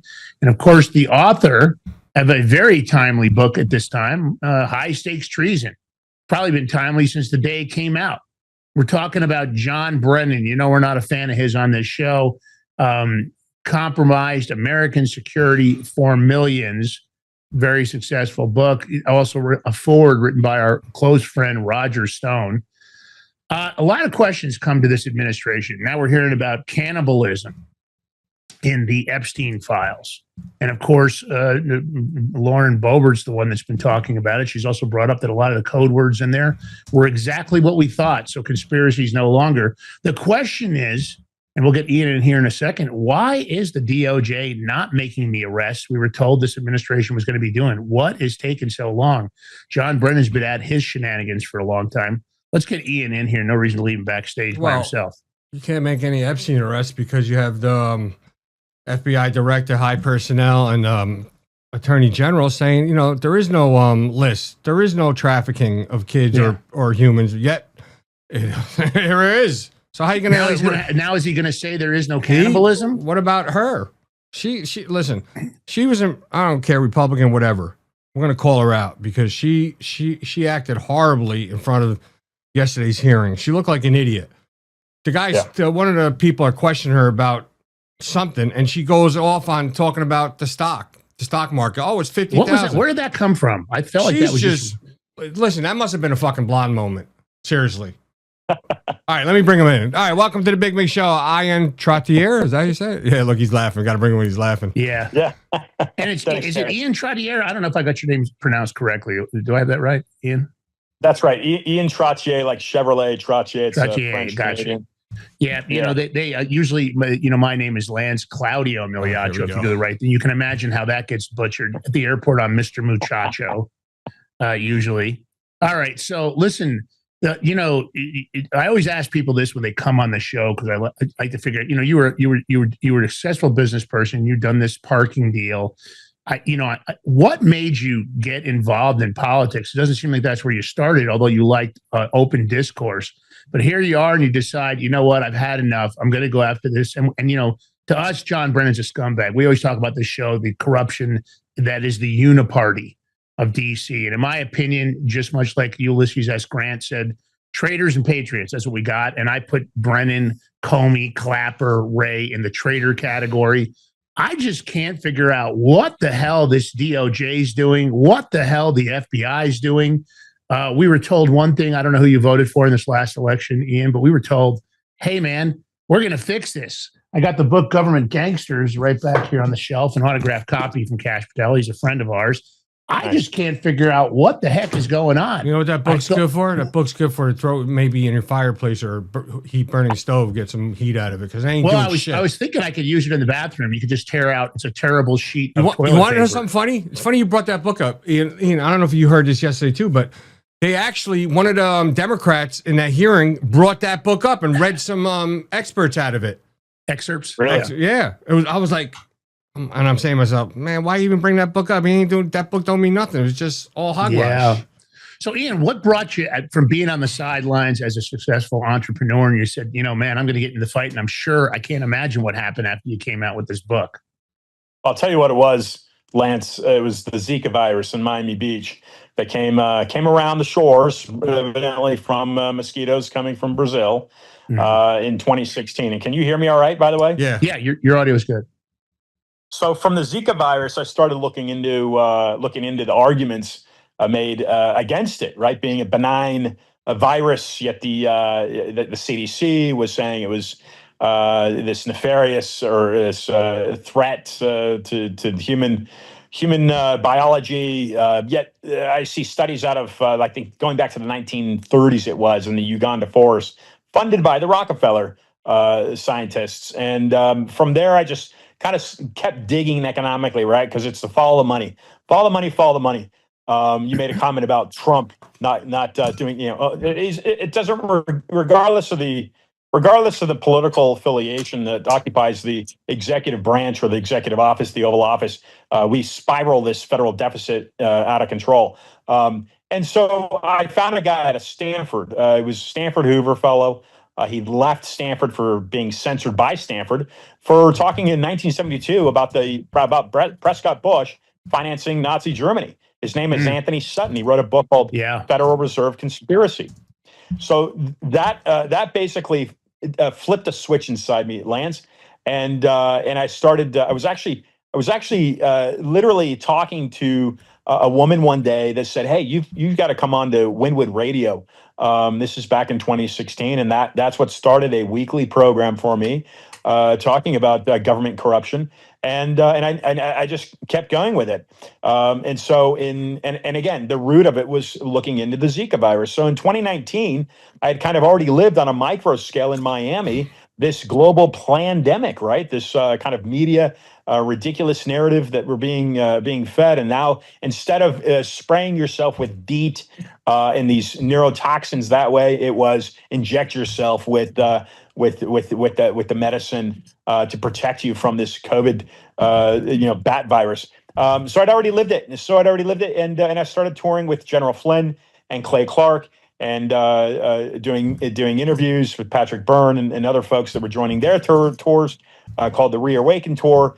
And then in 2024, Lance and George, in 2024, I was at a CPAC and conducting podcasts from the media table, and a gentleman approached me. He identified himself as a former FBI agent. He presented me with a binder of research that he had conducted over a decade, well over a decade at that point. He said, look, Ian, he says, in 2011, I submitted a tip to the FBI. My former employer, who I'd spent over a decade with in the Washington, D.C. field office, I showed up to work in the morning with my current company called Unveiling. They took me into an office privately. They said, did you submit a tip to the FBI about malfeasance or criminality of John Brennan? And this is 2011. So this is the Obama administration. He says, yes, I see crimes are being committed. They said, pack your bags, you're fired. So he gets fired by Surveillance. He goes home. His family ostracizes him, thinks he's nuts, and he gets a death threat. But he continues digging into to John Brennan. In fact, in 2019, he submitted a 25-page synopsis of all critical information that is enclosed in the book that I've released called High Stakes Treason to all media outlets. Crickets. Nobody listens to this guy. In 2024, I looked through the binder briefly while he's sitting down at my podcast table, and I says, wait a second, Mr. Donovan. I says, what you've done here is you followed the money. And these are crimes. You're alleging that this man has committed crimes. These are treasonous crimes on the American people. He says, that's exactly right. And this is the motive. This was the motive for him to despise Donald Trump.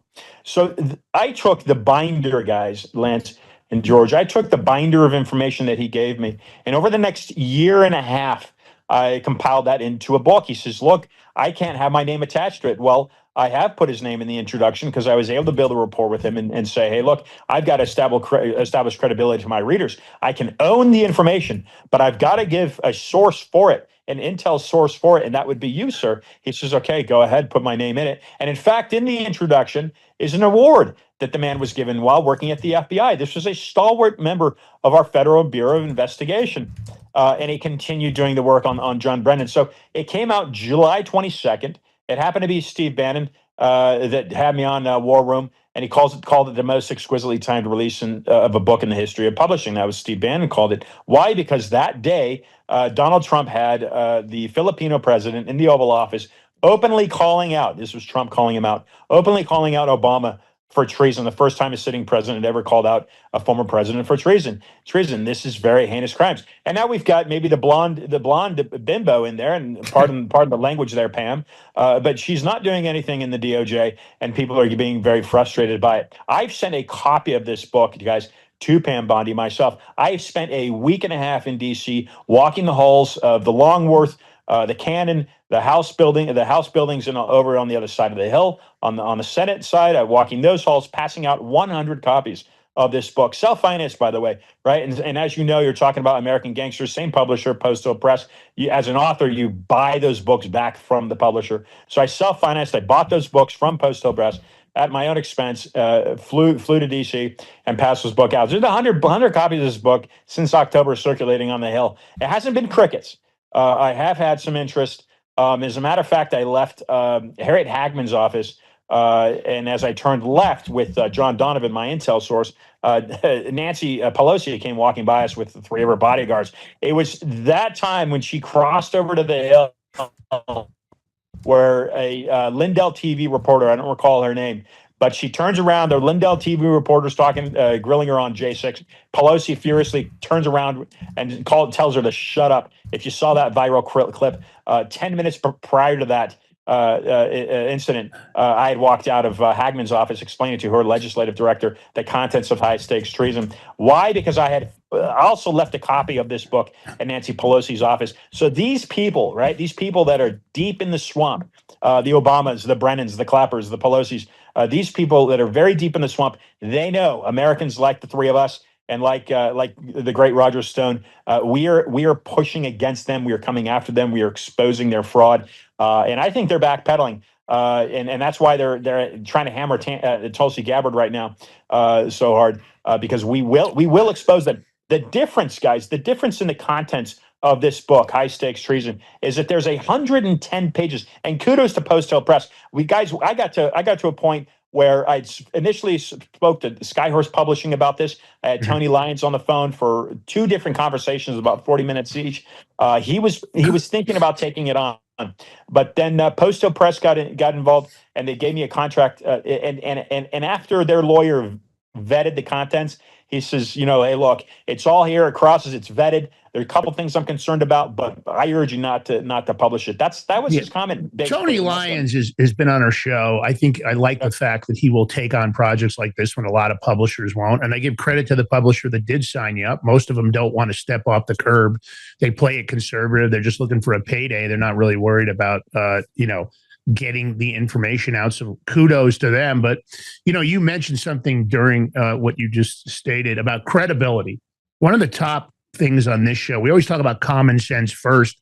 That does it make any common sense to you that we're hearing about crimes that there are federal statutes on the books for, that as a regular citizen, you would be charged immediately if you were being investigated by the FBI, ATF, DEA, and if the DOJ would immediately go for an indictment on you. They would go in and they would present their bill to the court, and they would present their evidence to the grand jury. But what's happening? We don't see that, right? And credibility is not an issue I normally tie into. I don't use those two in the same sentence because I don't think the FBI has any credibility. George, we've talked about it over and over again. We are finding that the good agents, like the one you just mentioned, we have friends that were agents that are no longer agents, basically felt like they were being turned into criminals, and they left because they saw evidence being covered up. They saw crimes being covered up. Most recently, we showed the email on here where the FBI is questioning the head of an investigation before they're redacting. Should I be redacting the U.S. presidents that are in the Epstein files, the Secretary of State, these celebrities? But again, that wasn't what the redaction is supposed to be about. The redactions were supposed to be redactions for victims and nothing else. Yeah. Lex Wessner, just, you saw what happened with him.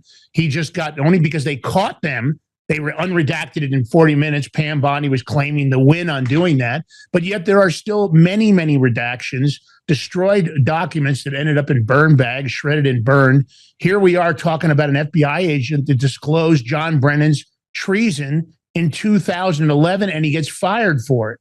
Now, that's a cover-up. George, credibility, I just don't think that term can even be used in the same planet when you're discussing the FBI. We were told they were gonna scatter it to the winds. They were just like JFK was going to do to the CIA. They were going to close the building and turn it into a museum. That tune changed quickly.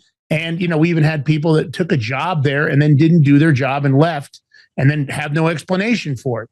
George, I don't know how you feel about it, but when I hear this kind of stuff about a good agent, somebody trying to do his job, turning in a whistleblower report, and the retaliation for doing that, the effect it was on his family, getting alienated and attacked, I'm sure it caused him financial duress. What a bunch of bullshit. I mean, George, I don't know. That kind of stuff, when I hear, it makes me angry because here's an FBI agent. This is the guy I want working in the FBI. Here's a credible guy that says, I don't care if you're John Brennan. I'm going to come after you. George, comment. This infuriates me, really. Well, that's a problem. No matter if it's Democrat controlled, Republican controlled, if you're doing good, exposing anything, they don't want you there. That's plain and simple. And Ian, don't apologize for insulting Pam Bondi because we do it all the time, and she hasn't done anything. She literally has not done anything except go on Fox News and be their attorney general. Enough's enough. But even yesterday's hearing, Lance, who's a Republican? Oh my God, I forget his name. That Trump hates. Was he from Massey? Yeah. So he was grilling her, And he was one. Him and the other Democrat are ones that wrote the Transparency Act. Yet she's not being transparent, and she's bringing it up. And you know, that's the part I like about him. But then the idiot, when they had the SAVE Act in Congress, voted against it. And that's what, you know, Right. this is where he's not thinking. He garners the support of people, then he loses it when he does dumb stuff like that. Yeah. And everybody's going, like oh, a they stance against Trump. Everybody's going, oh, they passed the SAVE Act. Yeah, okay, good luck, because it still has to go to Senate and get passed. You know, but neither side of the aisle wants voter ID because, of course, I believe all of them, or not maybe all of them, but most of them have participated in corruption. So hold on. So when it comes to the SAVE Act, voter ID, majority of Americans, including Democrats and your demographics, majority support voter ID. But yet every Democrat in the House voted no. And this is how they're not looking at their constituents and what their constituents want. They're looking at what they personally want. And why do they want this? Because they know if that SAVE Act gets passed, a lot of them are not going to win elections because through the cheating and stuff. That's the biggest problem. They're not listening to their constituents on both sides. And you're 100% right. And it's disgusting, really, because look, you need an ID to buy a gun. You need an ID to get on a plane. You need an ID just about for damn everything else, go into a bank and otherwise. But of course, one of the most important institutions, our right to free and fair elections, all of a sudden for that, you don't need an ID. But of course, we all know that's got to do with the illegal immigrants, right? They wanted to create this 40 million deep ghost voter pool that magically all of them would vote in any manner that they wanted them to vote in, whether it was Republican or a Democrat. And that was how they controlled elections. You know, they got the dead Democrats on the voter rolls. We've got the ballots that come out from under the tables. We've got destroyed ballots for Donald Trump being dumped in fields, dumped into shredders. But that's the problem. And what I don't like, George, is this upper class, this top tier of people that don't have any obligation to the law. The laws in the United States have always been about equal application of the law, and that's not what we have. If you are a celebrity, if you have billions of dollars, if you've had a title as a government official, or maybe even worked in the DOJ or worked for the intelligence organizations, and you've been willing to compromise your integrity by lying, cheating, fabricating, and destroying evidence and doing all sorts of other things, well, then you get a pass. The law doesn't apply for you. It's going to apply to Ian because Ian disclosed the truth in his book. Let's go after him. Let's have the IRS go after him. Let's weaponize institutions. George Valentine told the truth. We know he talked about the dirty 51+8. We better stop his show. Let's obstruct him. Let's suspend him on X. Let's suspend him on YouTube. Let's suspend him on TikTok. Let's make sure George can't talk to anybody. Lance, just hold on a second. Ian, a quick question. Do you work for the government in any capacity or any form? Never have. Okay. Here's a gentleman, people. Wrote a book on Brennan, exposes all the crime and criminality of him, treason, but yet the DOJ can't even come up with charges on him yet. But he did it. So what's the problem here? You know, Pam Bondi has an unsavory connection, as many don't know, to the Bushes. She was very close to them. I really don't understand how she got picked for AG. I would have much rather had Sidney Powell take a run at it. I don't know if they would have approved her, but I can think of other people that I believe would have done the job. She keeps, like George said, she's so busy doing interviews. It's even the Civil Rights Division. When I see the head of the Civil Rights Division, I see her over there and she's putting up videos of knitting. I could give a shit about knitting. I want people's civil rights protected. I don't want to see Pam Bondi on Fox News for the next 3 years. I've had it with her freaking interviews. I think she's wasting a tremendous amount of time getting optics. She did a shitty job in yesterday's hearing yesterday. She could have had real arguments. But again, the American public is waiting for the deep state to be cleaned out, Ian, and I don't see it happening at all. Yeah. So if we look at the DOJ precisely, and Todd Blanche is someone I've been told is being a block from getting things done. But more critically, right? So we always have to look in these organizations. We always have to look. Todd Blanche? Yeah. Yeah, it's all behind Susan Wiles, by the way. But go ahead. Yeah, Susie Wiles, right? But there's something critical in the DOJ precisely, and that would be the woman that is the CFO. She's controlling the money. She's an Interpol agent, and the crossover between. And what is her name, Ian? I'm not familiar with her. It escapes me at the moment. We can type it into the Google engine, but that'd be critical if one of you guys can type that into the Google engine. Because what do you want me to type? Go ahead, tell me. Just type in CFO of the DOJ. CFO? She should come up. Yeah, CFO. Yep. Jolene Ann Loria? That's correct. Yeah. And she explain the connection. How do you know that she's an Interpol agent? Oh, you can see it in the bio. You can see her connections in the bio. Why the hell do we have an Interpol agent from a foreign agency involved in our Department of Justice? Can anybody in the administration explain that to me? And Ian, can you explain that to the audience? Because to me, that's like saying, oh, we just took one of the Mossad agents. He was the head of the Mossad, and we moved him over, and he's going to be working for us at the CIA. That seems to be a problem. Yeah, Lance, I'm gonna answer this question on a very elementary level, okay? And I'm gonna go back to the book that caused me to start a podcast back in 2016 by a man named Anthony Sutton, a former Stanford Hoover Fellow, who wrote the book called Federal Reserve Conspiracy. I was explaining this to a pilot that was against vaccine mandates to board airplanes during the lockdowns. His name is Josh Yoder. I was in San Antonio with him. I was explaining this to him, and he looked at me and he says, wait a second, Ian, so what you're telling me is that the United States gained its physical independence in 1776, but it never gained its financial independence. And I said, that's exactly right. We are not financially independent in this country. We never have been. And only one president in our history, in our almost 250 years history, only one president has left his office, the federal office, without a deficit, and that would be Andrew Jackson. It wasn't Washington, it wasn't Lincoln, it wasn't JFK. And in fact, both those two men were killed because they were trying to make the country independent financially, in my opinion.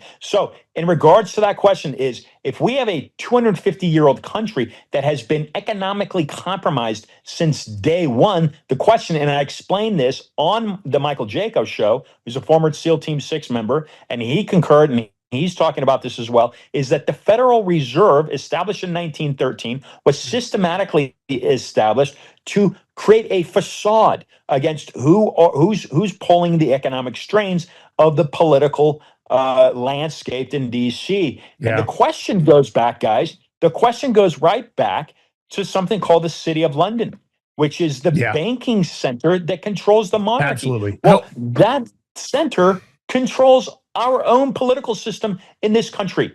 That would be my I think that's accurate. George, go ahead. Let me go over to, all right, so this lady, I want to put her full name. So Jolene Ann Loria Sullins. She is not the United States Assistant Attorney General for Administration, right? She's the currently the chair of Interpol's advisory group on financial matters that reviews and makes recommendations on Interpol's worldwide budget. Here's the problem. She came in under Joe Biden in June of 2022. So why is the Trump administration still have her there? Exactly. So I can't figure out why any of the people from the Biden administration still have jobs in D.C. whatsoever. I just don't understand that. It's not like everybody doesn't know what that administration was all about. And if you noticed our trailer in the very beginning, Ian, we talk about the Banking Act. There's little pieces. If you go back and watch our trailer, we've talked about Jekyll Island. We're going to have that author on. I'm working on that now, which she's still alive, remarkably. I didn't know it up until I actually was given the context. The author of Jekyll Island. Peter Griffin. Oh, yeah. He is still alive. So I'm gonna, of course, connected by the same people that connected you and I, Ian. I'm going to go ahead and get him on the show because if anybody knows about it, it's him. But we've been very vocal, about our beliefs of the fact that the Federal Reserve should be canceled. Of course, we've got a private institution held by private families and private banking cartels that are controlling our dollar. They charge us face value for something they print for, pennies. Then they charge us interest on a fiat currency that isn't backed. I'm questioning whether or not the gold is in Fort Knox. We saw some stuff in the report that Epstein talks about that the person that wanted to divulge it was actually executed. He was working for the federal government and was going to go vocal, and he disappeared. That's actually in the recent Epstein documents. I can't think of the gentleman's name, and he was going to disclose that the gold was gone. And then, of course, we heard about Donald Trump and Elon Musk saying they were going to do a walkthrough audit with cameras and show everybody the gold. And that went away because, of course, if the gold's not there, the U.S. dollar would tank overnight because that would mean it absolutely has no backing, even though the majority of it has no backing as a fiat currency. But it's disgusting. The American public knows more than ever. I don't think they counted on, I think they thought that the internet was going to be used in a different way.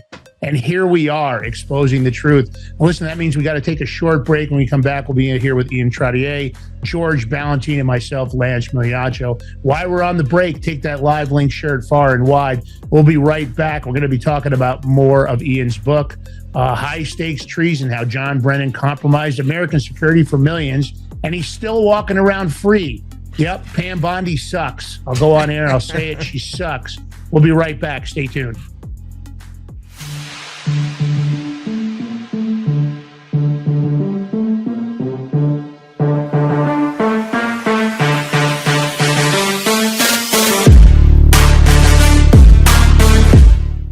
Are you ready to stand up for your community and support your local sheriff? Join the Constitutional Sheriffs and Peace Officers Association and become a vital member of the Sheriff's Citizens Posse. At CSPOA.org, we empower citizens like you through weekly webinars, arming you with the knowledge to back your constitutional county sheriff.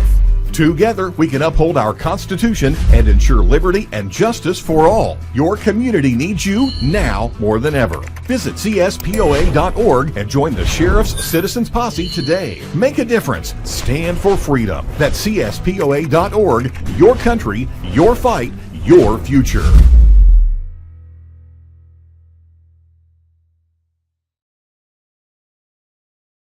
What if you could predict your financial future?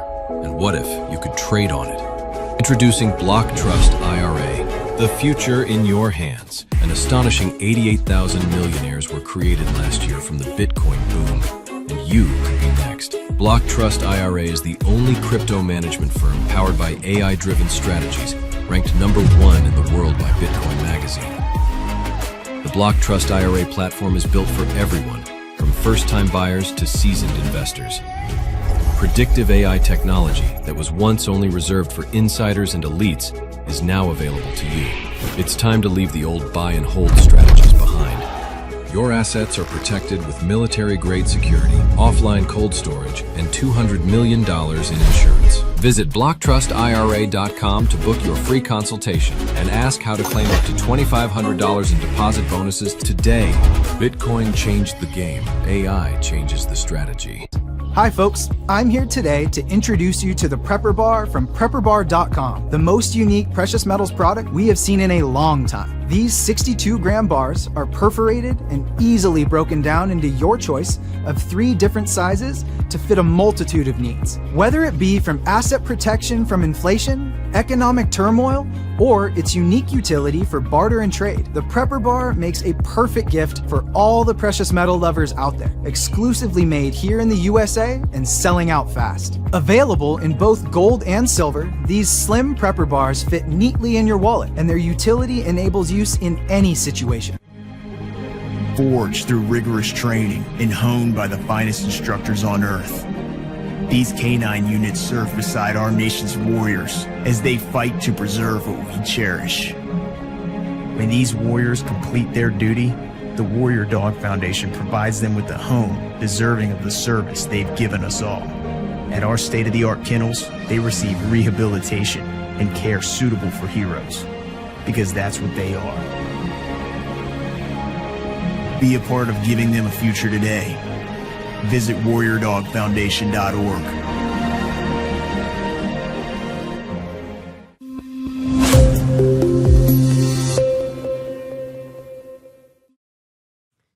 All right, welcome back to the Big Mig Show. Here with your host, Lance Migliaccio, yours truly, George Ballantine, and our guest, Ian Trottier, who's got an awesome book. We're going to be going over that in a few, but don't forget to hit that thumbs up button, like, follow, share, and that subscribe button, the red Big Mig Mafia button, $5 a month. Every little bit helps. But Lance and I'm going to go over something from our sponsor. We got the perfect solution for the people that can't watch their crypto 24/7. That's why we're here talking about BlockTrustIRA.com. They're bringing access to cryptocurrency wealth to everyday people. They're exclusive. Animus AI trading platform works 24/7, analyzing market data and executing advanced crypto strategies that go far beyond buy and hold. This was sophisticated technology that was only reserved for Wall Street insiders, but now it's available to you. And clients are already seeing over 250% returns on their investments, all with military-grade security and up to $200 million insurance. Your wealth is fully protected. So don't wait. Visit bigmidcrypto.com today and see how you can join this financial revolution that's giving everyday Americans access to the crypto opportunity of a lifetime. Once again, visit bigmidcrypto.com today. And guess what? You can get up to $2,500 of free crypto. QR code's right next to me. Take a screenshot, save it to your photo files. But go there later because we got some book talk to do. You know, we've been going all over the place. And you had this beautiful book that outlines so much that you think Pam Bondi would, or I don't think Cash Patel would use it because then it makes his book look bad. If you think about it. Because his book outlines what they need to do, have the right people in place. He's got Janine Pierre. They got everybody. But then you have a book that lays it all out with the crimes and evidence, and it would put his book to shame, right? That's what I think. That's what, you know, maybe that's why he doesn't want to do anything, Lance. Could be. You know, he might be be threatened by Eden Trottier's book here. I'm just saying. Well, you know, and let me say that. Let's go through some stuff here because you know, you allege in the book that Brennan had conducted a long-term criminal scheme, of course, to manipulate intelligence protocols and key counterterrorism personnel to, of course, increase the value of stock he had illegally, held illegally to make millions. So he did it for his own financial gain. Let's talk about some of the specific things that are so over the top that even somebody of Pam Bondi's IQ would struggle without bringing criminal charges against him. It's so obvious that U.S. federal statutes were violated. Oh, yeah. You know, Massey yesterday says he caught Pam Bondi red-handed in regards to that redaction, Lex Wagner redaction. What we have in high-stakes treason is we've got the Obama administration orchestrated by John Brennan red-handed. And it looks like John Brennan was probably Obama's handler. Let's not forget, he was the only guy in government, basically, when Obama was running that supported Barry to get into office. There's something pretty critical about the Analysis Corporation. Now, the Analysis Corporation is what I show that Brennan held stocks illegally in during his time as the senior advisor to Homeland Security under Barack Obama, prior to him becoming the director of the CIA. The Analysis Corporation was created in 1990 as basically a product of the Mujahideen.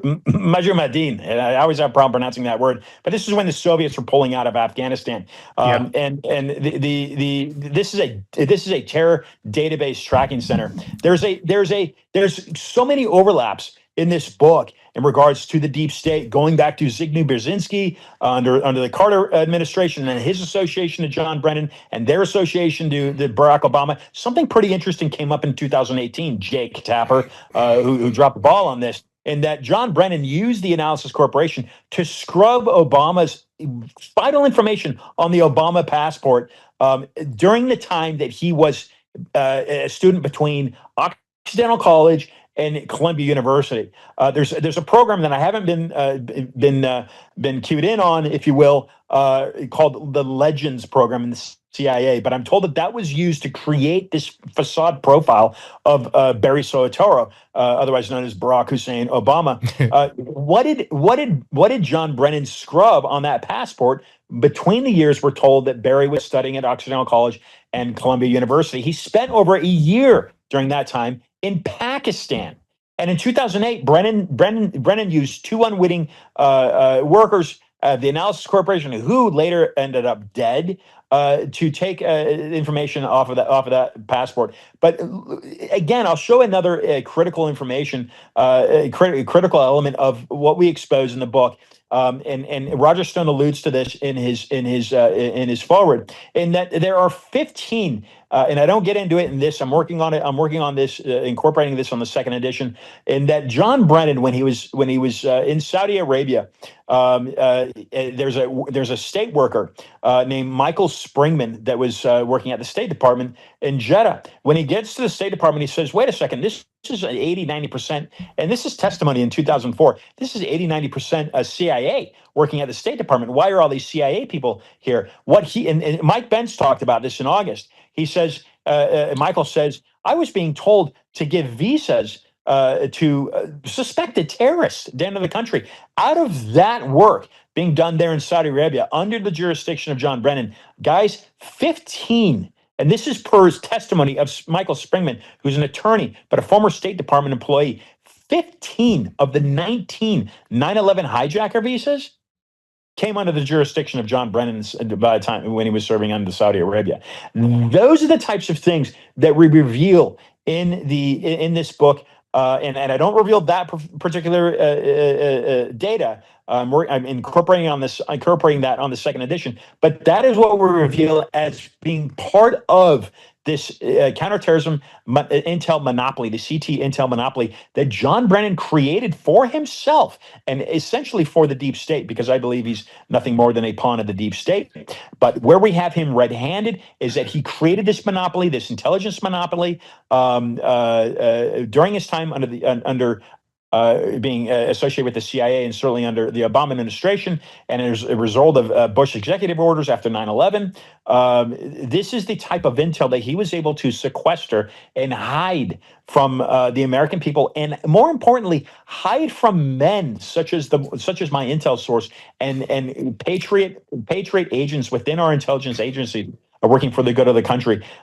This is the criminality that I allege has been done under John Brennan. You know, George, I just in the bottom of Notion, I have an Obama sucks folder, and it's on my desktop that basically has a lot of the information. I've got some of his parents' passport information that doesn't necessarily prove what he states as far as where he was born. I've got a copy of his Social Security card that was issued, and the name that was issued on that card was originally Harry Bonell, not Barack Obama. I've got an article from the Standard where Kenyan-born Obama all set for U.S. Senate about his birth. The documents about the passports, I don't have his, but I have the passport information from his parents that proves that he shouldn't have been a U.S. citizen. His own brother put that out. I've also got the birth certificate and the certified copy of his registration of birth.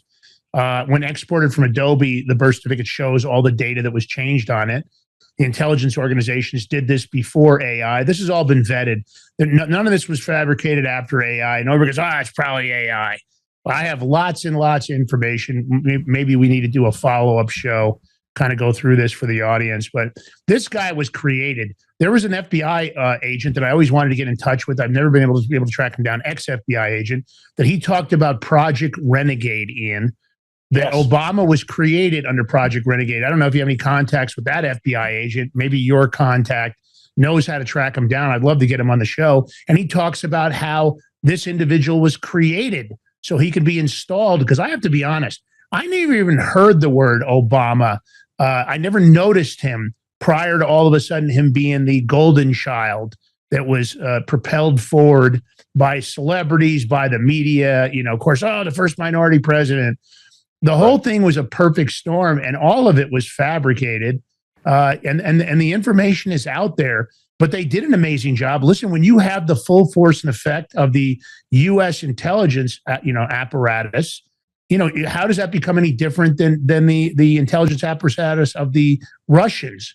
The KGB, well known for it, the GRU, well known for it. To me, that's what the American public is missing. As a government contractor, I saw a lot of lies firsthand. Back when I was working, and a lot of things just didn't match with what we were told by the media, and it's in itself, it's pretty frightening, Yeah, look, there's a whole other flip side. You're talking about the Russians. There's a whole other flip side, and Renegade, by the way, Renegade was his code name, was Obama's code name, from my understanding. So you're talking about Project Renegade. It was his call sign with the Secret Service, but Project Renegade was prior to that. It was interesting that they carried that over to the Secret Service. He was called Renegade. And but this FBI agent, it's a well-known interview. I just haven't been able to find the guy. I'd love to locate him because he goes into detail about this manipulation of the facts and the creation.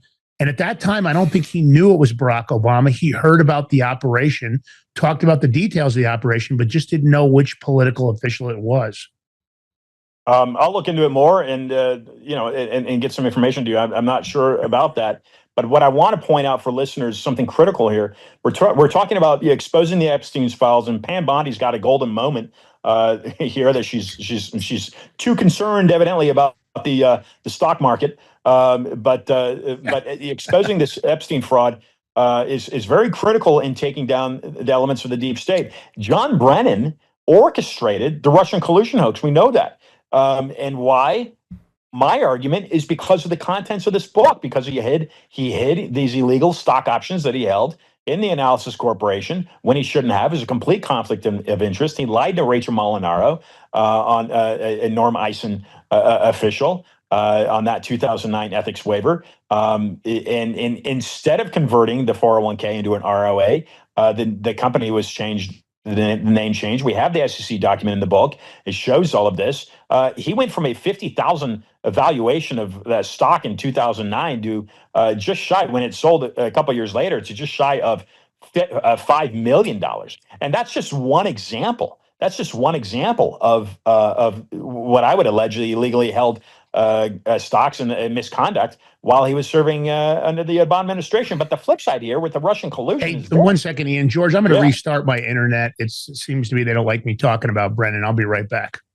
Oh, I just realized you were gone. Yeah, it's my internet. Be right back, guys. That's all right. Go ahead, Ian. Keep going.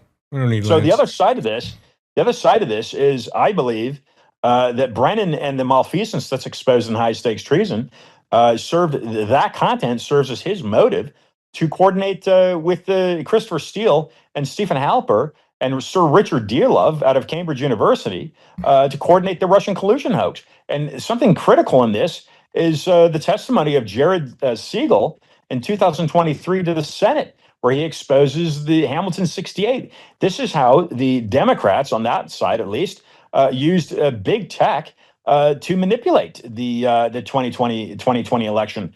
They tried to show in 2016 that it was Russian bots that were used to get Trump in office. That's a complete fabrication. They said Michael Flynn had an inappropriate relationship with Svetlana Lakova, who is a historian student at Cambridge, which is, I contacted Flynn 3 weeks ago, and I asked him to introduce me to Svetlana Lakova. He didn't know how to contact her. So that was a complete and total fabrication. But as far as the election rigging in 2020, we know that CNN played a critical role in that. And that's exactly why Gabbard has gone into Fulton County recently, because of those. I remember watching the screen. I was in Miami that night, and the numbers just completely flipped on us, right? Well, that's why Democrats say math is racist, if you ever hear them say that. They do. I mean, when you tally votes, the number goes up. They never go down because you're counting, you're adding. And just like you said, even on CNN, all of a sudden you see the vote number, 100, let's say 250,000, then it goes down to, I don't know, 175. How is that possible? People should look into what Patrick Byrne has been talking about. Now, Patrick Byrne is has said that he was recruited into the CIA in 2006. Yeah. Who was he recruited by? David S. Cohen.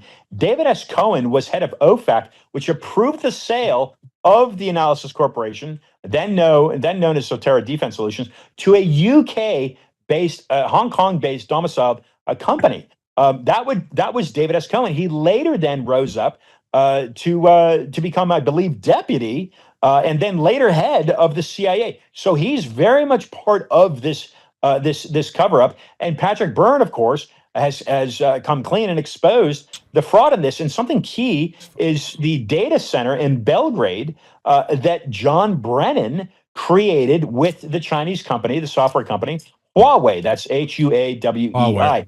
Right. Yeah. Like even the Serbians were involved. We know that for a fact. You know, we could take all these people that, you know, talk about the election. We could put it out there. I just got banned. My TikTok account got banned last Friday. Wow. Over a week ago. Only because we were talking about the Georgia stuff, about the FBI raid and the information they found, and you know what the people in Georgia, when they brought it to the Georgia election board about the votes and all that, they banned me for that. And I'm saying, I'm like, wait a minute, a U.S. company, U.S. people bought TikTok and they're banning us, still banning over this, because that same 3 different posts, videos went up on every other platform. Nobody else had nothing to say about it. It's all good, except now TikTok. The problem is we can show the evidence. We have good people that are on the inside that are exposing it. It don't mean shit unless there are consequences. This is the problem. Nobody's going to believe your American public is not going to believe nothing unless they see people in court, evidence in court, and there's convictions or consequences. No one's going to believe it. They're all going to just keep calling us crazy and this and that. So we'll see. I mean, look. No, I agree. I agree. The FBI has that stuff from Georgia. You know how long it's going to take them and their experts to go over all that data? They're going to have to go through all that. Yeah. Forget it. You're not going to, I mean, will we see anything this year? I don't know. I mean, you're not going to, I doubt it. Doubt it you're going to see anything before the midterms. And we're screwed. They don't get anything voting passed, any of these voting laws passed before the midterms, we're screwed. And then all you're going to see is impeachment hearings on Trump, Bondi, Kristi Noem. It's going to be a freaking clown show. That's where we're headed. And I don't know why Trump thinks we're going to kill it in the mid. He put a post. There's no way. He's being so ill-advised. It's by delusional people in there that, you know, they want to see Trump fail. Even there's people in Trump's admin, they want to see him fail. And that's what we're headed to. He's completely compromised. And in 2015, when I listened to him give two different pre-candidacy rallies at Doral, this is 2015. He wasn't even a candidate for president. He says he'd run as an independent and self-financed. He later joined the GOP ticket, and I thought to myself, what deal did he make with the GOP?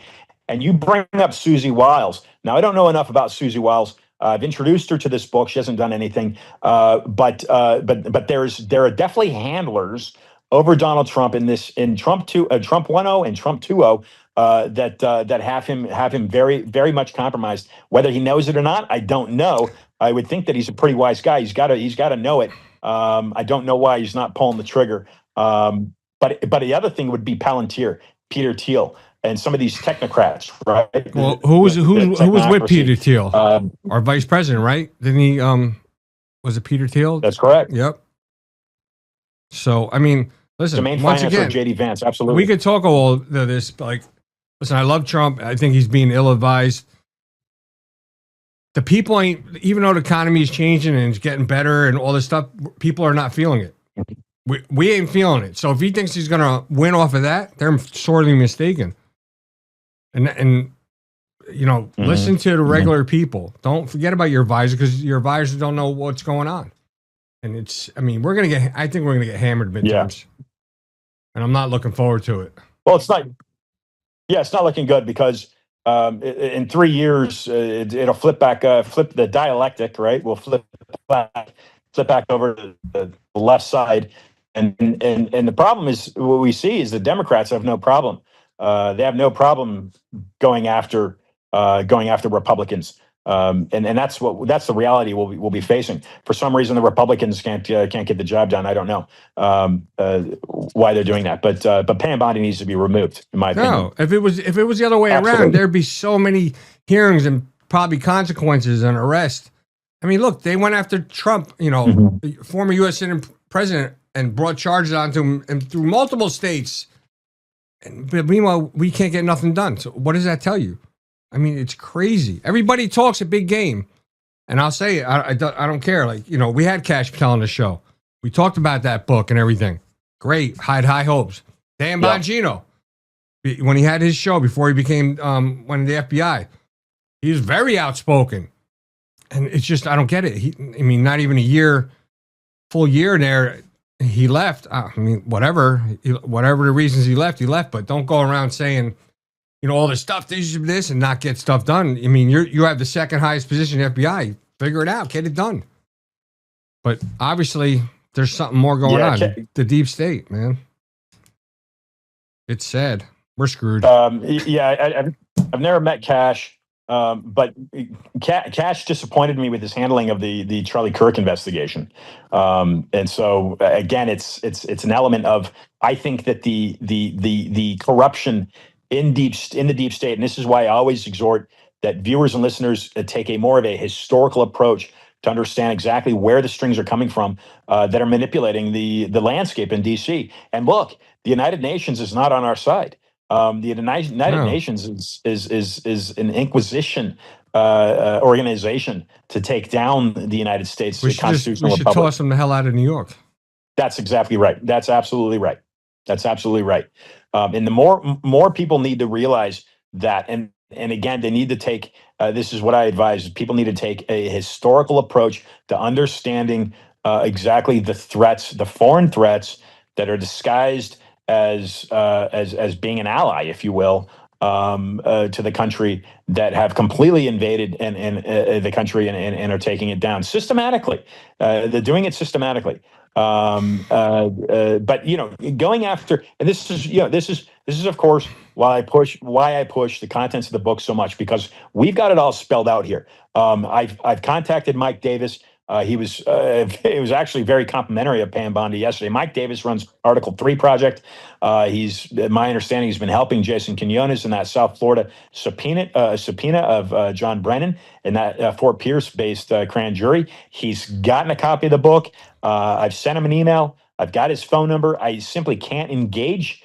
I can't engage him on the contents of this book. But you brought up Thomas Massey, and Thomas Massey's office, his legislative director. I sat with him for an hour talking about the contents of the book, and Thomas Massey was one of the people that I was told was very intrigued with this book. So I would say yes, we have to simply keep pushing from where we stand, and demanding that criminality be held accountable. And look, it's not that I have a vendetta against John Brennan. It's not that I have anything opposed to him. I don't. I really don't care about the person. From a layman standpoint, I would look at him and say, okay, hey, thanks for serving your country. But once I received that binder, once I received that information, go ahead. You would say, look at him, thanks for serving our country? Yeah, from an outside perspective, right? From a layman's perspective, basically unknowing of the contents of the book. Gotcha. Right. Okay. But once I receive, don't get me wrong. Once I receive the contents once I received the binder, which is the intelligence that I created the book from, that's when I'm like, wait, no, hold on. This guy is a traitor to this country, and we, the people on the grassroots, we must demand accountability. We can no longer rely on people that are in the Trump administration. We simply can't, and we've got to raise our voices. We've got to tell neighbor, whatever it is. We're in the grocery store line. That's how it starts. And look, we're doing a pretty good job of it. We simply are. We're doing a pretty good job of it. I have full confidence and faith in the American people. But we've just simply got to keep pushing forward. Yeah. I mean, we do, and it's like, hopefully something comes out of something, because, I mean, what's the reason we do all these shows and, everybody puts the work in, try to expose it. And I keep saying this, and I'll say it again.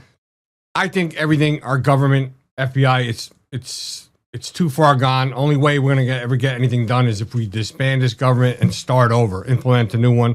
And I say this wholeheartedly, doing it peacefully through the court systems where you need a whole financial backing, the right people with that money and the right law firm or lawyers, whatever. It probably could get done, because if you could expose we have a good argument. I say that we have the evidence. It says in our Constitution, the people can fucking start over if we want. And I think that's what we need to do, because you look at it, just Trump and his administration, he put in Cash Patel, all right, Bondi, whatever, Dan Bongino, a bunch of other great people, but nothing's getting done. If this administration doesn't get it done, it will never get done, and that's why I say we have to start over. I would agree with that. It's looking pretty bleak. I think there's a couple things that could happen. It's not going to happen with this current Congress, but in the long term of sustaining the life of the republic. Again, I always go back to the abolishment, and Anthony Sabatini is a guy. There's a few different guys that completely agree with this. You've got to abolish that 1913 Federal Reserve Act, and you got to go back a little bit further, and you've got to make some amendments to the 14th 14th Amendment. You know who the last person wanted to get rid of that act? Who it was? What last president? Wasn't it Kennedy? Yeah. Yes, I don't know if he openly stated he wanted to abolish it, but and he ended up dead. Did he? Yeah. He was talking about it. I mean, they always say, like, the gold in Fort Knox. I always say that there is no gold in Fort Knox. Dave, do you know the government values the gold in Fort Knox at like $40 an ounce? Did you know that? I had no idea. I offered them $100 every ounce. I'll give them $60 profit. They wouldn't get back to me. There's a guy named Peter Beter, Beter, and he was the import-export president for JFK. He openly stated on his radio shows in the early 70s that the Rockefeller had sold the gold. These are like cliche names, right? And they're considered theory. Well, it's not so theoretical when people follow the strings. Peter Beter had stated that he stated that the gold had been sold by the Rockefeller to the Rothschild at well below market rates back in the early 70s. He was telling the American people over his radio shows then that there was no gold in Fort Knox, and the Federal Reserve itself has stated that it itself doesn't have any gold. It has no reserves. So this fiat system that we're running is well on its way to a complete and full collapse. If we can save it before then, I don't know. That's up to, we'll see. But the country it looks like it's probably going to become bankrupt. But I think it will transition to this cryptocurrency platform is what it looks like. I don't know. But my point is this: in the early 70s, a former JFK official was saying there was no gold in Fort Knox. And there simply cannot be any gold. There's no gold in Fort Knox. You and I completely agree on that. I mean, look, Elon Musk and Trump, they both said they're going to go over there and audit it. Yeah. And that just died out. What happened? Because they're probably told there is no gold and it looked like laughing stocks. So, yeah, the banking system is not going to last under the current conditions. It's all going to switch over to crypto. That's why they're all building reserves and stuff. It's just the way the banking system is set versus the way crypto on a blockchain. They can't compete with fees, speed, everything. People can make so much more money crypto just staking their crypto like an interest account in a bank account, get make more money off your crypto than you will in a savings account or a CD or anything. That's the beauty of it. And it's quick. You just you could send somebody money wherever you want. And it's instant. It's not like with like a $2,000 wire transfer on a bank. Both ends are getting charged $25. That's crazy. Wow. $25 on both ends. It's ridiculous. And they want to know why. They're the ones trying to stop the Clarity Act from being passed to bankers because it's going to, think it's going to ruin them. That's why they're all scrambling to get on board now. Yeah, Jamie Dimon from Chase, he hated crypto, was so against it. Now he's integrating into their systems. So, yeah. People think crypto, the problem with crypto is people think crypto, they think Bitcoin, but because it's not, there's no monetary value. It's not backed by any precious metals or anything. Or they automatically look at meme coins. Yeah, no, there's more to crypto than that. Forget about meme coins. Meme coins are garbage. Sometimes you can make a quick buck, but they're dying out. So you have to go to the tokens. That's where the money is. Our belief, Ripple's I'm making back, George. Big moves. Yeah, I heard you, Lance. Hold on, bring him on. I gotta bring back your shot. Are you back? Yeah. Why can't I see you? I don't know. I'm in Zoom. I don't know either. Okay, Ian, keep talking. Let me just see if I can get him back. Yeah. So again, what people will get with high stakes treason, what they get is basically a bird's eye view, an eagle's eye view of really the deep state machination, which has been going on for many decades.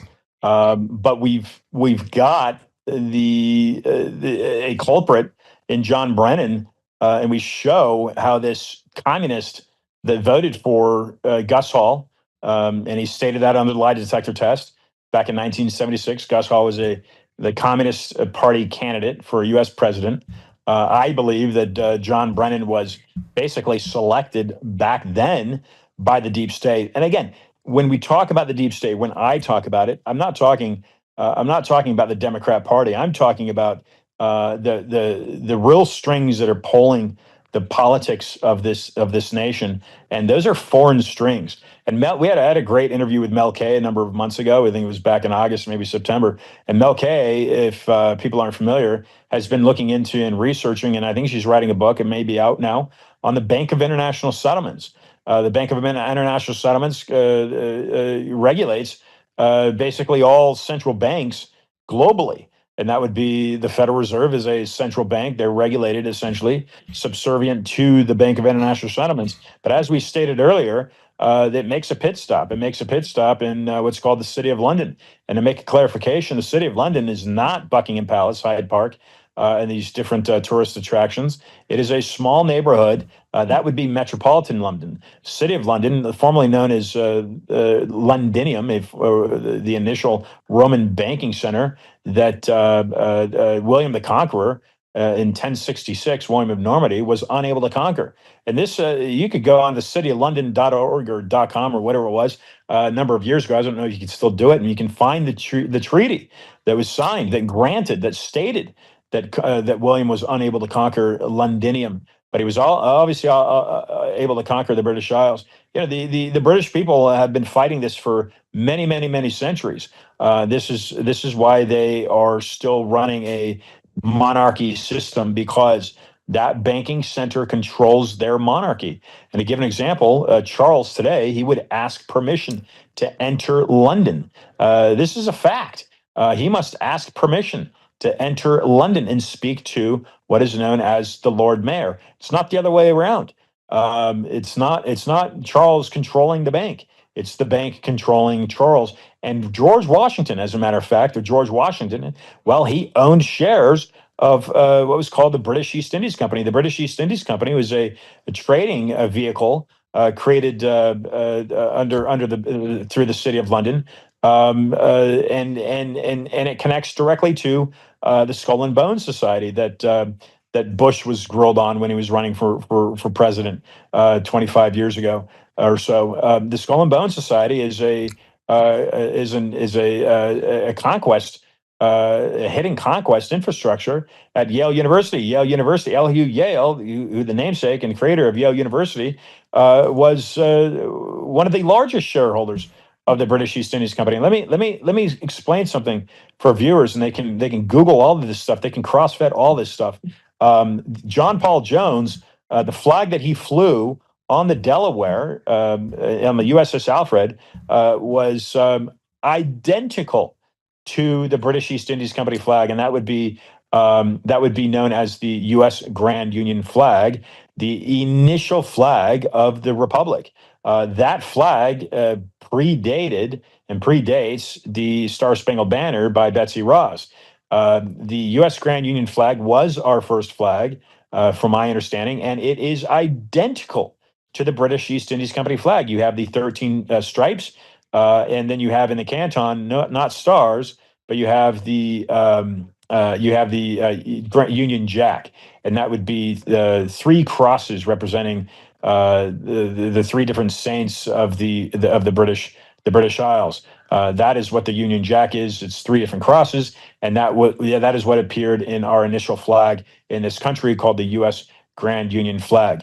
That is a British East Indies Company flag. They will remain a main financer of that American Revolution against the British. But the difference is this. Washington was fighting King George III. That was the conflict. However, both of them were being funded by the City of London. And nothing has changed. In 250 years, nothing has changed. We are still essentially slaves to this bank. Yep. We're still slaves to the bank. Definition of insanity. Doing the same thing over and over again, expecting different results. If nothing changes, nothing changes. But yeah, we'll see what happens. But I gotta close out. But this is a time where we give our guests, we call it the shameless plug. Tell them where they can find you on social media, anywhere else. Your book, your links for your book and your social media has been put in the chat. It's under the more section of this video, of this show, and this episode. So all the links are there. But take it away. Okay, so Instagram, Ian Trottier, you can follow me there. I post there. Twitter, or X, or rather, Real Ian Trottier. That's Trottir, as you see on the screen. High Stakes Treason.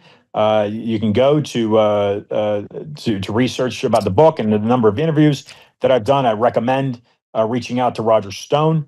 Roger Stone is very much opposed to Mr. John Brennan. It's going to be collective. We're all going to have to come together to take down a centerpiece of the deep state. It's not going to happen overnight, but X, Instagram, and TikTok, it's Ian Trottier. They can go to my personal website if you want to look at who I am and what I've done in the past decade with the podcast and the writings. That's iantrottier.com. And then if you want a signed copy, some people like an autographed copy, you can come to me directly, Venmo me $35, and I'll send you out an autographed copy of the book. And I sold one yesterday. So people like those as well. But if you want a copy, the fastest way to do it, it would be on Amazon. Just type in High Stakes Treason. It was, I think, ranked 47,000 out of the top, or how many books Amazon has, 5 million. A couple days ago, it was selling better than Nancy Grace's book and Miranda Devine's book and Tom Cotton's book. So I don't know where it's ranked right now. Those fluctuate quite a bit, but go to Amazon, High Stakes Treason. You can get an Audible copy, or you can get the Kindle copy, or you can get a hard copy. And I think you can get it within 3 days. Amazon will get it to you. Postal Press, Bombardier is the imprint. And appreciate your support. Are you on any social media? X, anything? Yeah, X, Instagram. X, to repeat, is Real Ian Trottier. Instagram is Ian Trottier. TikTok is Ian Trottier. Right. And I make frequent posts. What state are you in? Just asking for me. I'm currently in the state of Montana, but I'm a California native. Nice, Montana. All right, everybody. Listen, Ian, I want to thank you so much. I mean, I look forward to reading the book. I have to get a copy. Thanks, George. Should get a signed copy. Sure Lance is going to get one, but everybody, we're closing out. Don't forget to hit the like, follow, share this on your social media. Help support Ian with his book. Buy his book. Links are there in the chat and then more section. Tomorrow's what? Today's what, Thursday? Today's Thursday, tomorrow's Friday. Wow, tomorrow's Friday. Friday, we got the Crypto Power Hour at 7 a.m. and then the Big Mig Show at 11. So hopefully we'll see you there. Until then, you all have a blessed day. I love you guys. Peace out. I might have to let it drop. Said gotta do hella big, had to run it back again, like said had to bring it hella big, had to run it. Are you ready to stand up for your community and support your local sheriff? Join the Constitutional Sheriffs and Peace Officers Association and become a vital member of the Sheriff's Citizens Posse. At CSPOA.org, we empower citizens like you through weekly webinars, arming you with the knowledge to back your constitutional county sheriff. Together, we can uphold our Constitution and ensure liberty and justice for all. Your community needs you now more than ever. Visit CSPOA.org and join the Sheriff's Citizens Posse today. Make a difference. Stand for freedom. That's CSPOA.org. Your country, your fight, your future. What if you could predict your financial future? And what if you could trade on it? Introducing Block Trust IRA. The future in your hands. An astonishing 88,000 millionaires were created last year from the Bitcoin boom. And you could be next. Block Trust IRA is the only crypto management firm powered by AI-driven strategies, ranked #1 in the world by Bitcoin Magazine. The Block Trust IRA platform is built for everyone, from first-time buyers to seasoned investors. Predictive AI technology that was once only reserved for insiders and elites is now available to you. It's time to leave the old buy and hold strategies behind. Your assets are protected with military-grade security, offline cold storage, and $200 million in insurance. Visit BlockTrustIRA.com to book your free consultation and ask how to claim up to $2,500 in deposit bonuses today. Bitcoin changed the game. AI changes the strategy. Hi folks, I'm here today to introduce you to the Prepper Bar from PrepperBar.com, the most unique precious metals product we have seen in a long time. These 62-gram bars are perforated and easily broken down into your choice of 3 different sizes to fit a multitude of needs. Whether it be from asset protection from inflation, economic turmoil, or its unique utility for barter and trade, the Prepper Bar makes a perfect gift for all the precious metal lovers out there. Exclusively made here in the USA and selling out fast. Available in both gold and silver, these slim Prepper Bars fit neatly in your wallet, and their utility enables use in any situation. Forged through rigorous training and honed by the finest instructors on earth. These canine units serve beside our nation's warriors as they fight to preserve what we cherish. When these warriors complete their duty, the Warrior Dog Foundation provides them with a home deserving of the service they've given us all. At our state-of-the-art kennels, they receive rehabilitation and care suitable for heroes, because that's what they are. Be a part of giving them a future today. Visit warriordogfoundation.org.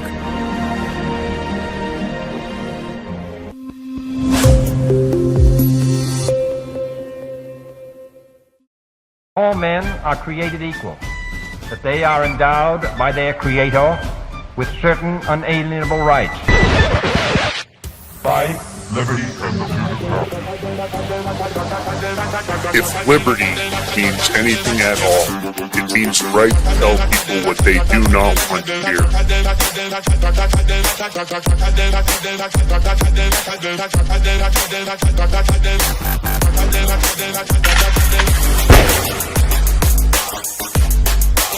Make America great again.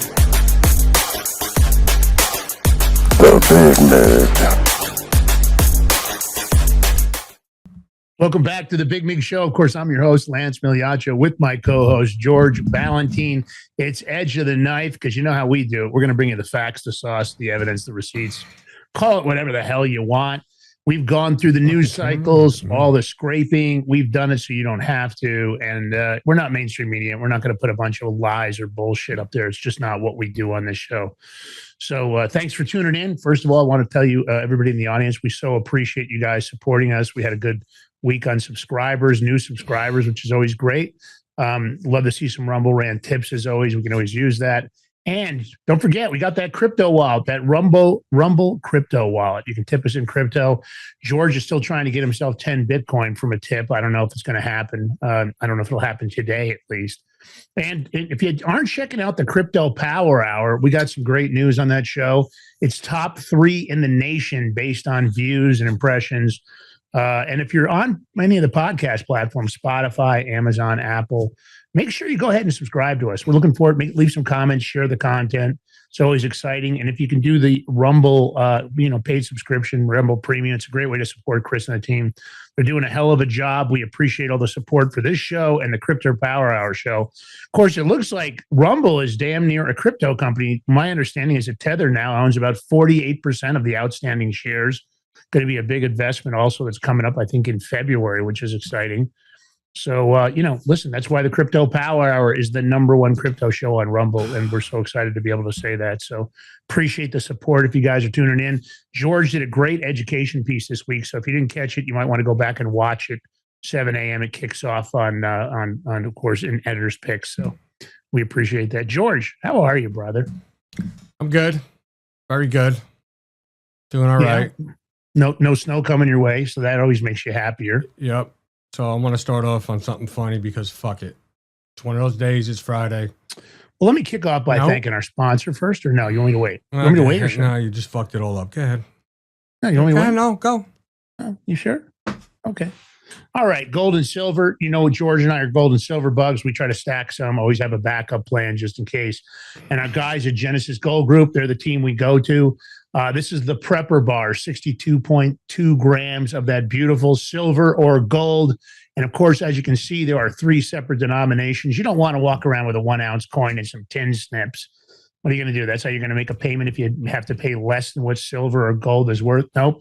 And that's why the guys at Genesis Gold Group came up with this great idea. And of course, these 3 different denominations are going to fit a multitude of needs. And I don't care whether you buy silver and gold for diversification, asset protection from inflation, economic turmoil, or in this case, it's very unique utility for barter and trade. The Prepper Bar is a perfect gift for everybody in the family. Nobody doesn't like gold and silver. And I have gold and silver that my dad actually gave me from when I was a kid. These are exclusively mined and minted in the great US of A, and they're selling out extremely fast. And they're available. They're in stock right now. And like I said, they're going to come with that assay report, so you don't have to worry about any counterfeit. And go type in counterfeit gold and silver coming off of eBay. Go take a look at that on Google and see what you find. It's ugly. So this baby, this is in a plastic case. It's actually very thin. It'll fit right in your wallet. and it's a great way to have something on hand just in case. You can head over to thebigmigbar.com, or you can use that QR code. That'll take you directly there, but go there after the show. Just take a picture, keep it in your phone. Thebigmigbar.com, all caps Prepper is going to be your promo code. 10% off on the silver, 5% off on the gold, or call 888-526-7154, 888-526-7154. And don't forget to tell them that the Big Mig Show sent you over. Break me off a piece of that Prepper bar. Yep. All right. All right, what? No, you're going. I'm going to let you roll into funny. Oh, I like funny. I'm looking forward to funny. Yeah, me too. Funny is always so good. I don't know if you've seen that. The FBI finally made an arrested somebody on the Epstein files. I was shocked. No, that's impossible. There's no freaking way. You know what the word impossible means? Impossible. So someone made it possible because I got the video to show it. No jokes. This is real. They made an arrest. Let's see it. I was gonna do something funny, but you know what? I want to start off like on something positive. Okay, I like it.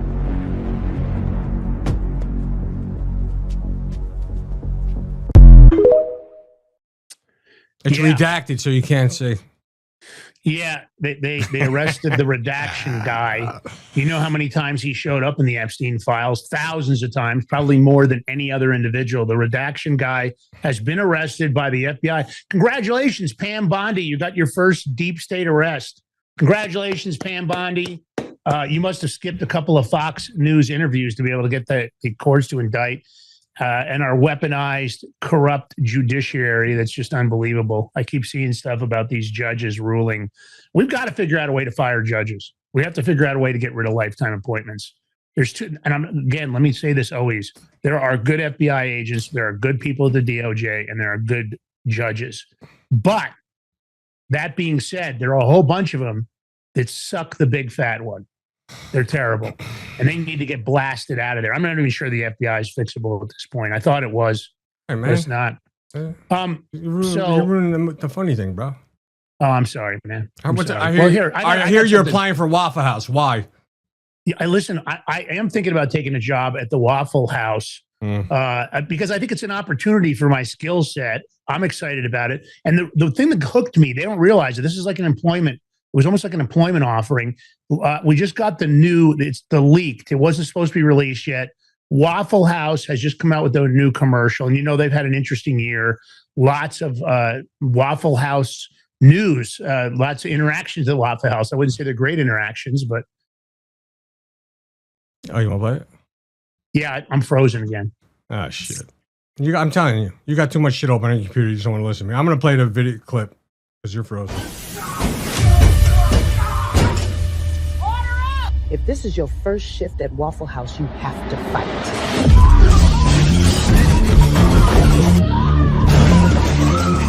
Y'all gonna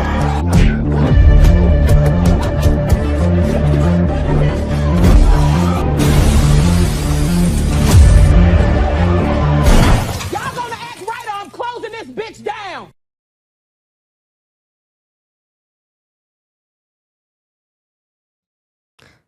That's why Lance wants to apply for that job. Seeing what they did, the damage, throwing people around. That's the only reason. You're going to bear with me because I lost Lance, so I'm doing everything. So if I look left, right, I'm just looking at all the screenshots, doing everything. But let's get this show on the road. What is Elon Musk doing?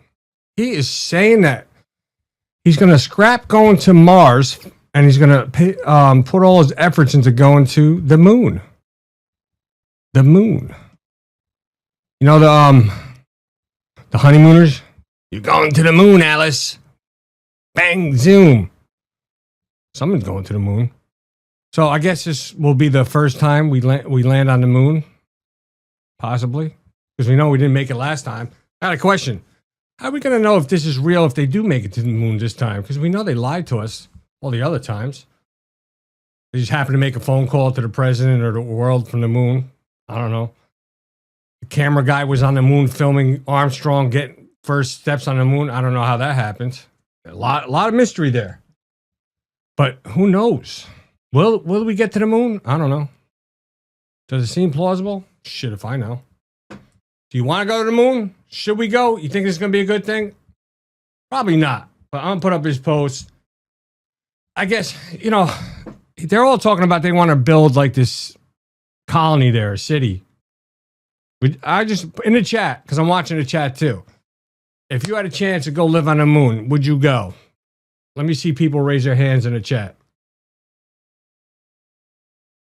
I don't know what that means, Glendine. Oh, fuck again? What happened? My husband says that to tell me all the time. Oh, going to the moon. You guys are probably on a little delay. My bad. So, Elon Musk created SpaceX, and he truly wanted to, he did it to, you know, he wanted to go to Mars. And he said, that's the best planet to, you know, make the best target for human exploration and expansion. But now he wants to go to the moon. I don't know. Like, if there's any damage done to that moon, do you know how it will affect not the Earth? Because the moon affects a lot of things. Mood, tidal waves, a lot of shit. So doing all this stuff on there, I don't know. Is that a good thing? I don't think so. But now he wants to go to the moon. Now, you all seen the videos, stuff out there, pictures. They look like there's stuff there. Like we've been there before. Someone's been there before. I don't know. If you think it's possible, would you want to live? Let me see. Moon landing in the 60s is bullshit. Okay, we know that. But I want to know if they build a colony, would you go live there?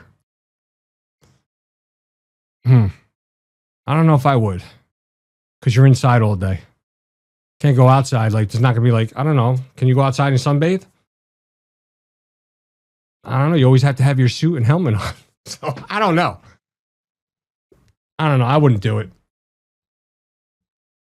But they'll say, maybe once they do that, then they could build a Mars city. So he's looking to do this, pretty soon.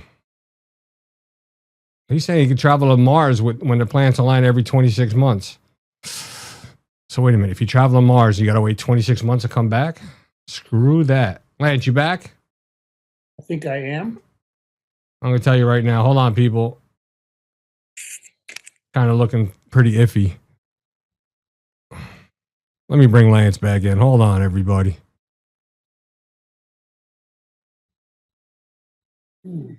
We're talking about the moon, Lance. Would you want to go to? Would you go to the moon if you had the opportunity, Lance? I don't know. I know we didn't go the first time, and what I'm concerned about. What do you mean we didn't go the first time? Yeah, what kind of bullshit is that? You know, I don't think we went the first time. I don't think we had the computing power to do it. And here's my concern about going. Computing? No, we had the computing power. No. What do you mean, computing power to figure it out? No, here's the problem. Or to get there. To land on the moon. Oh, that power. That's different. That's not computing. Yeah. I thought you meant the computers. Well, it was computing. Hang on a minute. Let me finish. If you hear me out, a lot of people have said this that are experts, that back then we didn't have the power to actually run the math logistically along with the equipment they were building. You know, if you look at the videos, I'm not buying it. I think it's another sham because I'm going to say this. I personally have my own beliefs that the NASA budget is where they have hidden a lot of black ops, black budgets. I think a lot of money's been funneled through there. They've claimed that it's used for this or that. I'm not saying that the intent of Elon Musk is different. It is different. I think he really has intent to go. But my concern is, George, as always, is that I don't believe the government told us the truth. And there's just too many weird videos. What do you mean you don't believe the government didn't tell us the truth? Are you saying the government lies to the American people? Is that what I'm hearing from you? They've never lied to us, ever. Why would the U.S. government ever lie to us? They would never do that. The point is, I don't believe we went. People that have looked at it and what it would take, and of course, there's also that radiation belt. The animals they put into orbit and they've gone through the belt haven't survived. They've never really made that all that public. We've had lots of video clips from astronauts about, you know, them not going and their concerns. As they've gotten older in their age, they've kind of made a point, you know, we haven't gone there. So I don't believe it. I think this is going to be a first time. Now, do I believe that if anybody can get us to the moon, that Elon Musk can? Yeah, I think that. I know George wants to go. I threw him into the thumbnail this morning. I thought it would put him in a good mood. I thought he'd be all happy when he saw it. I think it was funny. But you know, you never know. You never know how he's going to react. You just can't be sure. And then I even made a Tesla Land Rover, Moon Rover. He said, "Oh, I didn't notice." That's how we started the day. Do you really want to go this route right now? No. You sure? Because you just started it. So I'm going to finish it. So my esteemed listeners and viewers, actually put it in the chat. So or put it in the comments on the video because we'd like to know. I say when it comes to thumbnails, it's the title, the lettering, and whatever, like if it's a person on there, that picture, that's what's going to stand out first. Not the little things that are behind it, like his little Tesla truck with the little Tesla symbol. That's not what my eyes go to first. My eyes go to the title, like what's the title, what's going to pop out in the picture of he made the astronaut man. So please let us know in the chat because we like everybody's opinions. Okay. This is how we. I want to ask. Hold on, Lance. I'm not finished. I'm muting you now. Please put in the chat what your eyes see first, or what you think is good on the thumbnail or not, or whatever. All your opinions matters. We like to know because this is how we better ourselves and make things go around. Go ahead, Lance. Now you could go. I would like to know if everybody likes the picture of George in the astronaut outfit.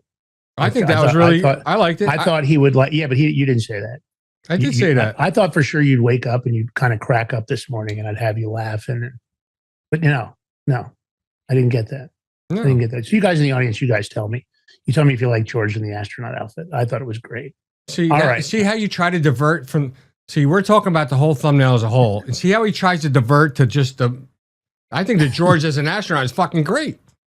But why didn't you say that? Why didn't you say that? Because you started went the other route. So you know. No. This morning when I first called you, I thought because I was busy, bro. I thought you'd be in a super mood. No, I was busy. I was doing a lot of stuff. Be happy. I wanted you to be happy. George, I know, but somebody or in some entity kind of fucking did some bullshit like usual. Yeah, so. I know that. But I wanted to have you start your day off with a laugh. I did start my day off with a laugh. Watching the FBI arrest somebody from the Epstein files. It's a redacted person. Yeah. That is disgusting, though. Isn't it funny that we have to laugh at that? And for the audience, sometimes you guys, we have to look at so much news. We take this so serious sometimes. And we want the country to be better for everybody. It's not just about conservatives. I really want the country to be better for all of us. And I don't want the division, but I also don't like what they're doing. I really thought this administration was going to do a better job of living up to their promises. And I'm disappointed. I'm disappointed with a lot of people that have been in the administration. And it's for you guys out in the audience, I just got to say this, sometimes it's hard for us because, we're so entrenched in what we do and we look through so much material that you have these weeks where you keep wondering, are they ever going to fucking get off their asses and do what we paid them for, what we voted them in for, what they were chosen for? I know the answer already. I know the answer is no, but I wish it wasn't no for you guys. I wish it was wasn't no for us. I wish there was equal application of the law. I don't know, George, if you saw this or not. After the Pam Bondi hearing, they were trying to clean it up. Somebody started posting online about, well, Pam Bondi trapped him. She knows what the congressional members were looking at, and they're tracking it all. Wait a minute. Are those the people that get paid to post from the administration? Yeah. Oh, yeah. Of course they're going to say that. But I think it's incredible how they're trying to. I think she had an awful showing in Congress. I think she handled it miserably. And what I don't like about it is now they're trying to say, oh, well, she's been tracking. Of course, congressional members typed in their own name, not because they went to Epstein. They wanted to see if anybody was talking about him in the Epstein files. They're making some big deal. If you're in Congress and you get access that we don't get, they got the unredacted documents. And Lauren Boebert's been talking about it. And we're hearing about maybe cannibalism and some other crazy shit that I don't know why it's redacted. But some of the stuff they redacted it was supposed to be only the victims. The redaction team from the FBI wasn't supposed to go willy-nilly over everything. And they redacted a lot of crap. They redacted people, and I'm pissed off about it. But for you guys in the audience, I'd like to hear this in the chat. I really do want to hear your comments about this. Put a comment, hit a like button if you like what I'm about to say. You guys, do you feel like they over-redacted the shit out of these files? Are you as angry as I am about it, that they're trying to cover up for billionaires and celebrities? Lance, and are you an angry boy? I am a little angry about the Epstein files. I really am. Because, what are you talking about? No, but you know what it is, man? I'm tired of the bullshit. And for the audience, I don't know if they're tired of the bullshit. I think they probably are. And I don't care what your political beliefs are, because I think all this political crap is just a big sham. The redistricting and all the stuff they do to us so they can manipulate and control and hold on to power. You know, the fact that we have to beg for voter ID, the common sense, and then how the Democrats vote against everything. Like even right now, George, Congress, you tell me, George, I got to ask you. I saw this morning also, how some congressman's he's looking at the U.S. Constitution. Yep, sure enough, the Congress is in charge of the taxes and tariffs. The U.S. government is taking in more money than ever, than they have in the history, I think, because they're now actually enforcing tariffs.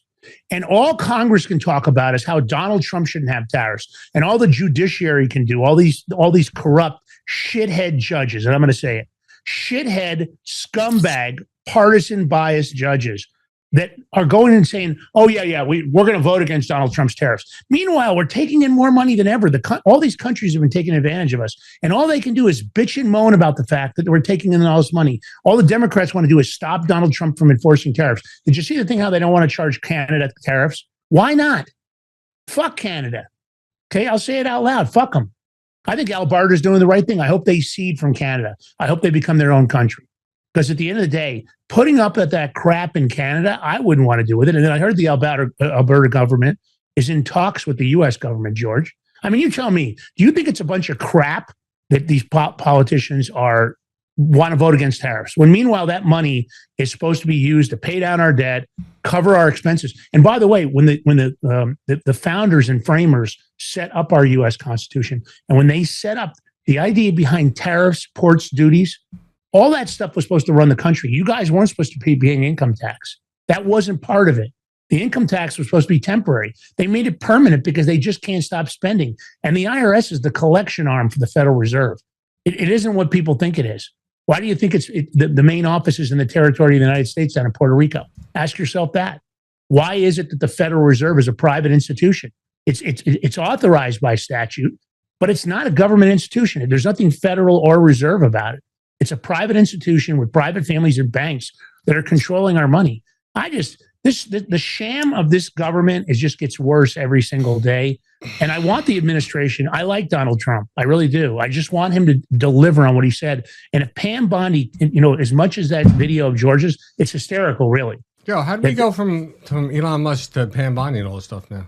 We have a format we try to stick to. When you did the redacted thing, I just think it's funny as shit, but it's awful. It's true. Because it's true. And to me, for the audience, I wish this would change more rapidly, and I wish they would do their freaking jobs, man. All right, Lance, I got to do something because I'm going to combine two stories now because it's Friday. So I guess I'm going to title this "Dumb Things That Liberals Do." And there's two parts to this story. So one, we're going to talk about this dumb broad right here, right? This chick, or broad, whatever you want to call her, she just committed arson. She went out and burned down a building, or tried to, I should say, because she thought ICE bought the facility. Well, the deal didn't go through, so ICE didn't buy it, but she thought they bought it, and she tried burning it down. But this is the insane thinking of the liberals. This is part one. This is how dumb they are. What? Well, I was going to tell you that because of the way that's associated, it's probably considered an act of terrorism because she thought it was an ICE building, and her intent, the mens rea of what she did, was she thought she was burning down an ICE facility. I believe that's a federal charge, and you could probably get her for terrorism. You could just put her for arson anyway, but all right, let me play it.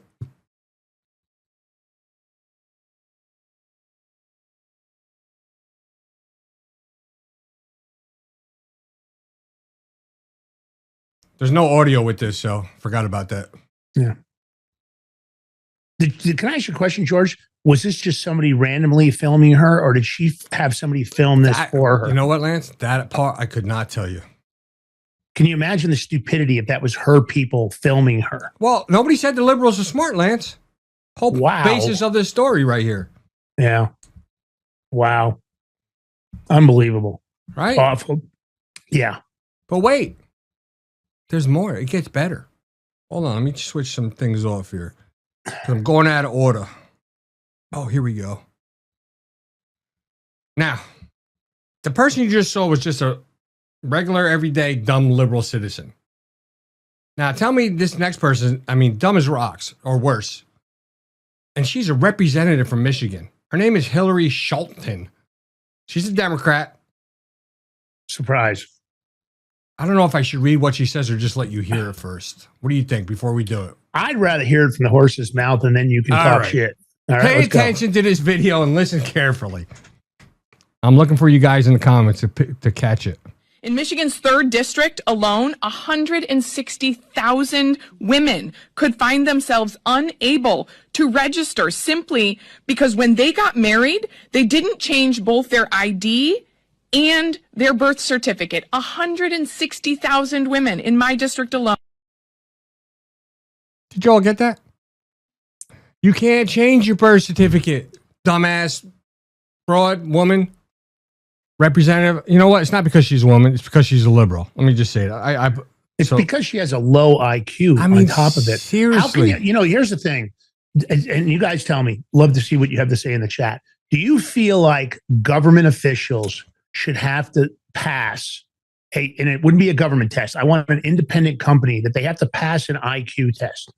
Because when people like this woman opens her mouth up and makes a statement, or AOC, or any of the other jackasses that say things, I often wonder: is this the brightest and best? The appearances when you're doing government for the people by the people, you would hope, right? You would hope that our brightest and best are in these positions. Well, so this is all stemming from the SAVE Act. They're trying to, and a lot of these liberals, the Democrats, whatever you want to call them, idiots, whatever, all trying to say, oh, women won't be able to vote because listen, women, when it comes to organization, especially when it comes to House bills, women are on top of that game. I give them that. They're good. They have the paperwork. They hold the receipts because, when they keep a text message saved from 10 years ago when, oh, look, you call me this. They got it. I'll give them that. How do you insult women? They're saying they're stupid. So when a woman gets married, doesn't she get a marriage certificate? In order to get a marriage certificate, what do you got to do? You need to show the proper documentation and all that. And you just go with your marriage certificate and you go to, I believe you go to Social Security office and DMV and you switch your name, you switch everything over. It's done. So you're saying all these people that got married didn't do that? Okay, if they didn't do that and they kept their original name, then they still can vote because they have their original name.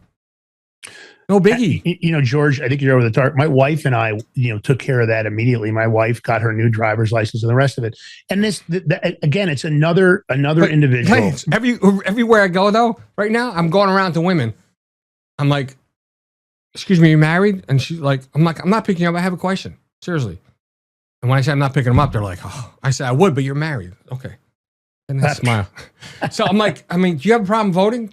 Did you change your name and all that? And everybody tells me they have no problems. So online, they're ripping on her. People from black people, Indian people, everybody all are ripping on her, saying they got they're still voting. They changed their name. They did it, whatever, how they did it. I'm like, oh, I still have my birth certificate. Here's a tip. If you don't have your birth certificate, you go to the county of where you were born in, and you go to the health offices, medical, whatever it's called, and you just show paperwork who you are. There's things you could show. If you have a parent that's alive, hold on. If you have a parent that's alive, you can bring them with you with their whatever and get it. Because I did it, so I know. I'm talking from experience. Yeah. Why? Because I had a net crazy ass ex that stole my SS card, birth certificate, and shit. That's how I know. Yeah, and here's the key. At the end of the day, you can't fix stupid.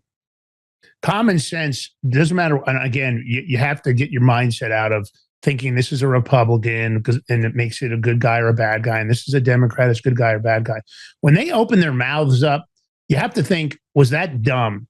And the stupidity that we keep allowing these people that have this corrupted, cheating system, and they're all fighting it. Nobody should be fighting voter ID. Nobody, because I don't want illegal immigrants to vote in our elections. I don't want people that shouldn't be voting. I don't want people in Pakistan sending in votes from overseas. That's going on right now. They found out that all these Pakistanis that have never lived in the country have been voting from Pakistan. The only excuse I have for somebody not voting in person, I really believe this, or maybe somebody that would be somebody with a major health crisis and they want to vote. They're in the hospital. They're in indigent care or something else. That's number one. I think there's some kind of exception, and you should have to prove that with the medical documents. if you're going to help somebody in your family vote. Like my mom would, if she was going to vote, she doesn't really move around. She's in a wheelchair. So her having that opportunity to vote, she wants to vote every year. So, I always make sure she can take care of that. But here's my point.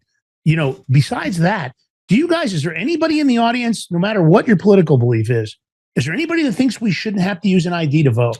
Because I would say the answer is no. In fact, I wish there was a national federal ID that had reconfirmed all the facts, because there are fake driver's licenses that look very realistic out there. You want to hear the funny thing? They had a big ring in Colorado that was producing them, and they were high quality. You want to hear the funny thing?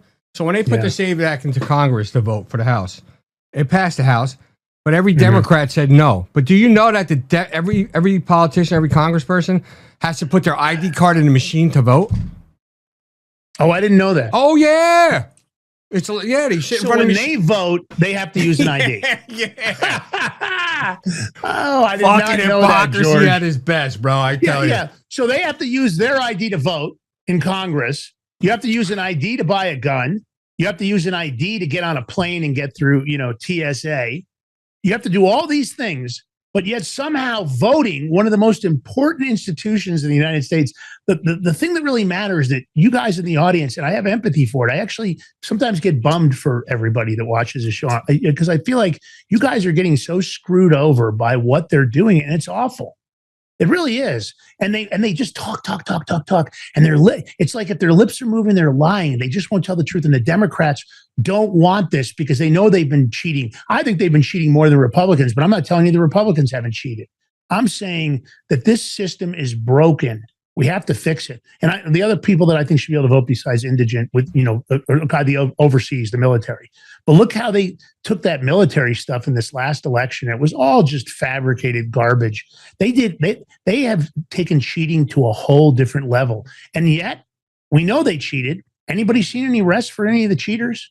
Any of the cheaters ended up in jail? Almost none of them. There's been some small arrests in some of the states. And I'll tell you, one of the worst things that's happening in this country, George, and you tell me if you agree, the governors. These governors are such a bunch of scumbags. They really are. I took a picture of the governor in Virginia. She's always got this smirky, shitty look on her face, George. She's always thinks she's just the shit. And honest to God, and I'm not going to say what I'm thinking, but every time I see her smirky, arrogant look on her face, I don't know, George, if you can throw that image up. Tell me this image when you look at her face, you aren't just thinking, God, what a bitch. Because she's smirking about what they're doing in Virginia, that they're going to flip the entire state. They're going to lose GOP seats. And it's the manipulation of the system. Can I ask you a question? And I want the audience to tell me. When it comes to redistricting and gerrymandering and all this. What do you want me to put up? What picture? That last picture, George, you moved it to the bottom, but it just, this woman, every time they did. It's of the governor of Virginia. She's at the very bottom of our show for the day. But every time I see her, she's got that woman. Yeah, she's just got such a smirky look on her face. And it's because she feels like she's getting over on the American public, and she's doing something so justified for the Democrats. This whole thing where, they've got, they're manipulating the system so they can win in the midterms, and they can cheat, and then they're going to go in and they're going to try to stop Donald Trump. They're going to try to impeach him. They're going to do all this crap again. And it's just awful, man. The whole thing is just, I don't know. Who, this bitch? Yeah, you'll see it. Abigail? Yeah, everybody in the audience, look at her face. She's a straight up. Why does she always have this smirky? She's a straight up CUNT. I said it. That's awful. right. I went there. It's awful, isn't it? I mean, look at her face. Am I right, She's guys? smug, bro. She's a smug, nasty, you know what? I just, something, I don't want to be disrespectful. If she was a man, I'd be saying the same thing. Let me be clear. It's not because it's a woman. It's just that she's got this smirky, shitty look on her face. To the point that I want somebody in the audience, one of the women, because I'd never do what I have in mind. God, I wish somebody would just absolutely deck her. Lance Mandingo says, "Don't worry, Lance. Pam will start arrest any day now." Oh my God, Mandingo, I love you, but I got to tell you, tell me you're not disappointed. Tell me. I mean, this is just I not think what everybody we in the voted chat for. is disappointed, bro. And it sucks. It sucks. Leave the comments in the chat. Fill it up today. Hit the like button if you agree with me. I know I'm venting here, but it's just awful. And it's awful to see that's a political figure in power and the smirkiness of the abuse of power that she's going to redistrict Virginia to get rid of 4 GOP seats. And the representation is going to be 10 Democrats to 1 Republican district. So now think of the scale. You're going to tell me Virginia doesn't have way more Republicans than that? No, it's because they manipulate the voting maps. Okay, so and I'm sick of it. So now what needs to happen is Florida needs to jump on their game and redistrict some places. Texas needs to do it again because these other red states don't want to do it. They vote not to do it because they're scared. Meanwhile, California did it. Look at Michigan. Michigan's all Democrats. I think there's 1 Republican there? They gerrymandered the hell out of that state. They've been doing it for years. And you know. I know. But I just, I don't like it, George, because I don't think it's a fair representation of U.S. Well, she's putting it to vote. Okay, the people have to vote on it in Virginia, which is coming up, I think, April or something. So, but do you think it'll be a fair vote, George? Can we even count on any system they use for voting now? I look out of the side of my eye at every single elected official nowadays. Because I'm always wondering, did they cheat? Did they manipulate the votes? Did they go out and do ballot stuffing? Did they pull the ballots out from under the tables? Who participated? And what I'm disgusted about is, this is the thing. If you don't do something about it, you just empower these people to do more of it. And I'm not sure what the solution is at this point. I thought the solution was going to be Kash Patel and Pam Bondi. I really did. Hold on. We have somebody that will take you the offer up for you, Lance. Jess Sheets says, me. I love to fight. I'll do it. All right, Jess. We're gonna have everybody in the deal pay for your bonding. Where she got to go to Virginia? Yeah. So she's only hold on, 4 hours away, I think, from where she lives. Maybe. Yeah. That's all right. We got you covered. Do you need a ride? I mean, let me know. We're gonna raise the bond money. I'm just telling you. What bond money, bro? If you crack her in the face. We're gonna. I'm gonna have a escape vehicle. We're good. She's good. No bond. but come on, we're gonna have diversion tactics. Fucking something blowing up somewhere else. Somebody's gonna be calling in a bank robbery. I mean, but the awful part is that we're even officer down. Yeah. Why should we have to have this discussion? It's crazy, guys. It really is to me that we're even at this point over a year in of Donald Trump, and George's video is spot on. The redaction guy should be arrested because he shows up thousands of times. And I guarantee you, if we could see the documents that Congress is seeing, that more than, I'm going to run a number, I bet you more than 80% of the redactions are bullshit. They're not victims. They're covering up for all kinds of people. And they're covering up all kinds of crimes because they don't want the American public. You know what should happen? One of these Republicans with a set of guts, I'm not going to say balls because there's women there. Massey. No. Let me finish. It could be a woman. Do it. Should leak the shit out. Just fucking do it. You leak everything else. Just leak it out. Here. info@thebigmig.com. We protect our sources. Yeah. If I get an anonymous email with the redactions, I'm rolling with it. Yeah. Again, guys, I wish we could tell you great news today. Let's go to Senator Josh Hawley. George, you got a bunch of great stuff. Hold on a second. Mandingo, wood chipper is too messy, my friend. Shit all over the place. Hold on, Lance. Let me finish, man. Wood chipper is too messy. All over the place. The acid, it dissolves the bones and everything. There's no evidence, bro. Yeah, I know you like the wood chipper. That's what Epstein liked. He liked the acid. That was his choice. It was my choice, too. Yeah. All right. So, y'all seen Keith Ellison up on the Hill in the hearing? Hold on. Let me.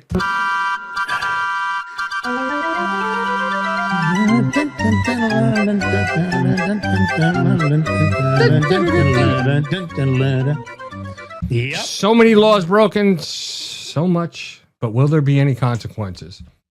I don't know, but he was up on the Hill. He was getting blasted. Josh Hawley tore into him. Tore him a new ass, pretty much.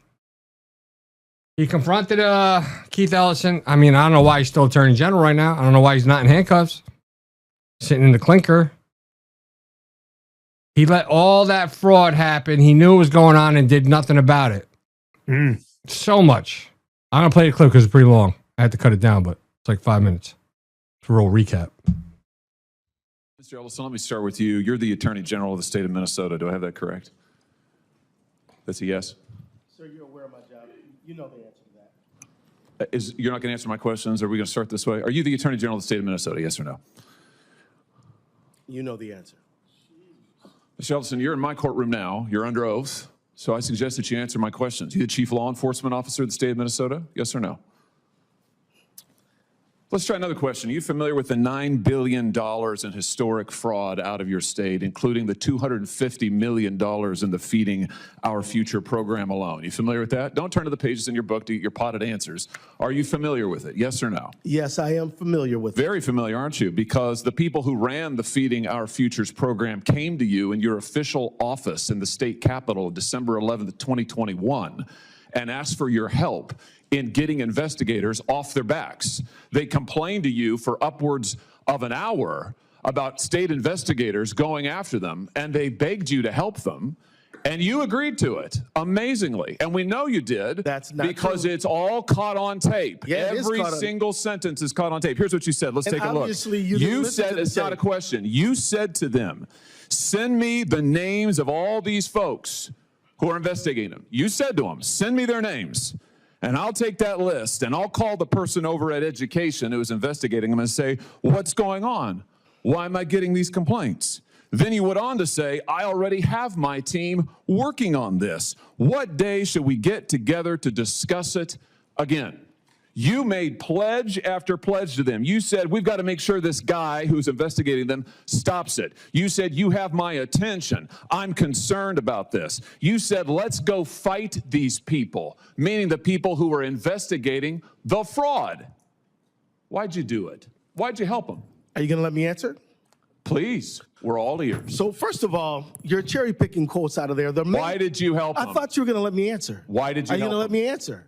Why did you help You them? let me answer and I'll answer you. Tell the truth and I'll let you answer. I will tell the truth. Good. Let's do that. That'd be a nice change. Why'd you help them? Now see, Mr. Chairman, I didn't come here to be insulted. I came here voluntarily. You came here for the truth. Let's have it. Why did you help them? The quotes are here. They're in black and white, and every member of this audience can listen to the recording. It's 54 minutes long. It's all in public. You can Google it right now and listen to it. And listen to it all. Why'd you help them?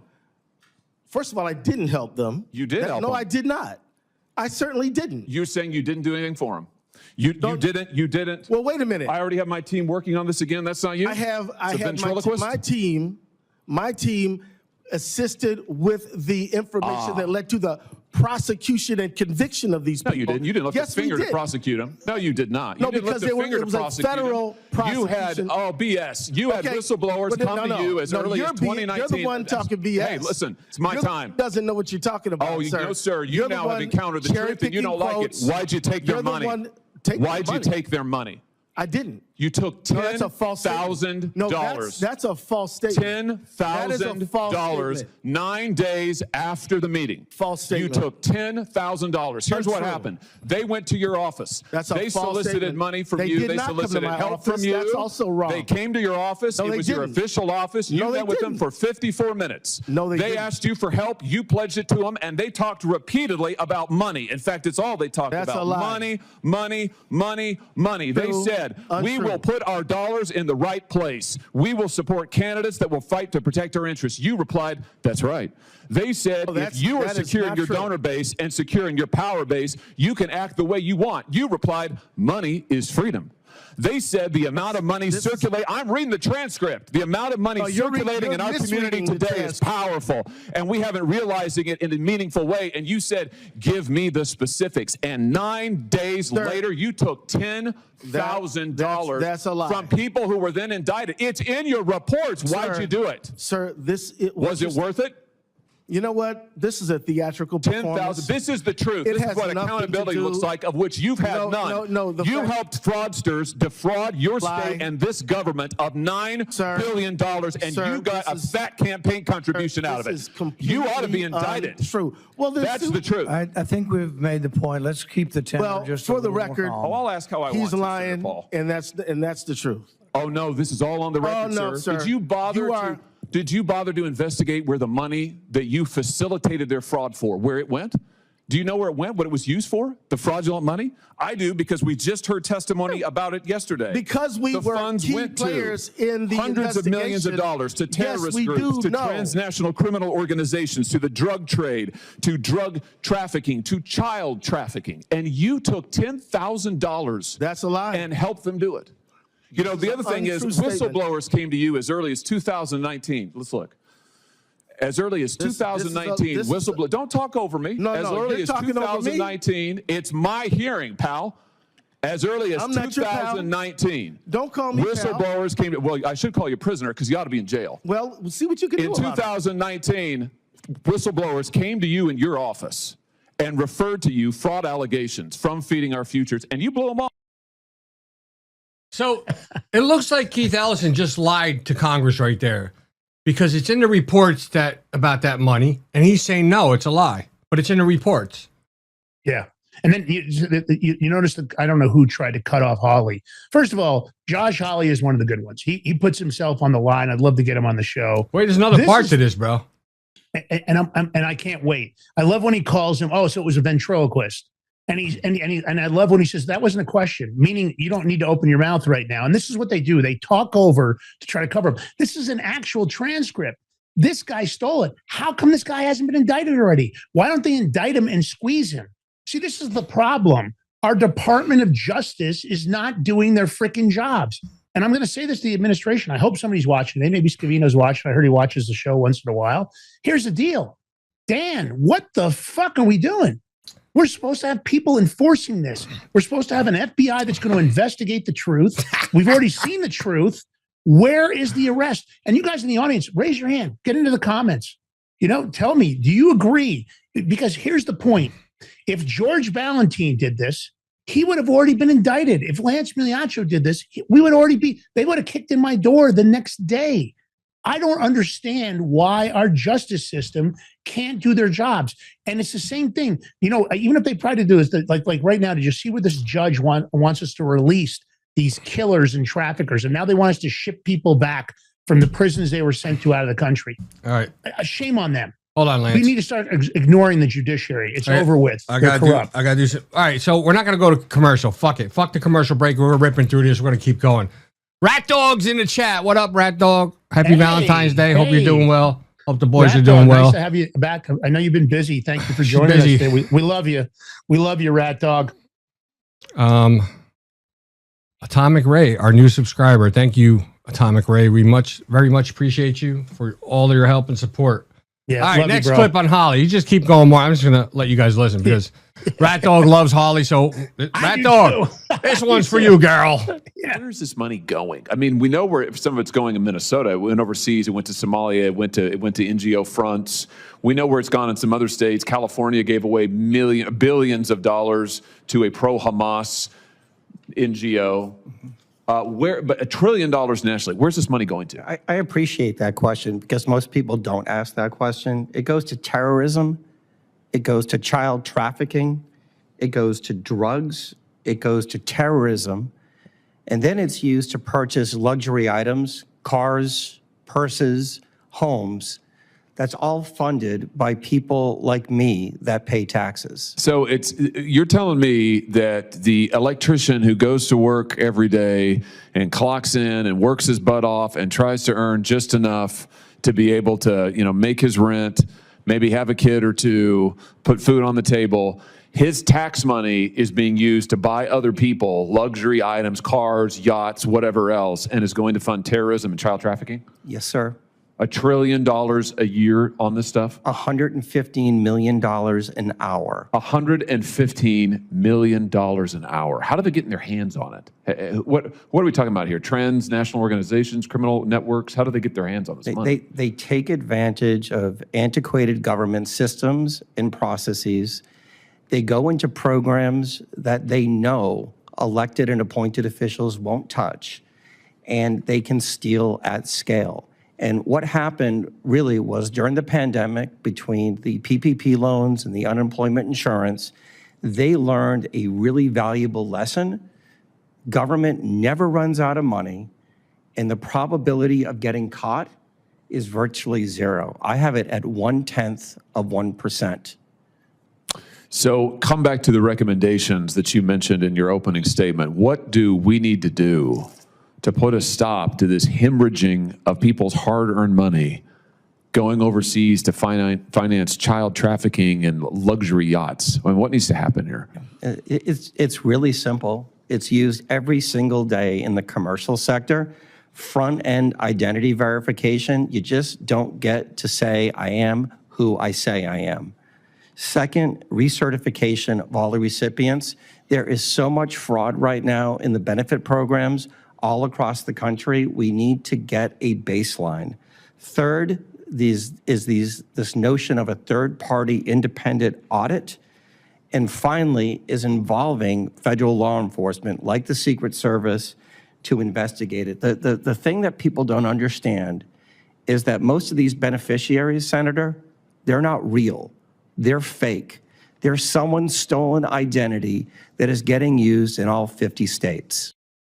Well, Lance, it's not over for Ellison, though, because I guess Senator Bernie Morano seen Josh Hawley, and maybe he got inspired because he thumbs up Ellison, and you got to listen to his answer because this is Attorney General from Minnesota. Can I say one thing first, though, George? Sure. Just to say one thing quickly. Go ahead. Everybody in the audience, how disgusted are you? Because you're all trying to pay your bills. You're paying your car payments. You're paying your insurance. You're buying whatever you can.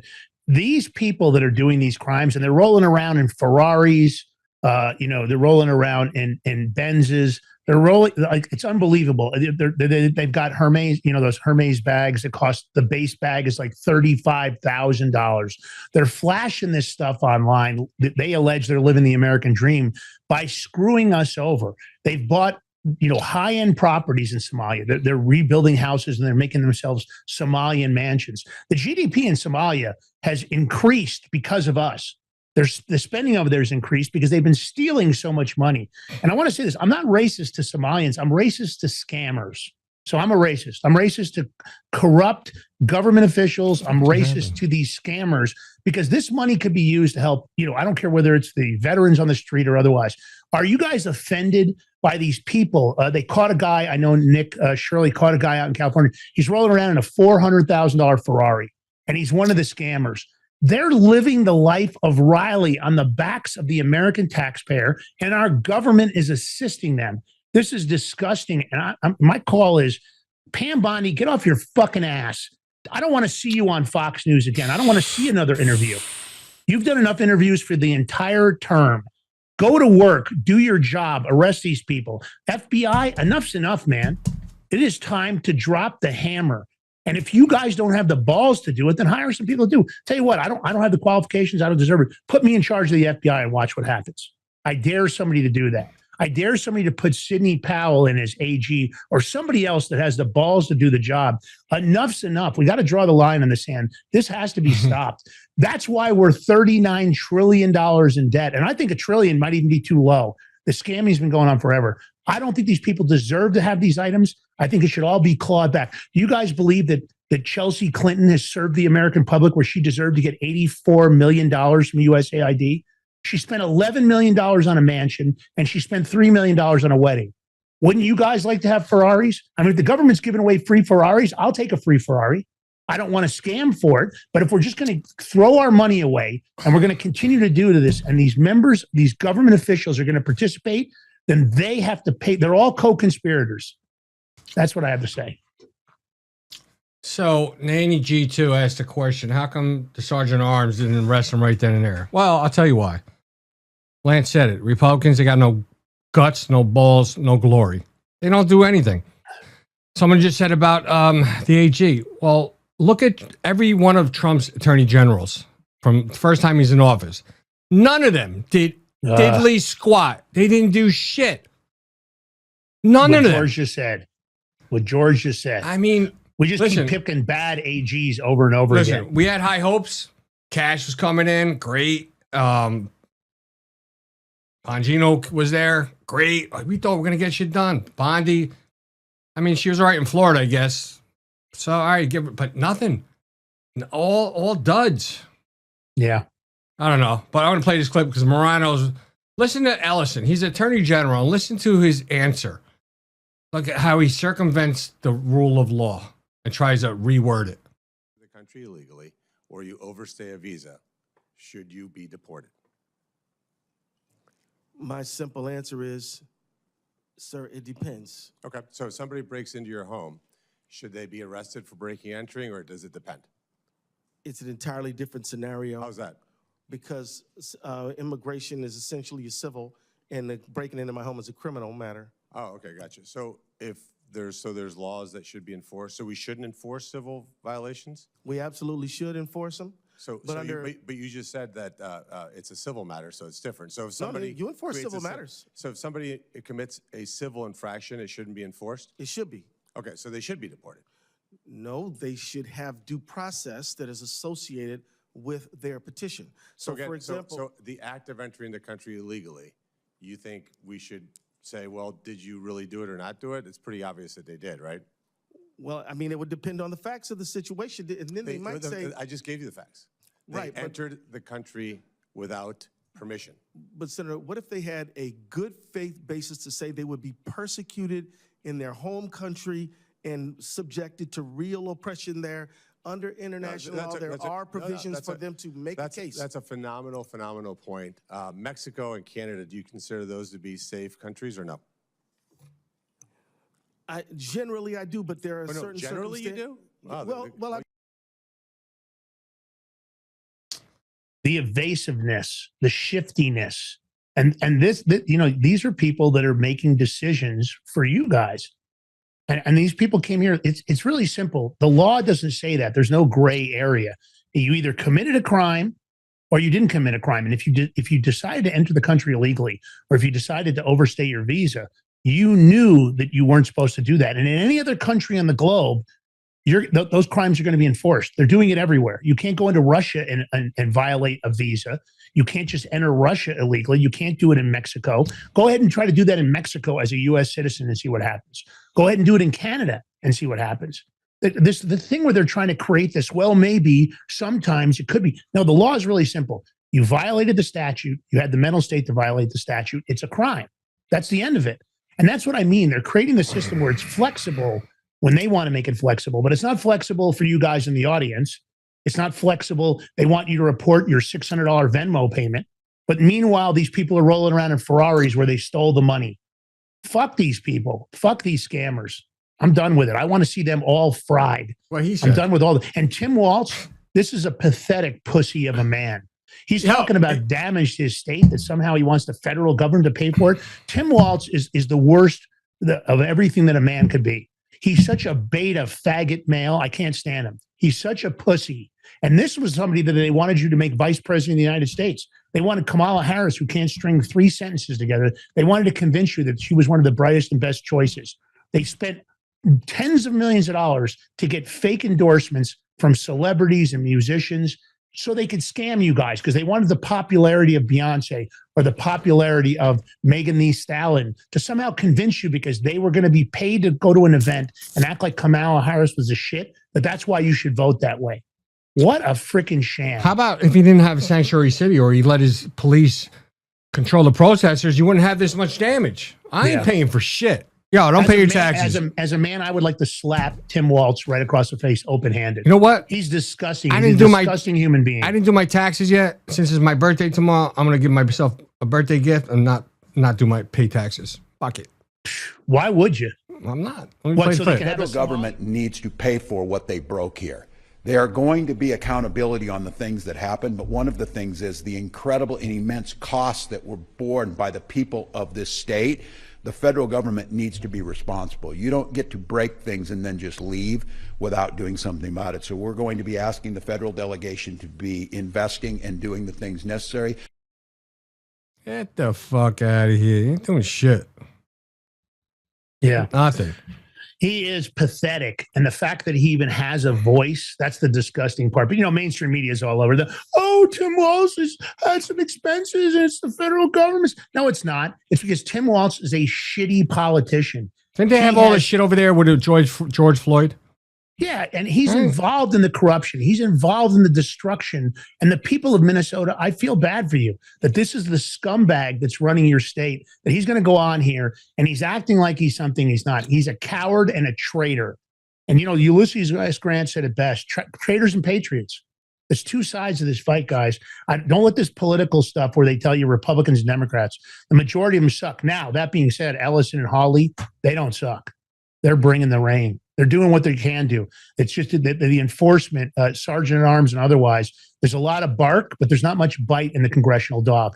I mean, the Clintons are negotiating. They get to come in. They haven't already been convicted of contempt. I know they've negotiated. Oh, we're going to come in and talk.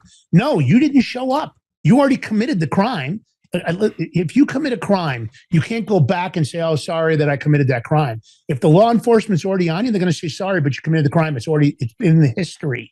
You can't correct that. You don't get to say, gosh, I really wish I hadn't done it. And now I'm going to, you know what I mean? This is unbelievable.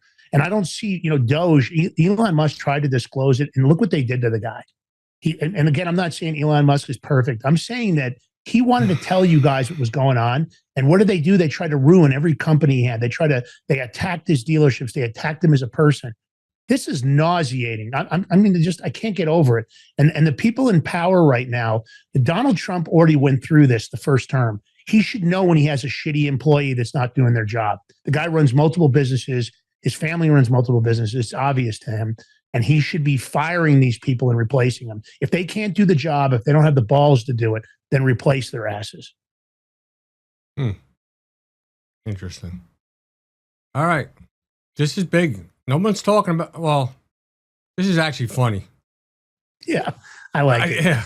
I mean, how often do you see somebody high ranking in the government admitting to snorting cocaine? But off a toilet seat, no doubt too. But listen, he owns it at least. At least you got to give it to him. I like RFK. He's not like trying to hide it. He's like, yeah, listen, it was a different. Listen, we've all had different lives. I wasn't perfect in my past. I made lots of mistakes. The point is, you have to own it. You can't hide from your history. It is what it is. I love the fact that he just owns it. And he's got big nuts. He really does. He's an interview from yesterday here. I'm going to play it. Let's listen. It's fucking great. We've been in recovery together for years. You for almost over 40 years, right? Yeah, 43 years. Wow. That's wild. Yeah, that's where we met each other. Yeah, like 7 a.m. meetings above the bank over there. That was a good meeting. They shut those down during COVID. I know. That was heartbreaking. That was one of the most We still did live meetings every day during COVID. We moved from the bank. There was about 15 of us who moved from the bank, and we got into the Palisades Playhouse, which now is burned down during the fire. But it was kind of a pirate group, and for me, I said this when we came in, and I said, I don't care what happens, I'm going to a meeting every day. Yeah. And I said, I'm not scared of a germ. I used to snort cocaine off of toilet seats. And I know this disease will kill me. Right. Like if I don't treat it, which means going to meetings every day, it's just bad for my life. So for me, it was survival. And then, that the opportunity to help another alcoholic, that's the secret sauce of the meetings. And that's what keeps us all sober and keeps us, from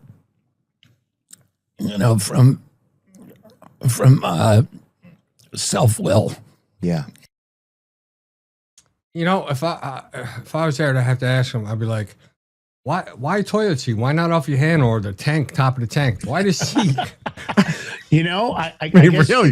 if you're partying, I mean, he partied like a rock star. And again, you can't hold that against him because here's a guy. I'm just curious why a toilet seat and not fucking on top of the tank off your hand. I have to be honest, even in my days of partying, that wouldn't have been a place that I would have thought about doing something like that. Hell no. Listen, everybody has lived a past. We all have a past. The fact that this guy owns it, that he's not like these typical government, I didn't really do the cocaine. I just looked at it. I acted like I snorted it. I blew it off the toilet seat. The point is he owns it, and you have to love a guy that'll own his past. They always say, I always talk about Ayn Rand and just taking responsibility for your actions. This is not what's normal in government. So my hat's off to RFK Jr. I love what he did there on Theo Vaughn's show. Theo Vaughn's great. I think it's funny. Theo Vaughn has this kind of smug way he presents things, and he does an amazing job. I like seeing him on Rogan and everything else. For those guys, I don't know if you guys like Theo Vaughn. I like him. I don't know what you guys in the audience think, but let us know. I just got his number. I'm going to try to do a reach out. I might even have George do it because I'd love to have him talk about his recovery and other things on the show, because I think he's really become kind of a beacon of truth in his own way. And he is a funny son of a bitch. I gotta Might tell have you. to be the George and Theo episode, Lance. Just saying, because it's going to be about look, recovery. I'm cool. I mean, I never struggled like some people have, but I really don't, do anything anymore just because I just don't. I'm not in that mode. I don't believe in it, and I'm worried about things. I'm concerned. I'm afraid of where the country's at, and I'm afraid about the corruption because you see it right in your face, and they just lie so much. Let's talk about Russia, though. Listen, I'm a fan of Putin. I know all his policies aren't great. I know there's some things he's done in the past that aren't great. Who the hell is Sheriff Kelly? I can't even read that name. MLBRT Bubbles? Whoever that is saying Sheriff Kelly masturbated, filmed in front of my house. For one house, it's in the cloud. You need to elaborate on that one, please. Yeah, Sheriff Kelly, that's a bad place to decide to do that. I think if you might want to do that in the privacy of your own home. San Diego. Yeah. And if RFK Jr. is not going to use the bathroom, you could do it in there. info@thebigmig.com. Send me that video or link to it or something. Yeah. That's an interesting place to pleasure yourself. Lance, not good. This next topic, I know it's a wow factor. You're big on this with bricks and stuff, but it seems like bricks might just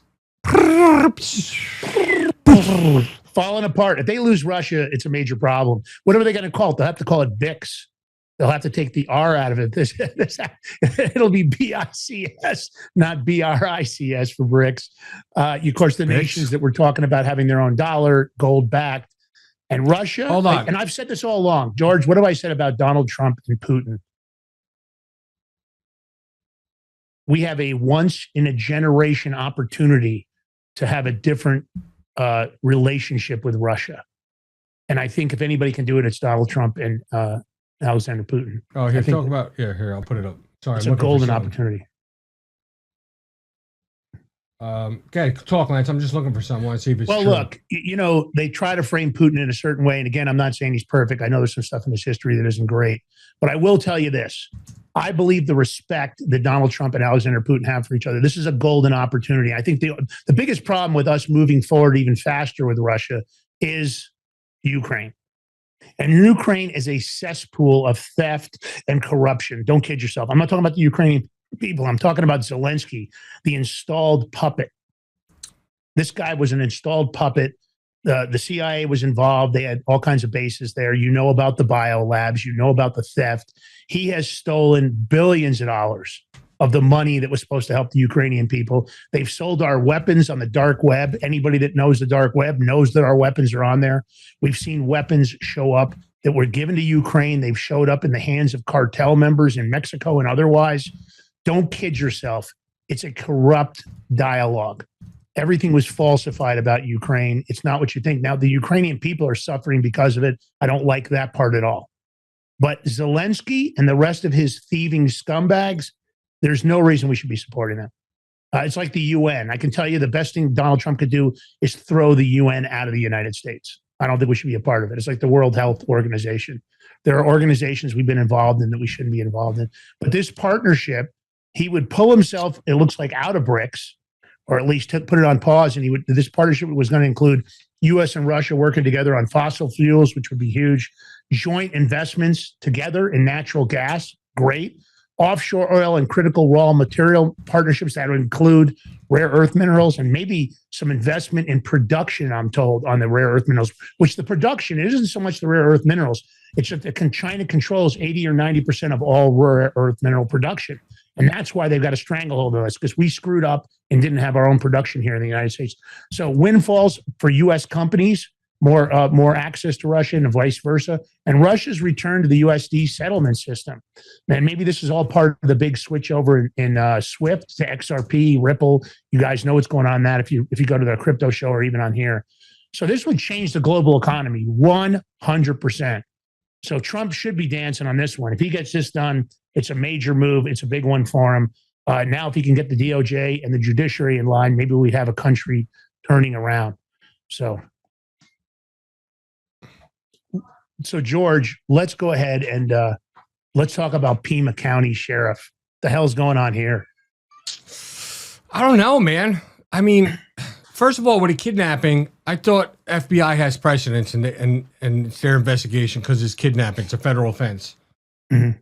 And now they said they recovered gloves at the scene. I don't know if it's at the scene or down the road. Somebody dumped them. They look like the same gloves. But the Arizona sheriff has the gloves and sent it to an independent lab in Florida instead of letting the FBI send it to their lab and look at it. So now, whatever comes back, the FBI still has to send it out to their lab to get it tested. So I don't know, why is the Arizona doing it? Listen, I think both the sheriff and the FBI all dropped the ball on this investigation. Because yesterday they had a tent, or was it yesterday, the day before, they had a tent in front of the door that they just put up. I think now they removed it, but why wasn't that there from the beginning? I mean, there's so many things even inside the house they missed that they found later. I mean, it's crazy. I just don't get it. Like, but why would the FBI allow that? They're the feds. Maybe they didn't know. Maybe they didn't know up front. It's disgusting so far. I think the investigation has been mishandled in a lot of ways. I mean, what about the pizza guy that got to walk into the crime scene with pizzas? That doesn't make a lot of sense, especially if you're trying to find forensic evidence, hair follicle or DNA. I don't know if he walked in. Hold on. I don't know if he walked inside. He came to the front door because, the reason being for that was there was a podcaster, somebody outside that ordered pizza, and it gave that address because that's where they're standing. So I guess when the delivery guy pulled up, whoever ordered it didn't see him. So naturally, the delivery guy's going to go to the front door and knock on the door. Yeah. It's just natural. Yeah, no, I get it. But you think they'd have it all crime scene taped off and not even well, that's the thing. They had crime scene tape, then they removed it, then they put it back up. I don't know. But you think if you live in that area, you would know that's a hot spot scene. If are you paying attention to the news? Because it's on every damn channel anyway. Mm. Let me play the clip. Poor lady. It's a different glove. This is a glove that was actually inside the house of Nancy Guthrie. We don't know who the glove belonged to. We don't know if it was a random glove, but there was a glove inside the house that is now being analyzed at a private firm in Florida, and the FBI wanted that glove to be analyzed at Quantico in Virginia. So DNA inside the house and a glove unknown who it belongs to or what the context is on the glove, but a glove that was also inside the house, Jesse. All right, Trace, thank you. Stuart Kapp. My mother's 83 years old, and she said yesterday, she goes, I think she's dead. I hope not. But George, I have to ask you a question. You had talked about the crypto that got moved around, that some Bitcoin showed up in this wallet or whatever. How have they not been able to track the ownership of this crypto wallet, knowing the KYC laws and every wallet, even if they're transferred to multiple wallets, you can track all of it. If the FBI wants to track them. What's the story there? I think, first of all, one of those things was fake because they got arrested and he was let out, I think, yesterday. But I don't think those notes are real. I think it's just people taking a shot trying to get Bitcoin. Because not for nothing, but what's to stop anybody from sending a note and putting anybody's Bitcoin address? Because you have a public address, you receive Bitcoin or whatever crypto. A lot of people do. What if somebody just took our address or anybody's address? It'd be, oof. Yeah, people knocking on your door, and but it's crazy. I don't know. I'm not buying it. There's something about this case. I think to me, it's an inside job. We'll find out soon enough. I've been saying that from day one. But I don't know. Like, why would you send your mother home in an Uber when you could have just drove her home 4 miles away? I mean, you kidding me, right? I looked at my mother. I said, Ma, this is why I got 9 cameras surrounding your house. You can't minute you step foot on my property from any corner of the property, I'll know about it. And I said, Mom, listen, there's 9 cameras. There's things you don't know about, Ma, that we have on this property, to protect it. So don't worry about it. You're good. But it's crazy. There's things you got to do because, especially if you're going to do shows or anything, some idiot might want to come, but I mean, I would never send an elderly person in an Uber late at night home where I could drive him or somebody else could drive him. Like, it just doesn't make sense. I mean, is that the way you're going to treat your mother? I don't know. Just something's not adding up. Somebody knows something. Just like that person that comes to the door, George. The person that comes to that door. Why are you looking at the camera, going back to get rip bushes and this and that? Why don't you just fucking rip the camera off the front anyway? She had another camera on top of the house, right? They have that. You tell me no neighbors had cameras, didn't pick up something? Then on the main road, they had cameras all up and down that road. You know they had to pick up something. So if you look at that time frame of night, you're going to see what vehicles are out there, and then you can start running plates, start figuring shit out, and then track where those cars, when they leave, where they went. I agree. Meanwhile, you can get Maduro in Venezuela, right? You can get his compound, everything, get him out of there, but you can't find this poor woman, this poor elderly lady. Come on. Yeah, Seriously? Suspicious as you know what. I don't know. Something ain't I adding up. guarantee if it was a J6er, they would have already tracked that individual down and they would have already arrested him. I mean, that's the point, right? So common sense would tell you, why are they having so much difficulty? And why is this sheriff not complying? Is he not complying with the FBI because he's suspicious of what they're doing? Maybe the sheriff was justified. I have no idea. It looks like Donald Trump made a big move here, George. This is. I don't know if you people understand this, but this is fucking big. So, you know, the Obama era rules, you know, a lot of stuff for climate change and all that shit. Well, Trump is reversing them. But you know that shit in your car when, you know, you pull up to a red light and your car shuts off? Got that automatic on off thing? Trump just fucking X'd that out. Gone. I can't stand that thing. It's in my car, and I don't have the option to shut it off. You know, sometimes you have the option, the button to shut it off for that, you know, while you're driving for that period of time. See that? Okay, hold on. Let me put the video up, Lance. In the video, you're going to see it says A with a circle. It says off. I don't have that shit. Time to get a new car. So it's not mandatory in the cars. I don't know. Will the dealers still put it in there? Fucking probably. You know them. Because then they have to change all the shit up around. But or maybe because they can charge you to remove it then. But, yeah, it's not only that, but a lot of things are is going to be changed now with these Obama era rules. Took long enough though. I'm just curious why he didn't do this back in his first term. But whatever, better late than never. I don't know. Play the clip. The hated start-stop feature onto American consumers, which unnecessarily shuts off a car's engine when you stop at a red light. In other words, the engine goes off. That's great. The endangerment finding was also used to impose the massive and really very expensive electric vehicle mandate. Expensive in the sense that nobody wanted it. Everybody was going to be forced to buy an electric car in a very short period of time, even though you can't power the car, because we would have had to spend $5 trillion on power stations. That's all dead, gone, over. These crippling restrictions were a major factor in driving up car prices to unprecedented levels, and the car that you were getting was not nearly as good. In 4 years under the Biden administration, All right, somebody made a great point to me. Yeah. Thank you, NJ Cat. His first time he was too busy being impeached with the Russia stuff. So yeah, you're right. I'm gonna give you that. That's why we should get a do-over. He should get another 4 years. All because of that. Because look how much more he could have got done, but couldn't because of all that Russia fake stuff. Yeah, we got screwed on that first time. Listen, if you take the Russia hoax, all that stuff they did in first term, then screwed him out of the 2020 election, that's enough to give him another 4 years, I say. You know, why not? Because really, if you get the full effect of a great president, you need 8 years, you know, 2 terms in a row. So, because you want to keep what you're doing in the first 4 years, keep that momentum, build off it for your next term. So, all in favor? Trump, another 4 years? Raise your hand. Lance, okay. Well, I was going to say, Lance, you didn't raise your hand. Yeah. All right, money market, go ahead. This is actually a big deal here. So, and I'm going to put it in so you guys get it. So the multifamily mortgage delinquency rate is surging. So multifamily residences the way they're classified by Freddie Mac and Fannie Mae.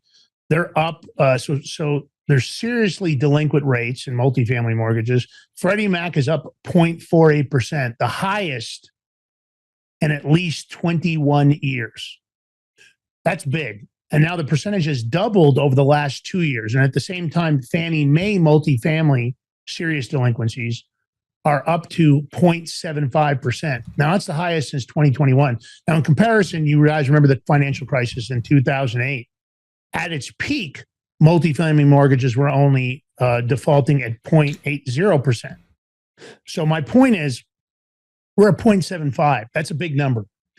Is it got to do with fraudulent mortgages? What are we seeing? What's the impact? I don't know. I can't tell you what's causing this. But this is, 90 plus days of delinquency rates on this type of mortgage at both institutions has gone up a ton. And that's just in the 90 days. The average before was 0.01% and 0.10%. And that was the increase between 2014 and 19. So that is not a good financial signal. Look, even real estate giant CBR Group, and their stock, they've been around for a long time, plunged by more than 12%. There have only been 2 periods of time where the stock has fallen more, and that was during COVID and the global financial crisis. So these are some ugly numbers here, big stuff. You got to pay attention. Of course, those kind of signals do matter. You guys heard about the airspace being invaded by cartel drones. We covered it on the show. That's why they shut down the El Paso airport. Well, one of the things that they use there, we always like to keep up on the new tech that's available. The laser weapon that shut down El Paso sky is called the Locust system. Now, that's a counter drone weapon, and that's what caused the shutdown, or at least they say was part of the trigger. Why they closed on the airspace. So this is one of their cutting edge weapons. You don't hear a lot about it, but it's a way to combat drones without ever firing, expensive interceptors. So the FAA was so concerned about its use that it shut down the airspace. So I guess when the drones started to come in, this was triggered, this weapon. And some people are saying, well, they didn't have full authorization to do so, but I don't know that they needed full authorization, because I would think that you would want it to be triggered automatically if these drones were coming in, because nobody knew what the nature of the drones were. They don't know if they were just probing the space. Cartels are doing this. They're very sophisticated. We need to have these sort of weapons all over the border. The minute they came into airspace, they should have been shot down by this weapon. But they did get to the airport, and that's why this was triggered. But this is big stuff here. And I guess this is newly released footage you have here, George. What is this right here? So this, I'll play. It'll play. There's no audio, so you can hear it. This is the Raytheon Coyote Block 3NK reusable interceptor, which neutralizing an entire drone swarm with its non-kinetic EM weapon. Look at that baby.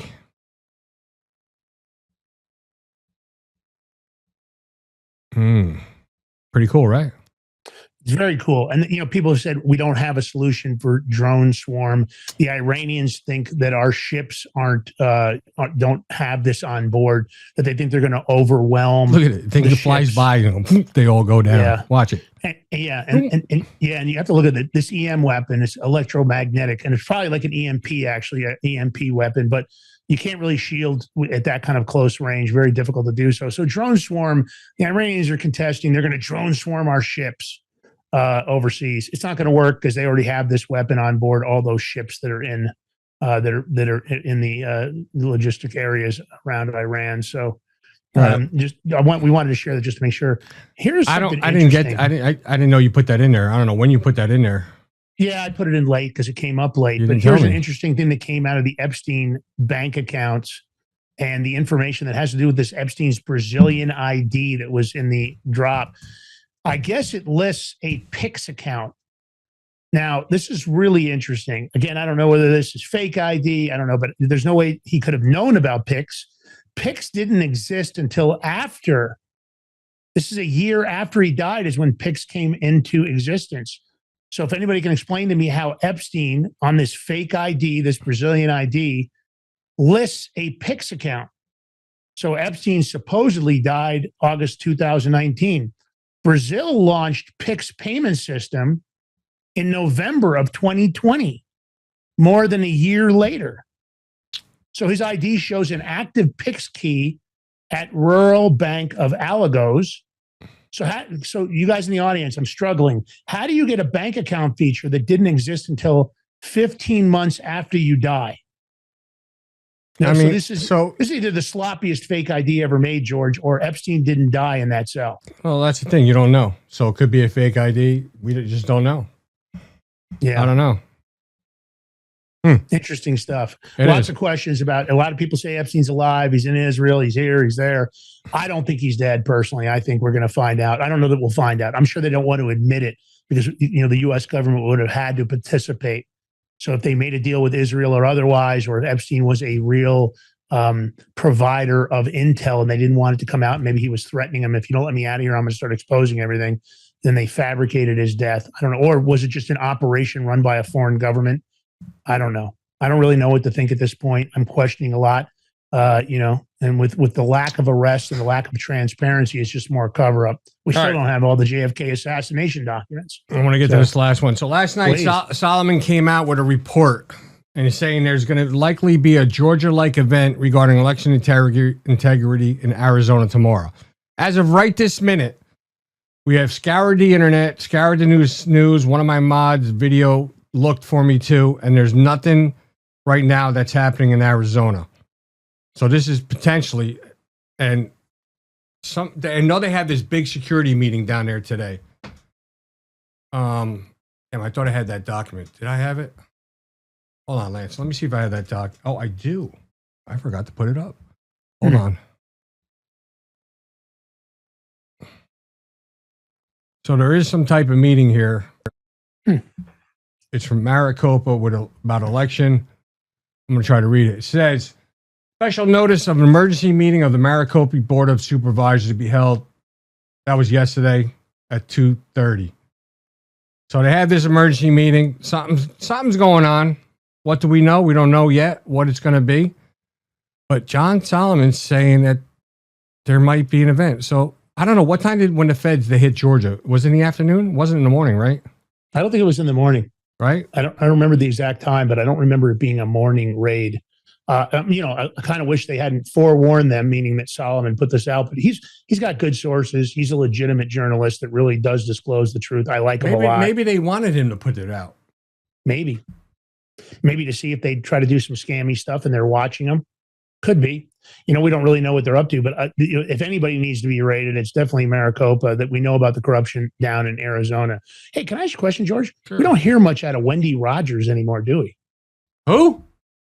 Yeah, Wendy Rogers. That fucking grifting bitch? No. Let me play this clip. Screw her. Interesting. Yeah. Yeah, after she screwed all the people over and... Yeah. Yeah. I've been telling you all week, keep an eye on Arizona. Keep an eye on Arizona. I think there's a Georgia-like event in Arizona, like what happened in Fulton County. I think tomorrow is a likely day. So I just want to put that on your calendar. Keep an eye tomorrow. I see Homeland Security Secretary Kristi Noem going down there. Now, why is that important? The Homeland Security Department oversees the election machines and election counting capabilities. CISA and the Homeland Security Department deal with that.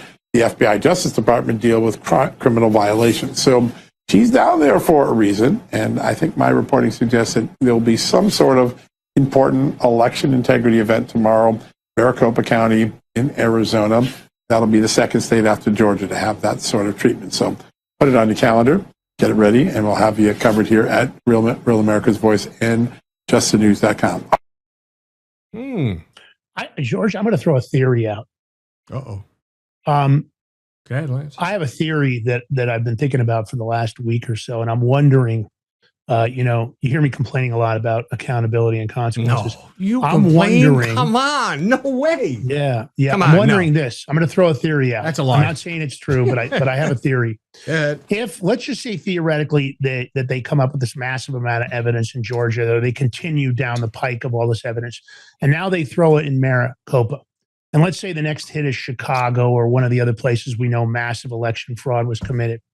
Theoretically, Donald Trump could create a national event where the midterms don't happen when everybody thinks they're going to happen, and not because he's trying to win in some corrupt way, but if he proves in the next 60 or 90 or 120 days that the election system is completely compromised and it's going to need to completely be vetted and revamped. If he was to do that, this could be the one possibility that I want to put out there, because I could end up, being wrong about some of the things I've said, and I'll be the first one to own it. I'm not going to be a blame shifter. I'll take responsibility. If he did that, he could call on opportunity using martial law or otherwise to shut the voting system down temporarily until this stuff was fixed. But he would have to prove it beyond a shadow of a doubt. He would have to have so much evidence. Could you imagine? And if he did that, liberal heads will be rolling. Oh my! Yeah. I can just see it now. The liberal news. What do you think of the theory, George? Dictator Trump is rigging the elections. Yeah. But what do you think? Because theoretically, if he proved in 2 or 3 states that absolutely the system, without a doubt, swing states, no doubt, which is very important. What do you think, George? Do you think that theory holds any water? It all depends. If they prove this to be true before the election, and if they can't ban the machines and all the way to voting and just go to paper, those watermarked ballots. I mean, it's a very viable solution. Yeah, he can. He would have the authority to do that. But this is the issue. Like, it took him a year just to get into Georgia. Why did it take him so long? Fuck if I know. I don't know. Now they're going to go into Arizona. But bear in mind now, all the stuff they collect, they have to go through. They have to have their own people, their own election, their experts, IT people, whatever you want to call them, go through everything and line it all out, all the fraud, so that when they present it, however, when they arrest people, go to courts, or however they're going to do this, this has to be on point. There's no screwing around with this. There's no making mistakes, none of this crap. I mean, there's people that already done it. We've seen it. We have videos and stuff that went through this that know how it's all done. So why not just get them and bring them right back in? And maybe they are. Maybe they've already done a lot of the work. And one person handling this should be Sidney Powell. They should special appointment. Come up with something and let her be in charge of this, because she wants justice. She's out for blood. Yeah. She wants her pound of flesh, and I don't blame her for what they did to her. So I mean, so you could start. Look, they did Georgia, they have Arizona. I mean, you can go into Wayne County, Michigan, right? Mm-hmm. You could. I'm pretty sure California, you'll find a lot of stuff. Oh yeah. Going to Pennsylvania, you're going to find a lot of stuff. Yeah. I mean, you want to get the big state, like the big places. I mean, you'll probably find shit in every state. Let's keep it real. However, here's what they could be doing. Let's say they already know the truth. They could now be looking for the last pieces of evidence to link everything together. But it is possible. So it is a theory. Again, I'm taking that off the things I've heard behind the scenes. There are some things that I'm going, that's interesting. Not really newsworthy yet, because I don't know how credible or how proven any of the information is. But it's a theory I'm floating out there. You guys can bookmark this. If I'm wrong, you can always come out and call me out. I'll own it. My theory is this could be the one thing that is going on behind the scenes, and maybe that's the plan of attack, because they don't seem very concerned about the midterms. So is there a reason for that? Is it because the midterms aren't going to happen, because they're going to prove election fraud would be on a shadow of a doubt, and they're going to shut everything down? I mean, you got to have I don't know. You got to have some sort of election. I don't know. You have to. But if you prove the system was absolutely fraud, what do you think, George? Maybe there's enough legally sufficient laws on the books that it's not a free and fair election. If they prove that without a shadow of a doubt, I think that the president of the United States would have authority to shut the election down. So this is maybe where you bring the military in and let them handle elections? Maybe. Because if you look at this, if you show... Now, they're just looking at 2020, by the way. Mm-hmm. I don't know how much you're going into 2022. Yeah. Or even 2024. But so think about 2020. Now you have to think about, well, how many other, besides the president, couple of senators that we know about, who else is illegitimate in the House or the Senate? There's just going to be so many questions. It's going to be chaos, really. But just think about chaos is a good word.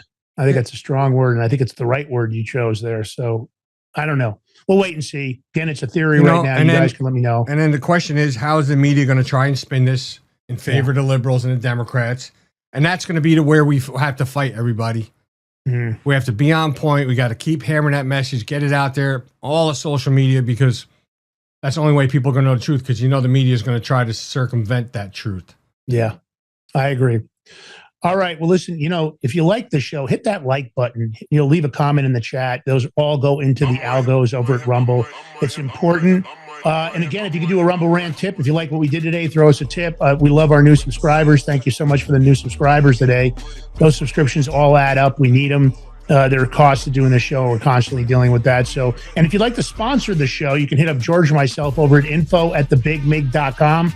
We're always looking for like-minded sponsors that can support the show and support the work we do. And of course, that would include access to the Crypto Power Hour, access to the Big Mig Talk radio show.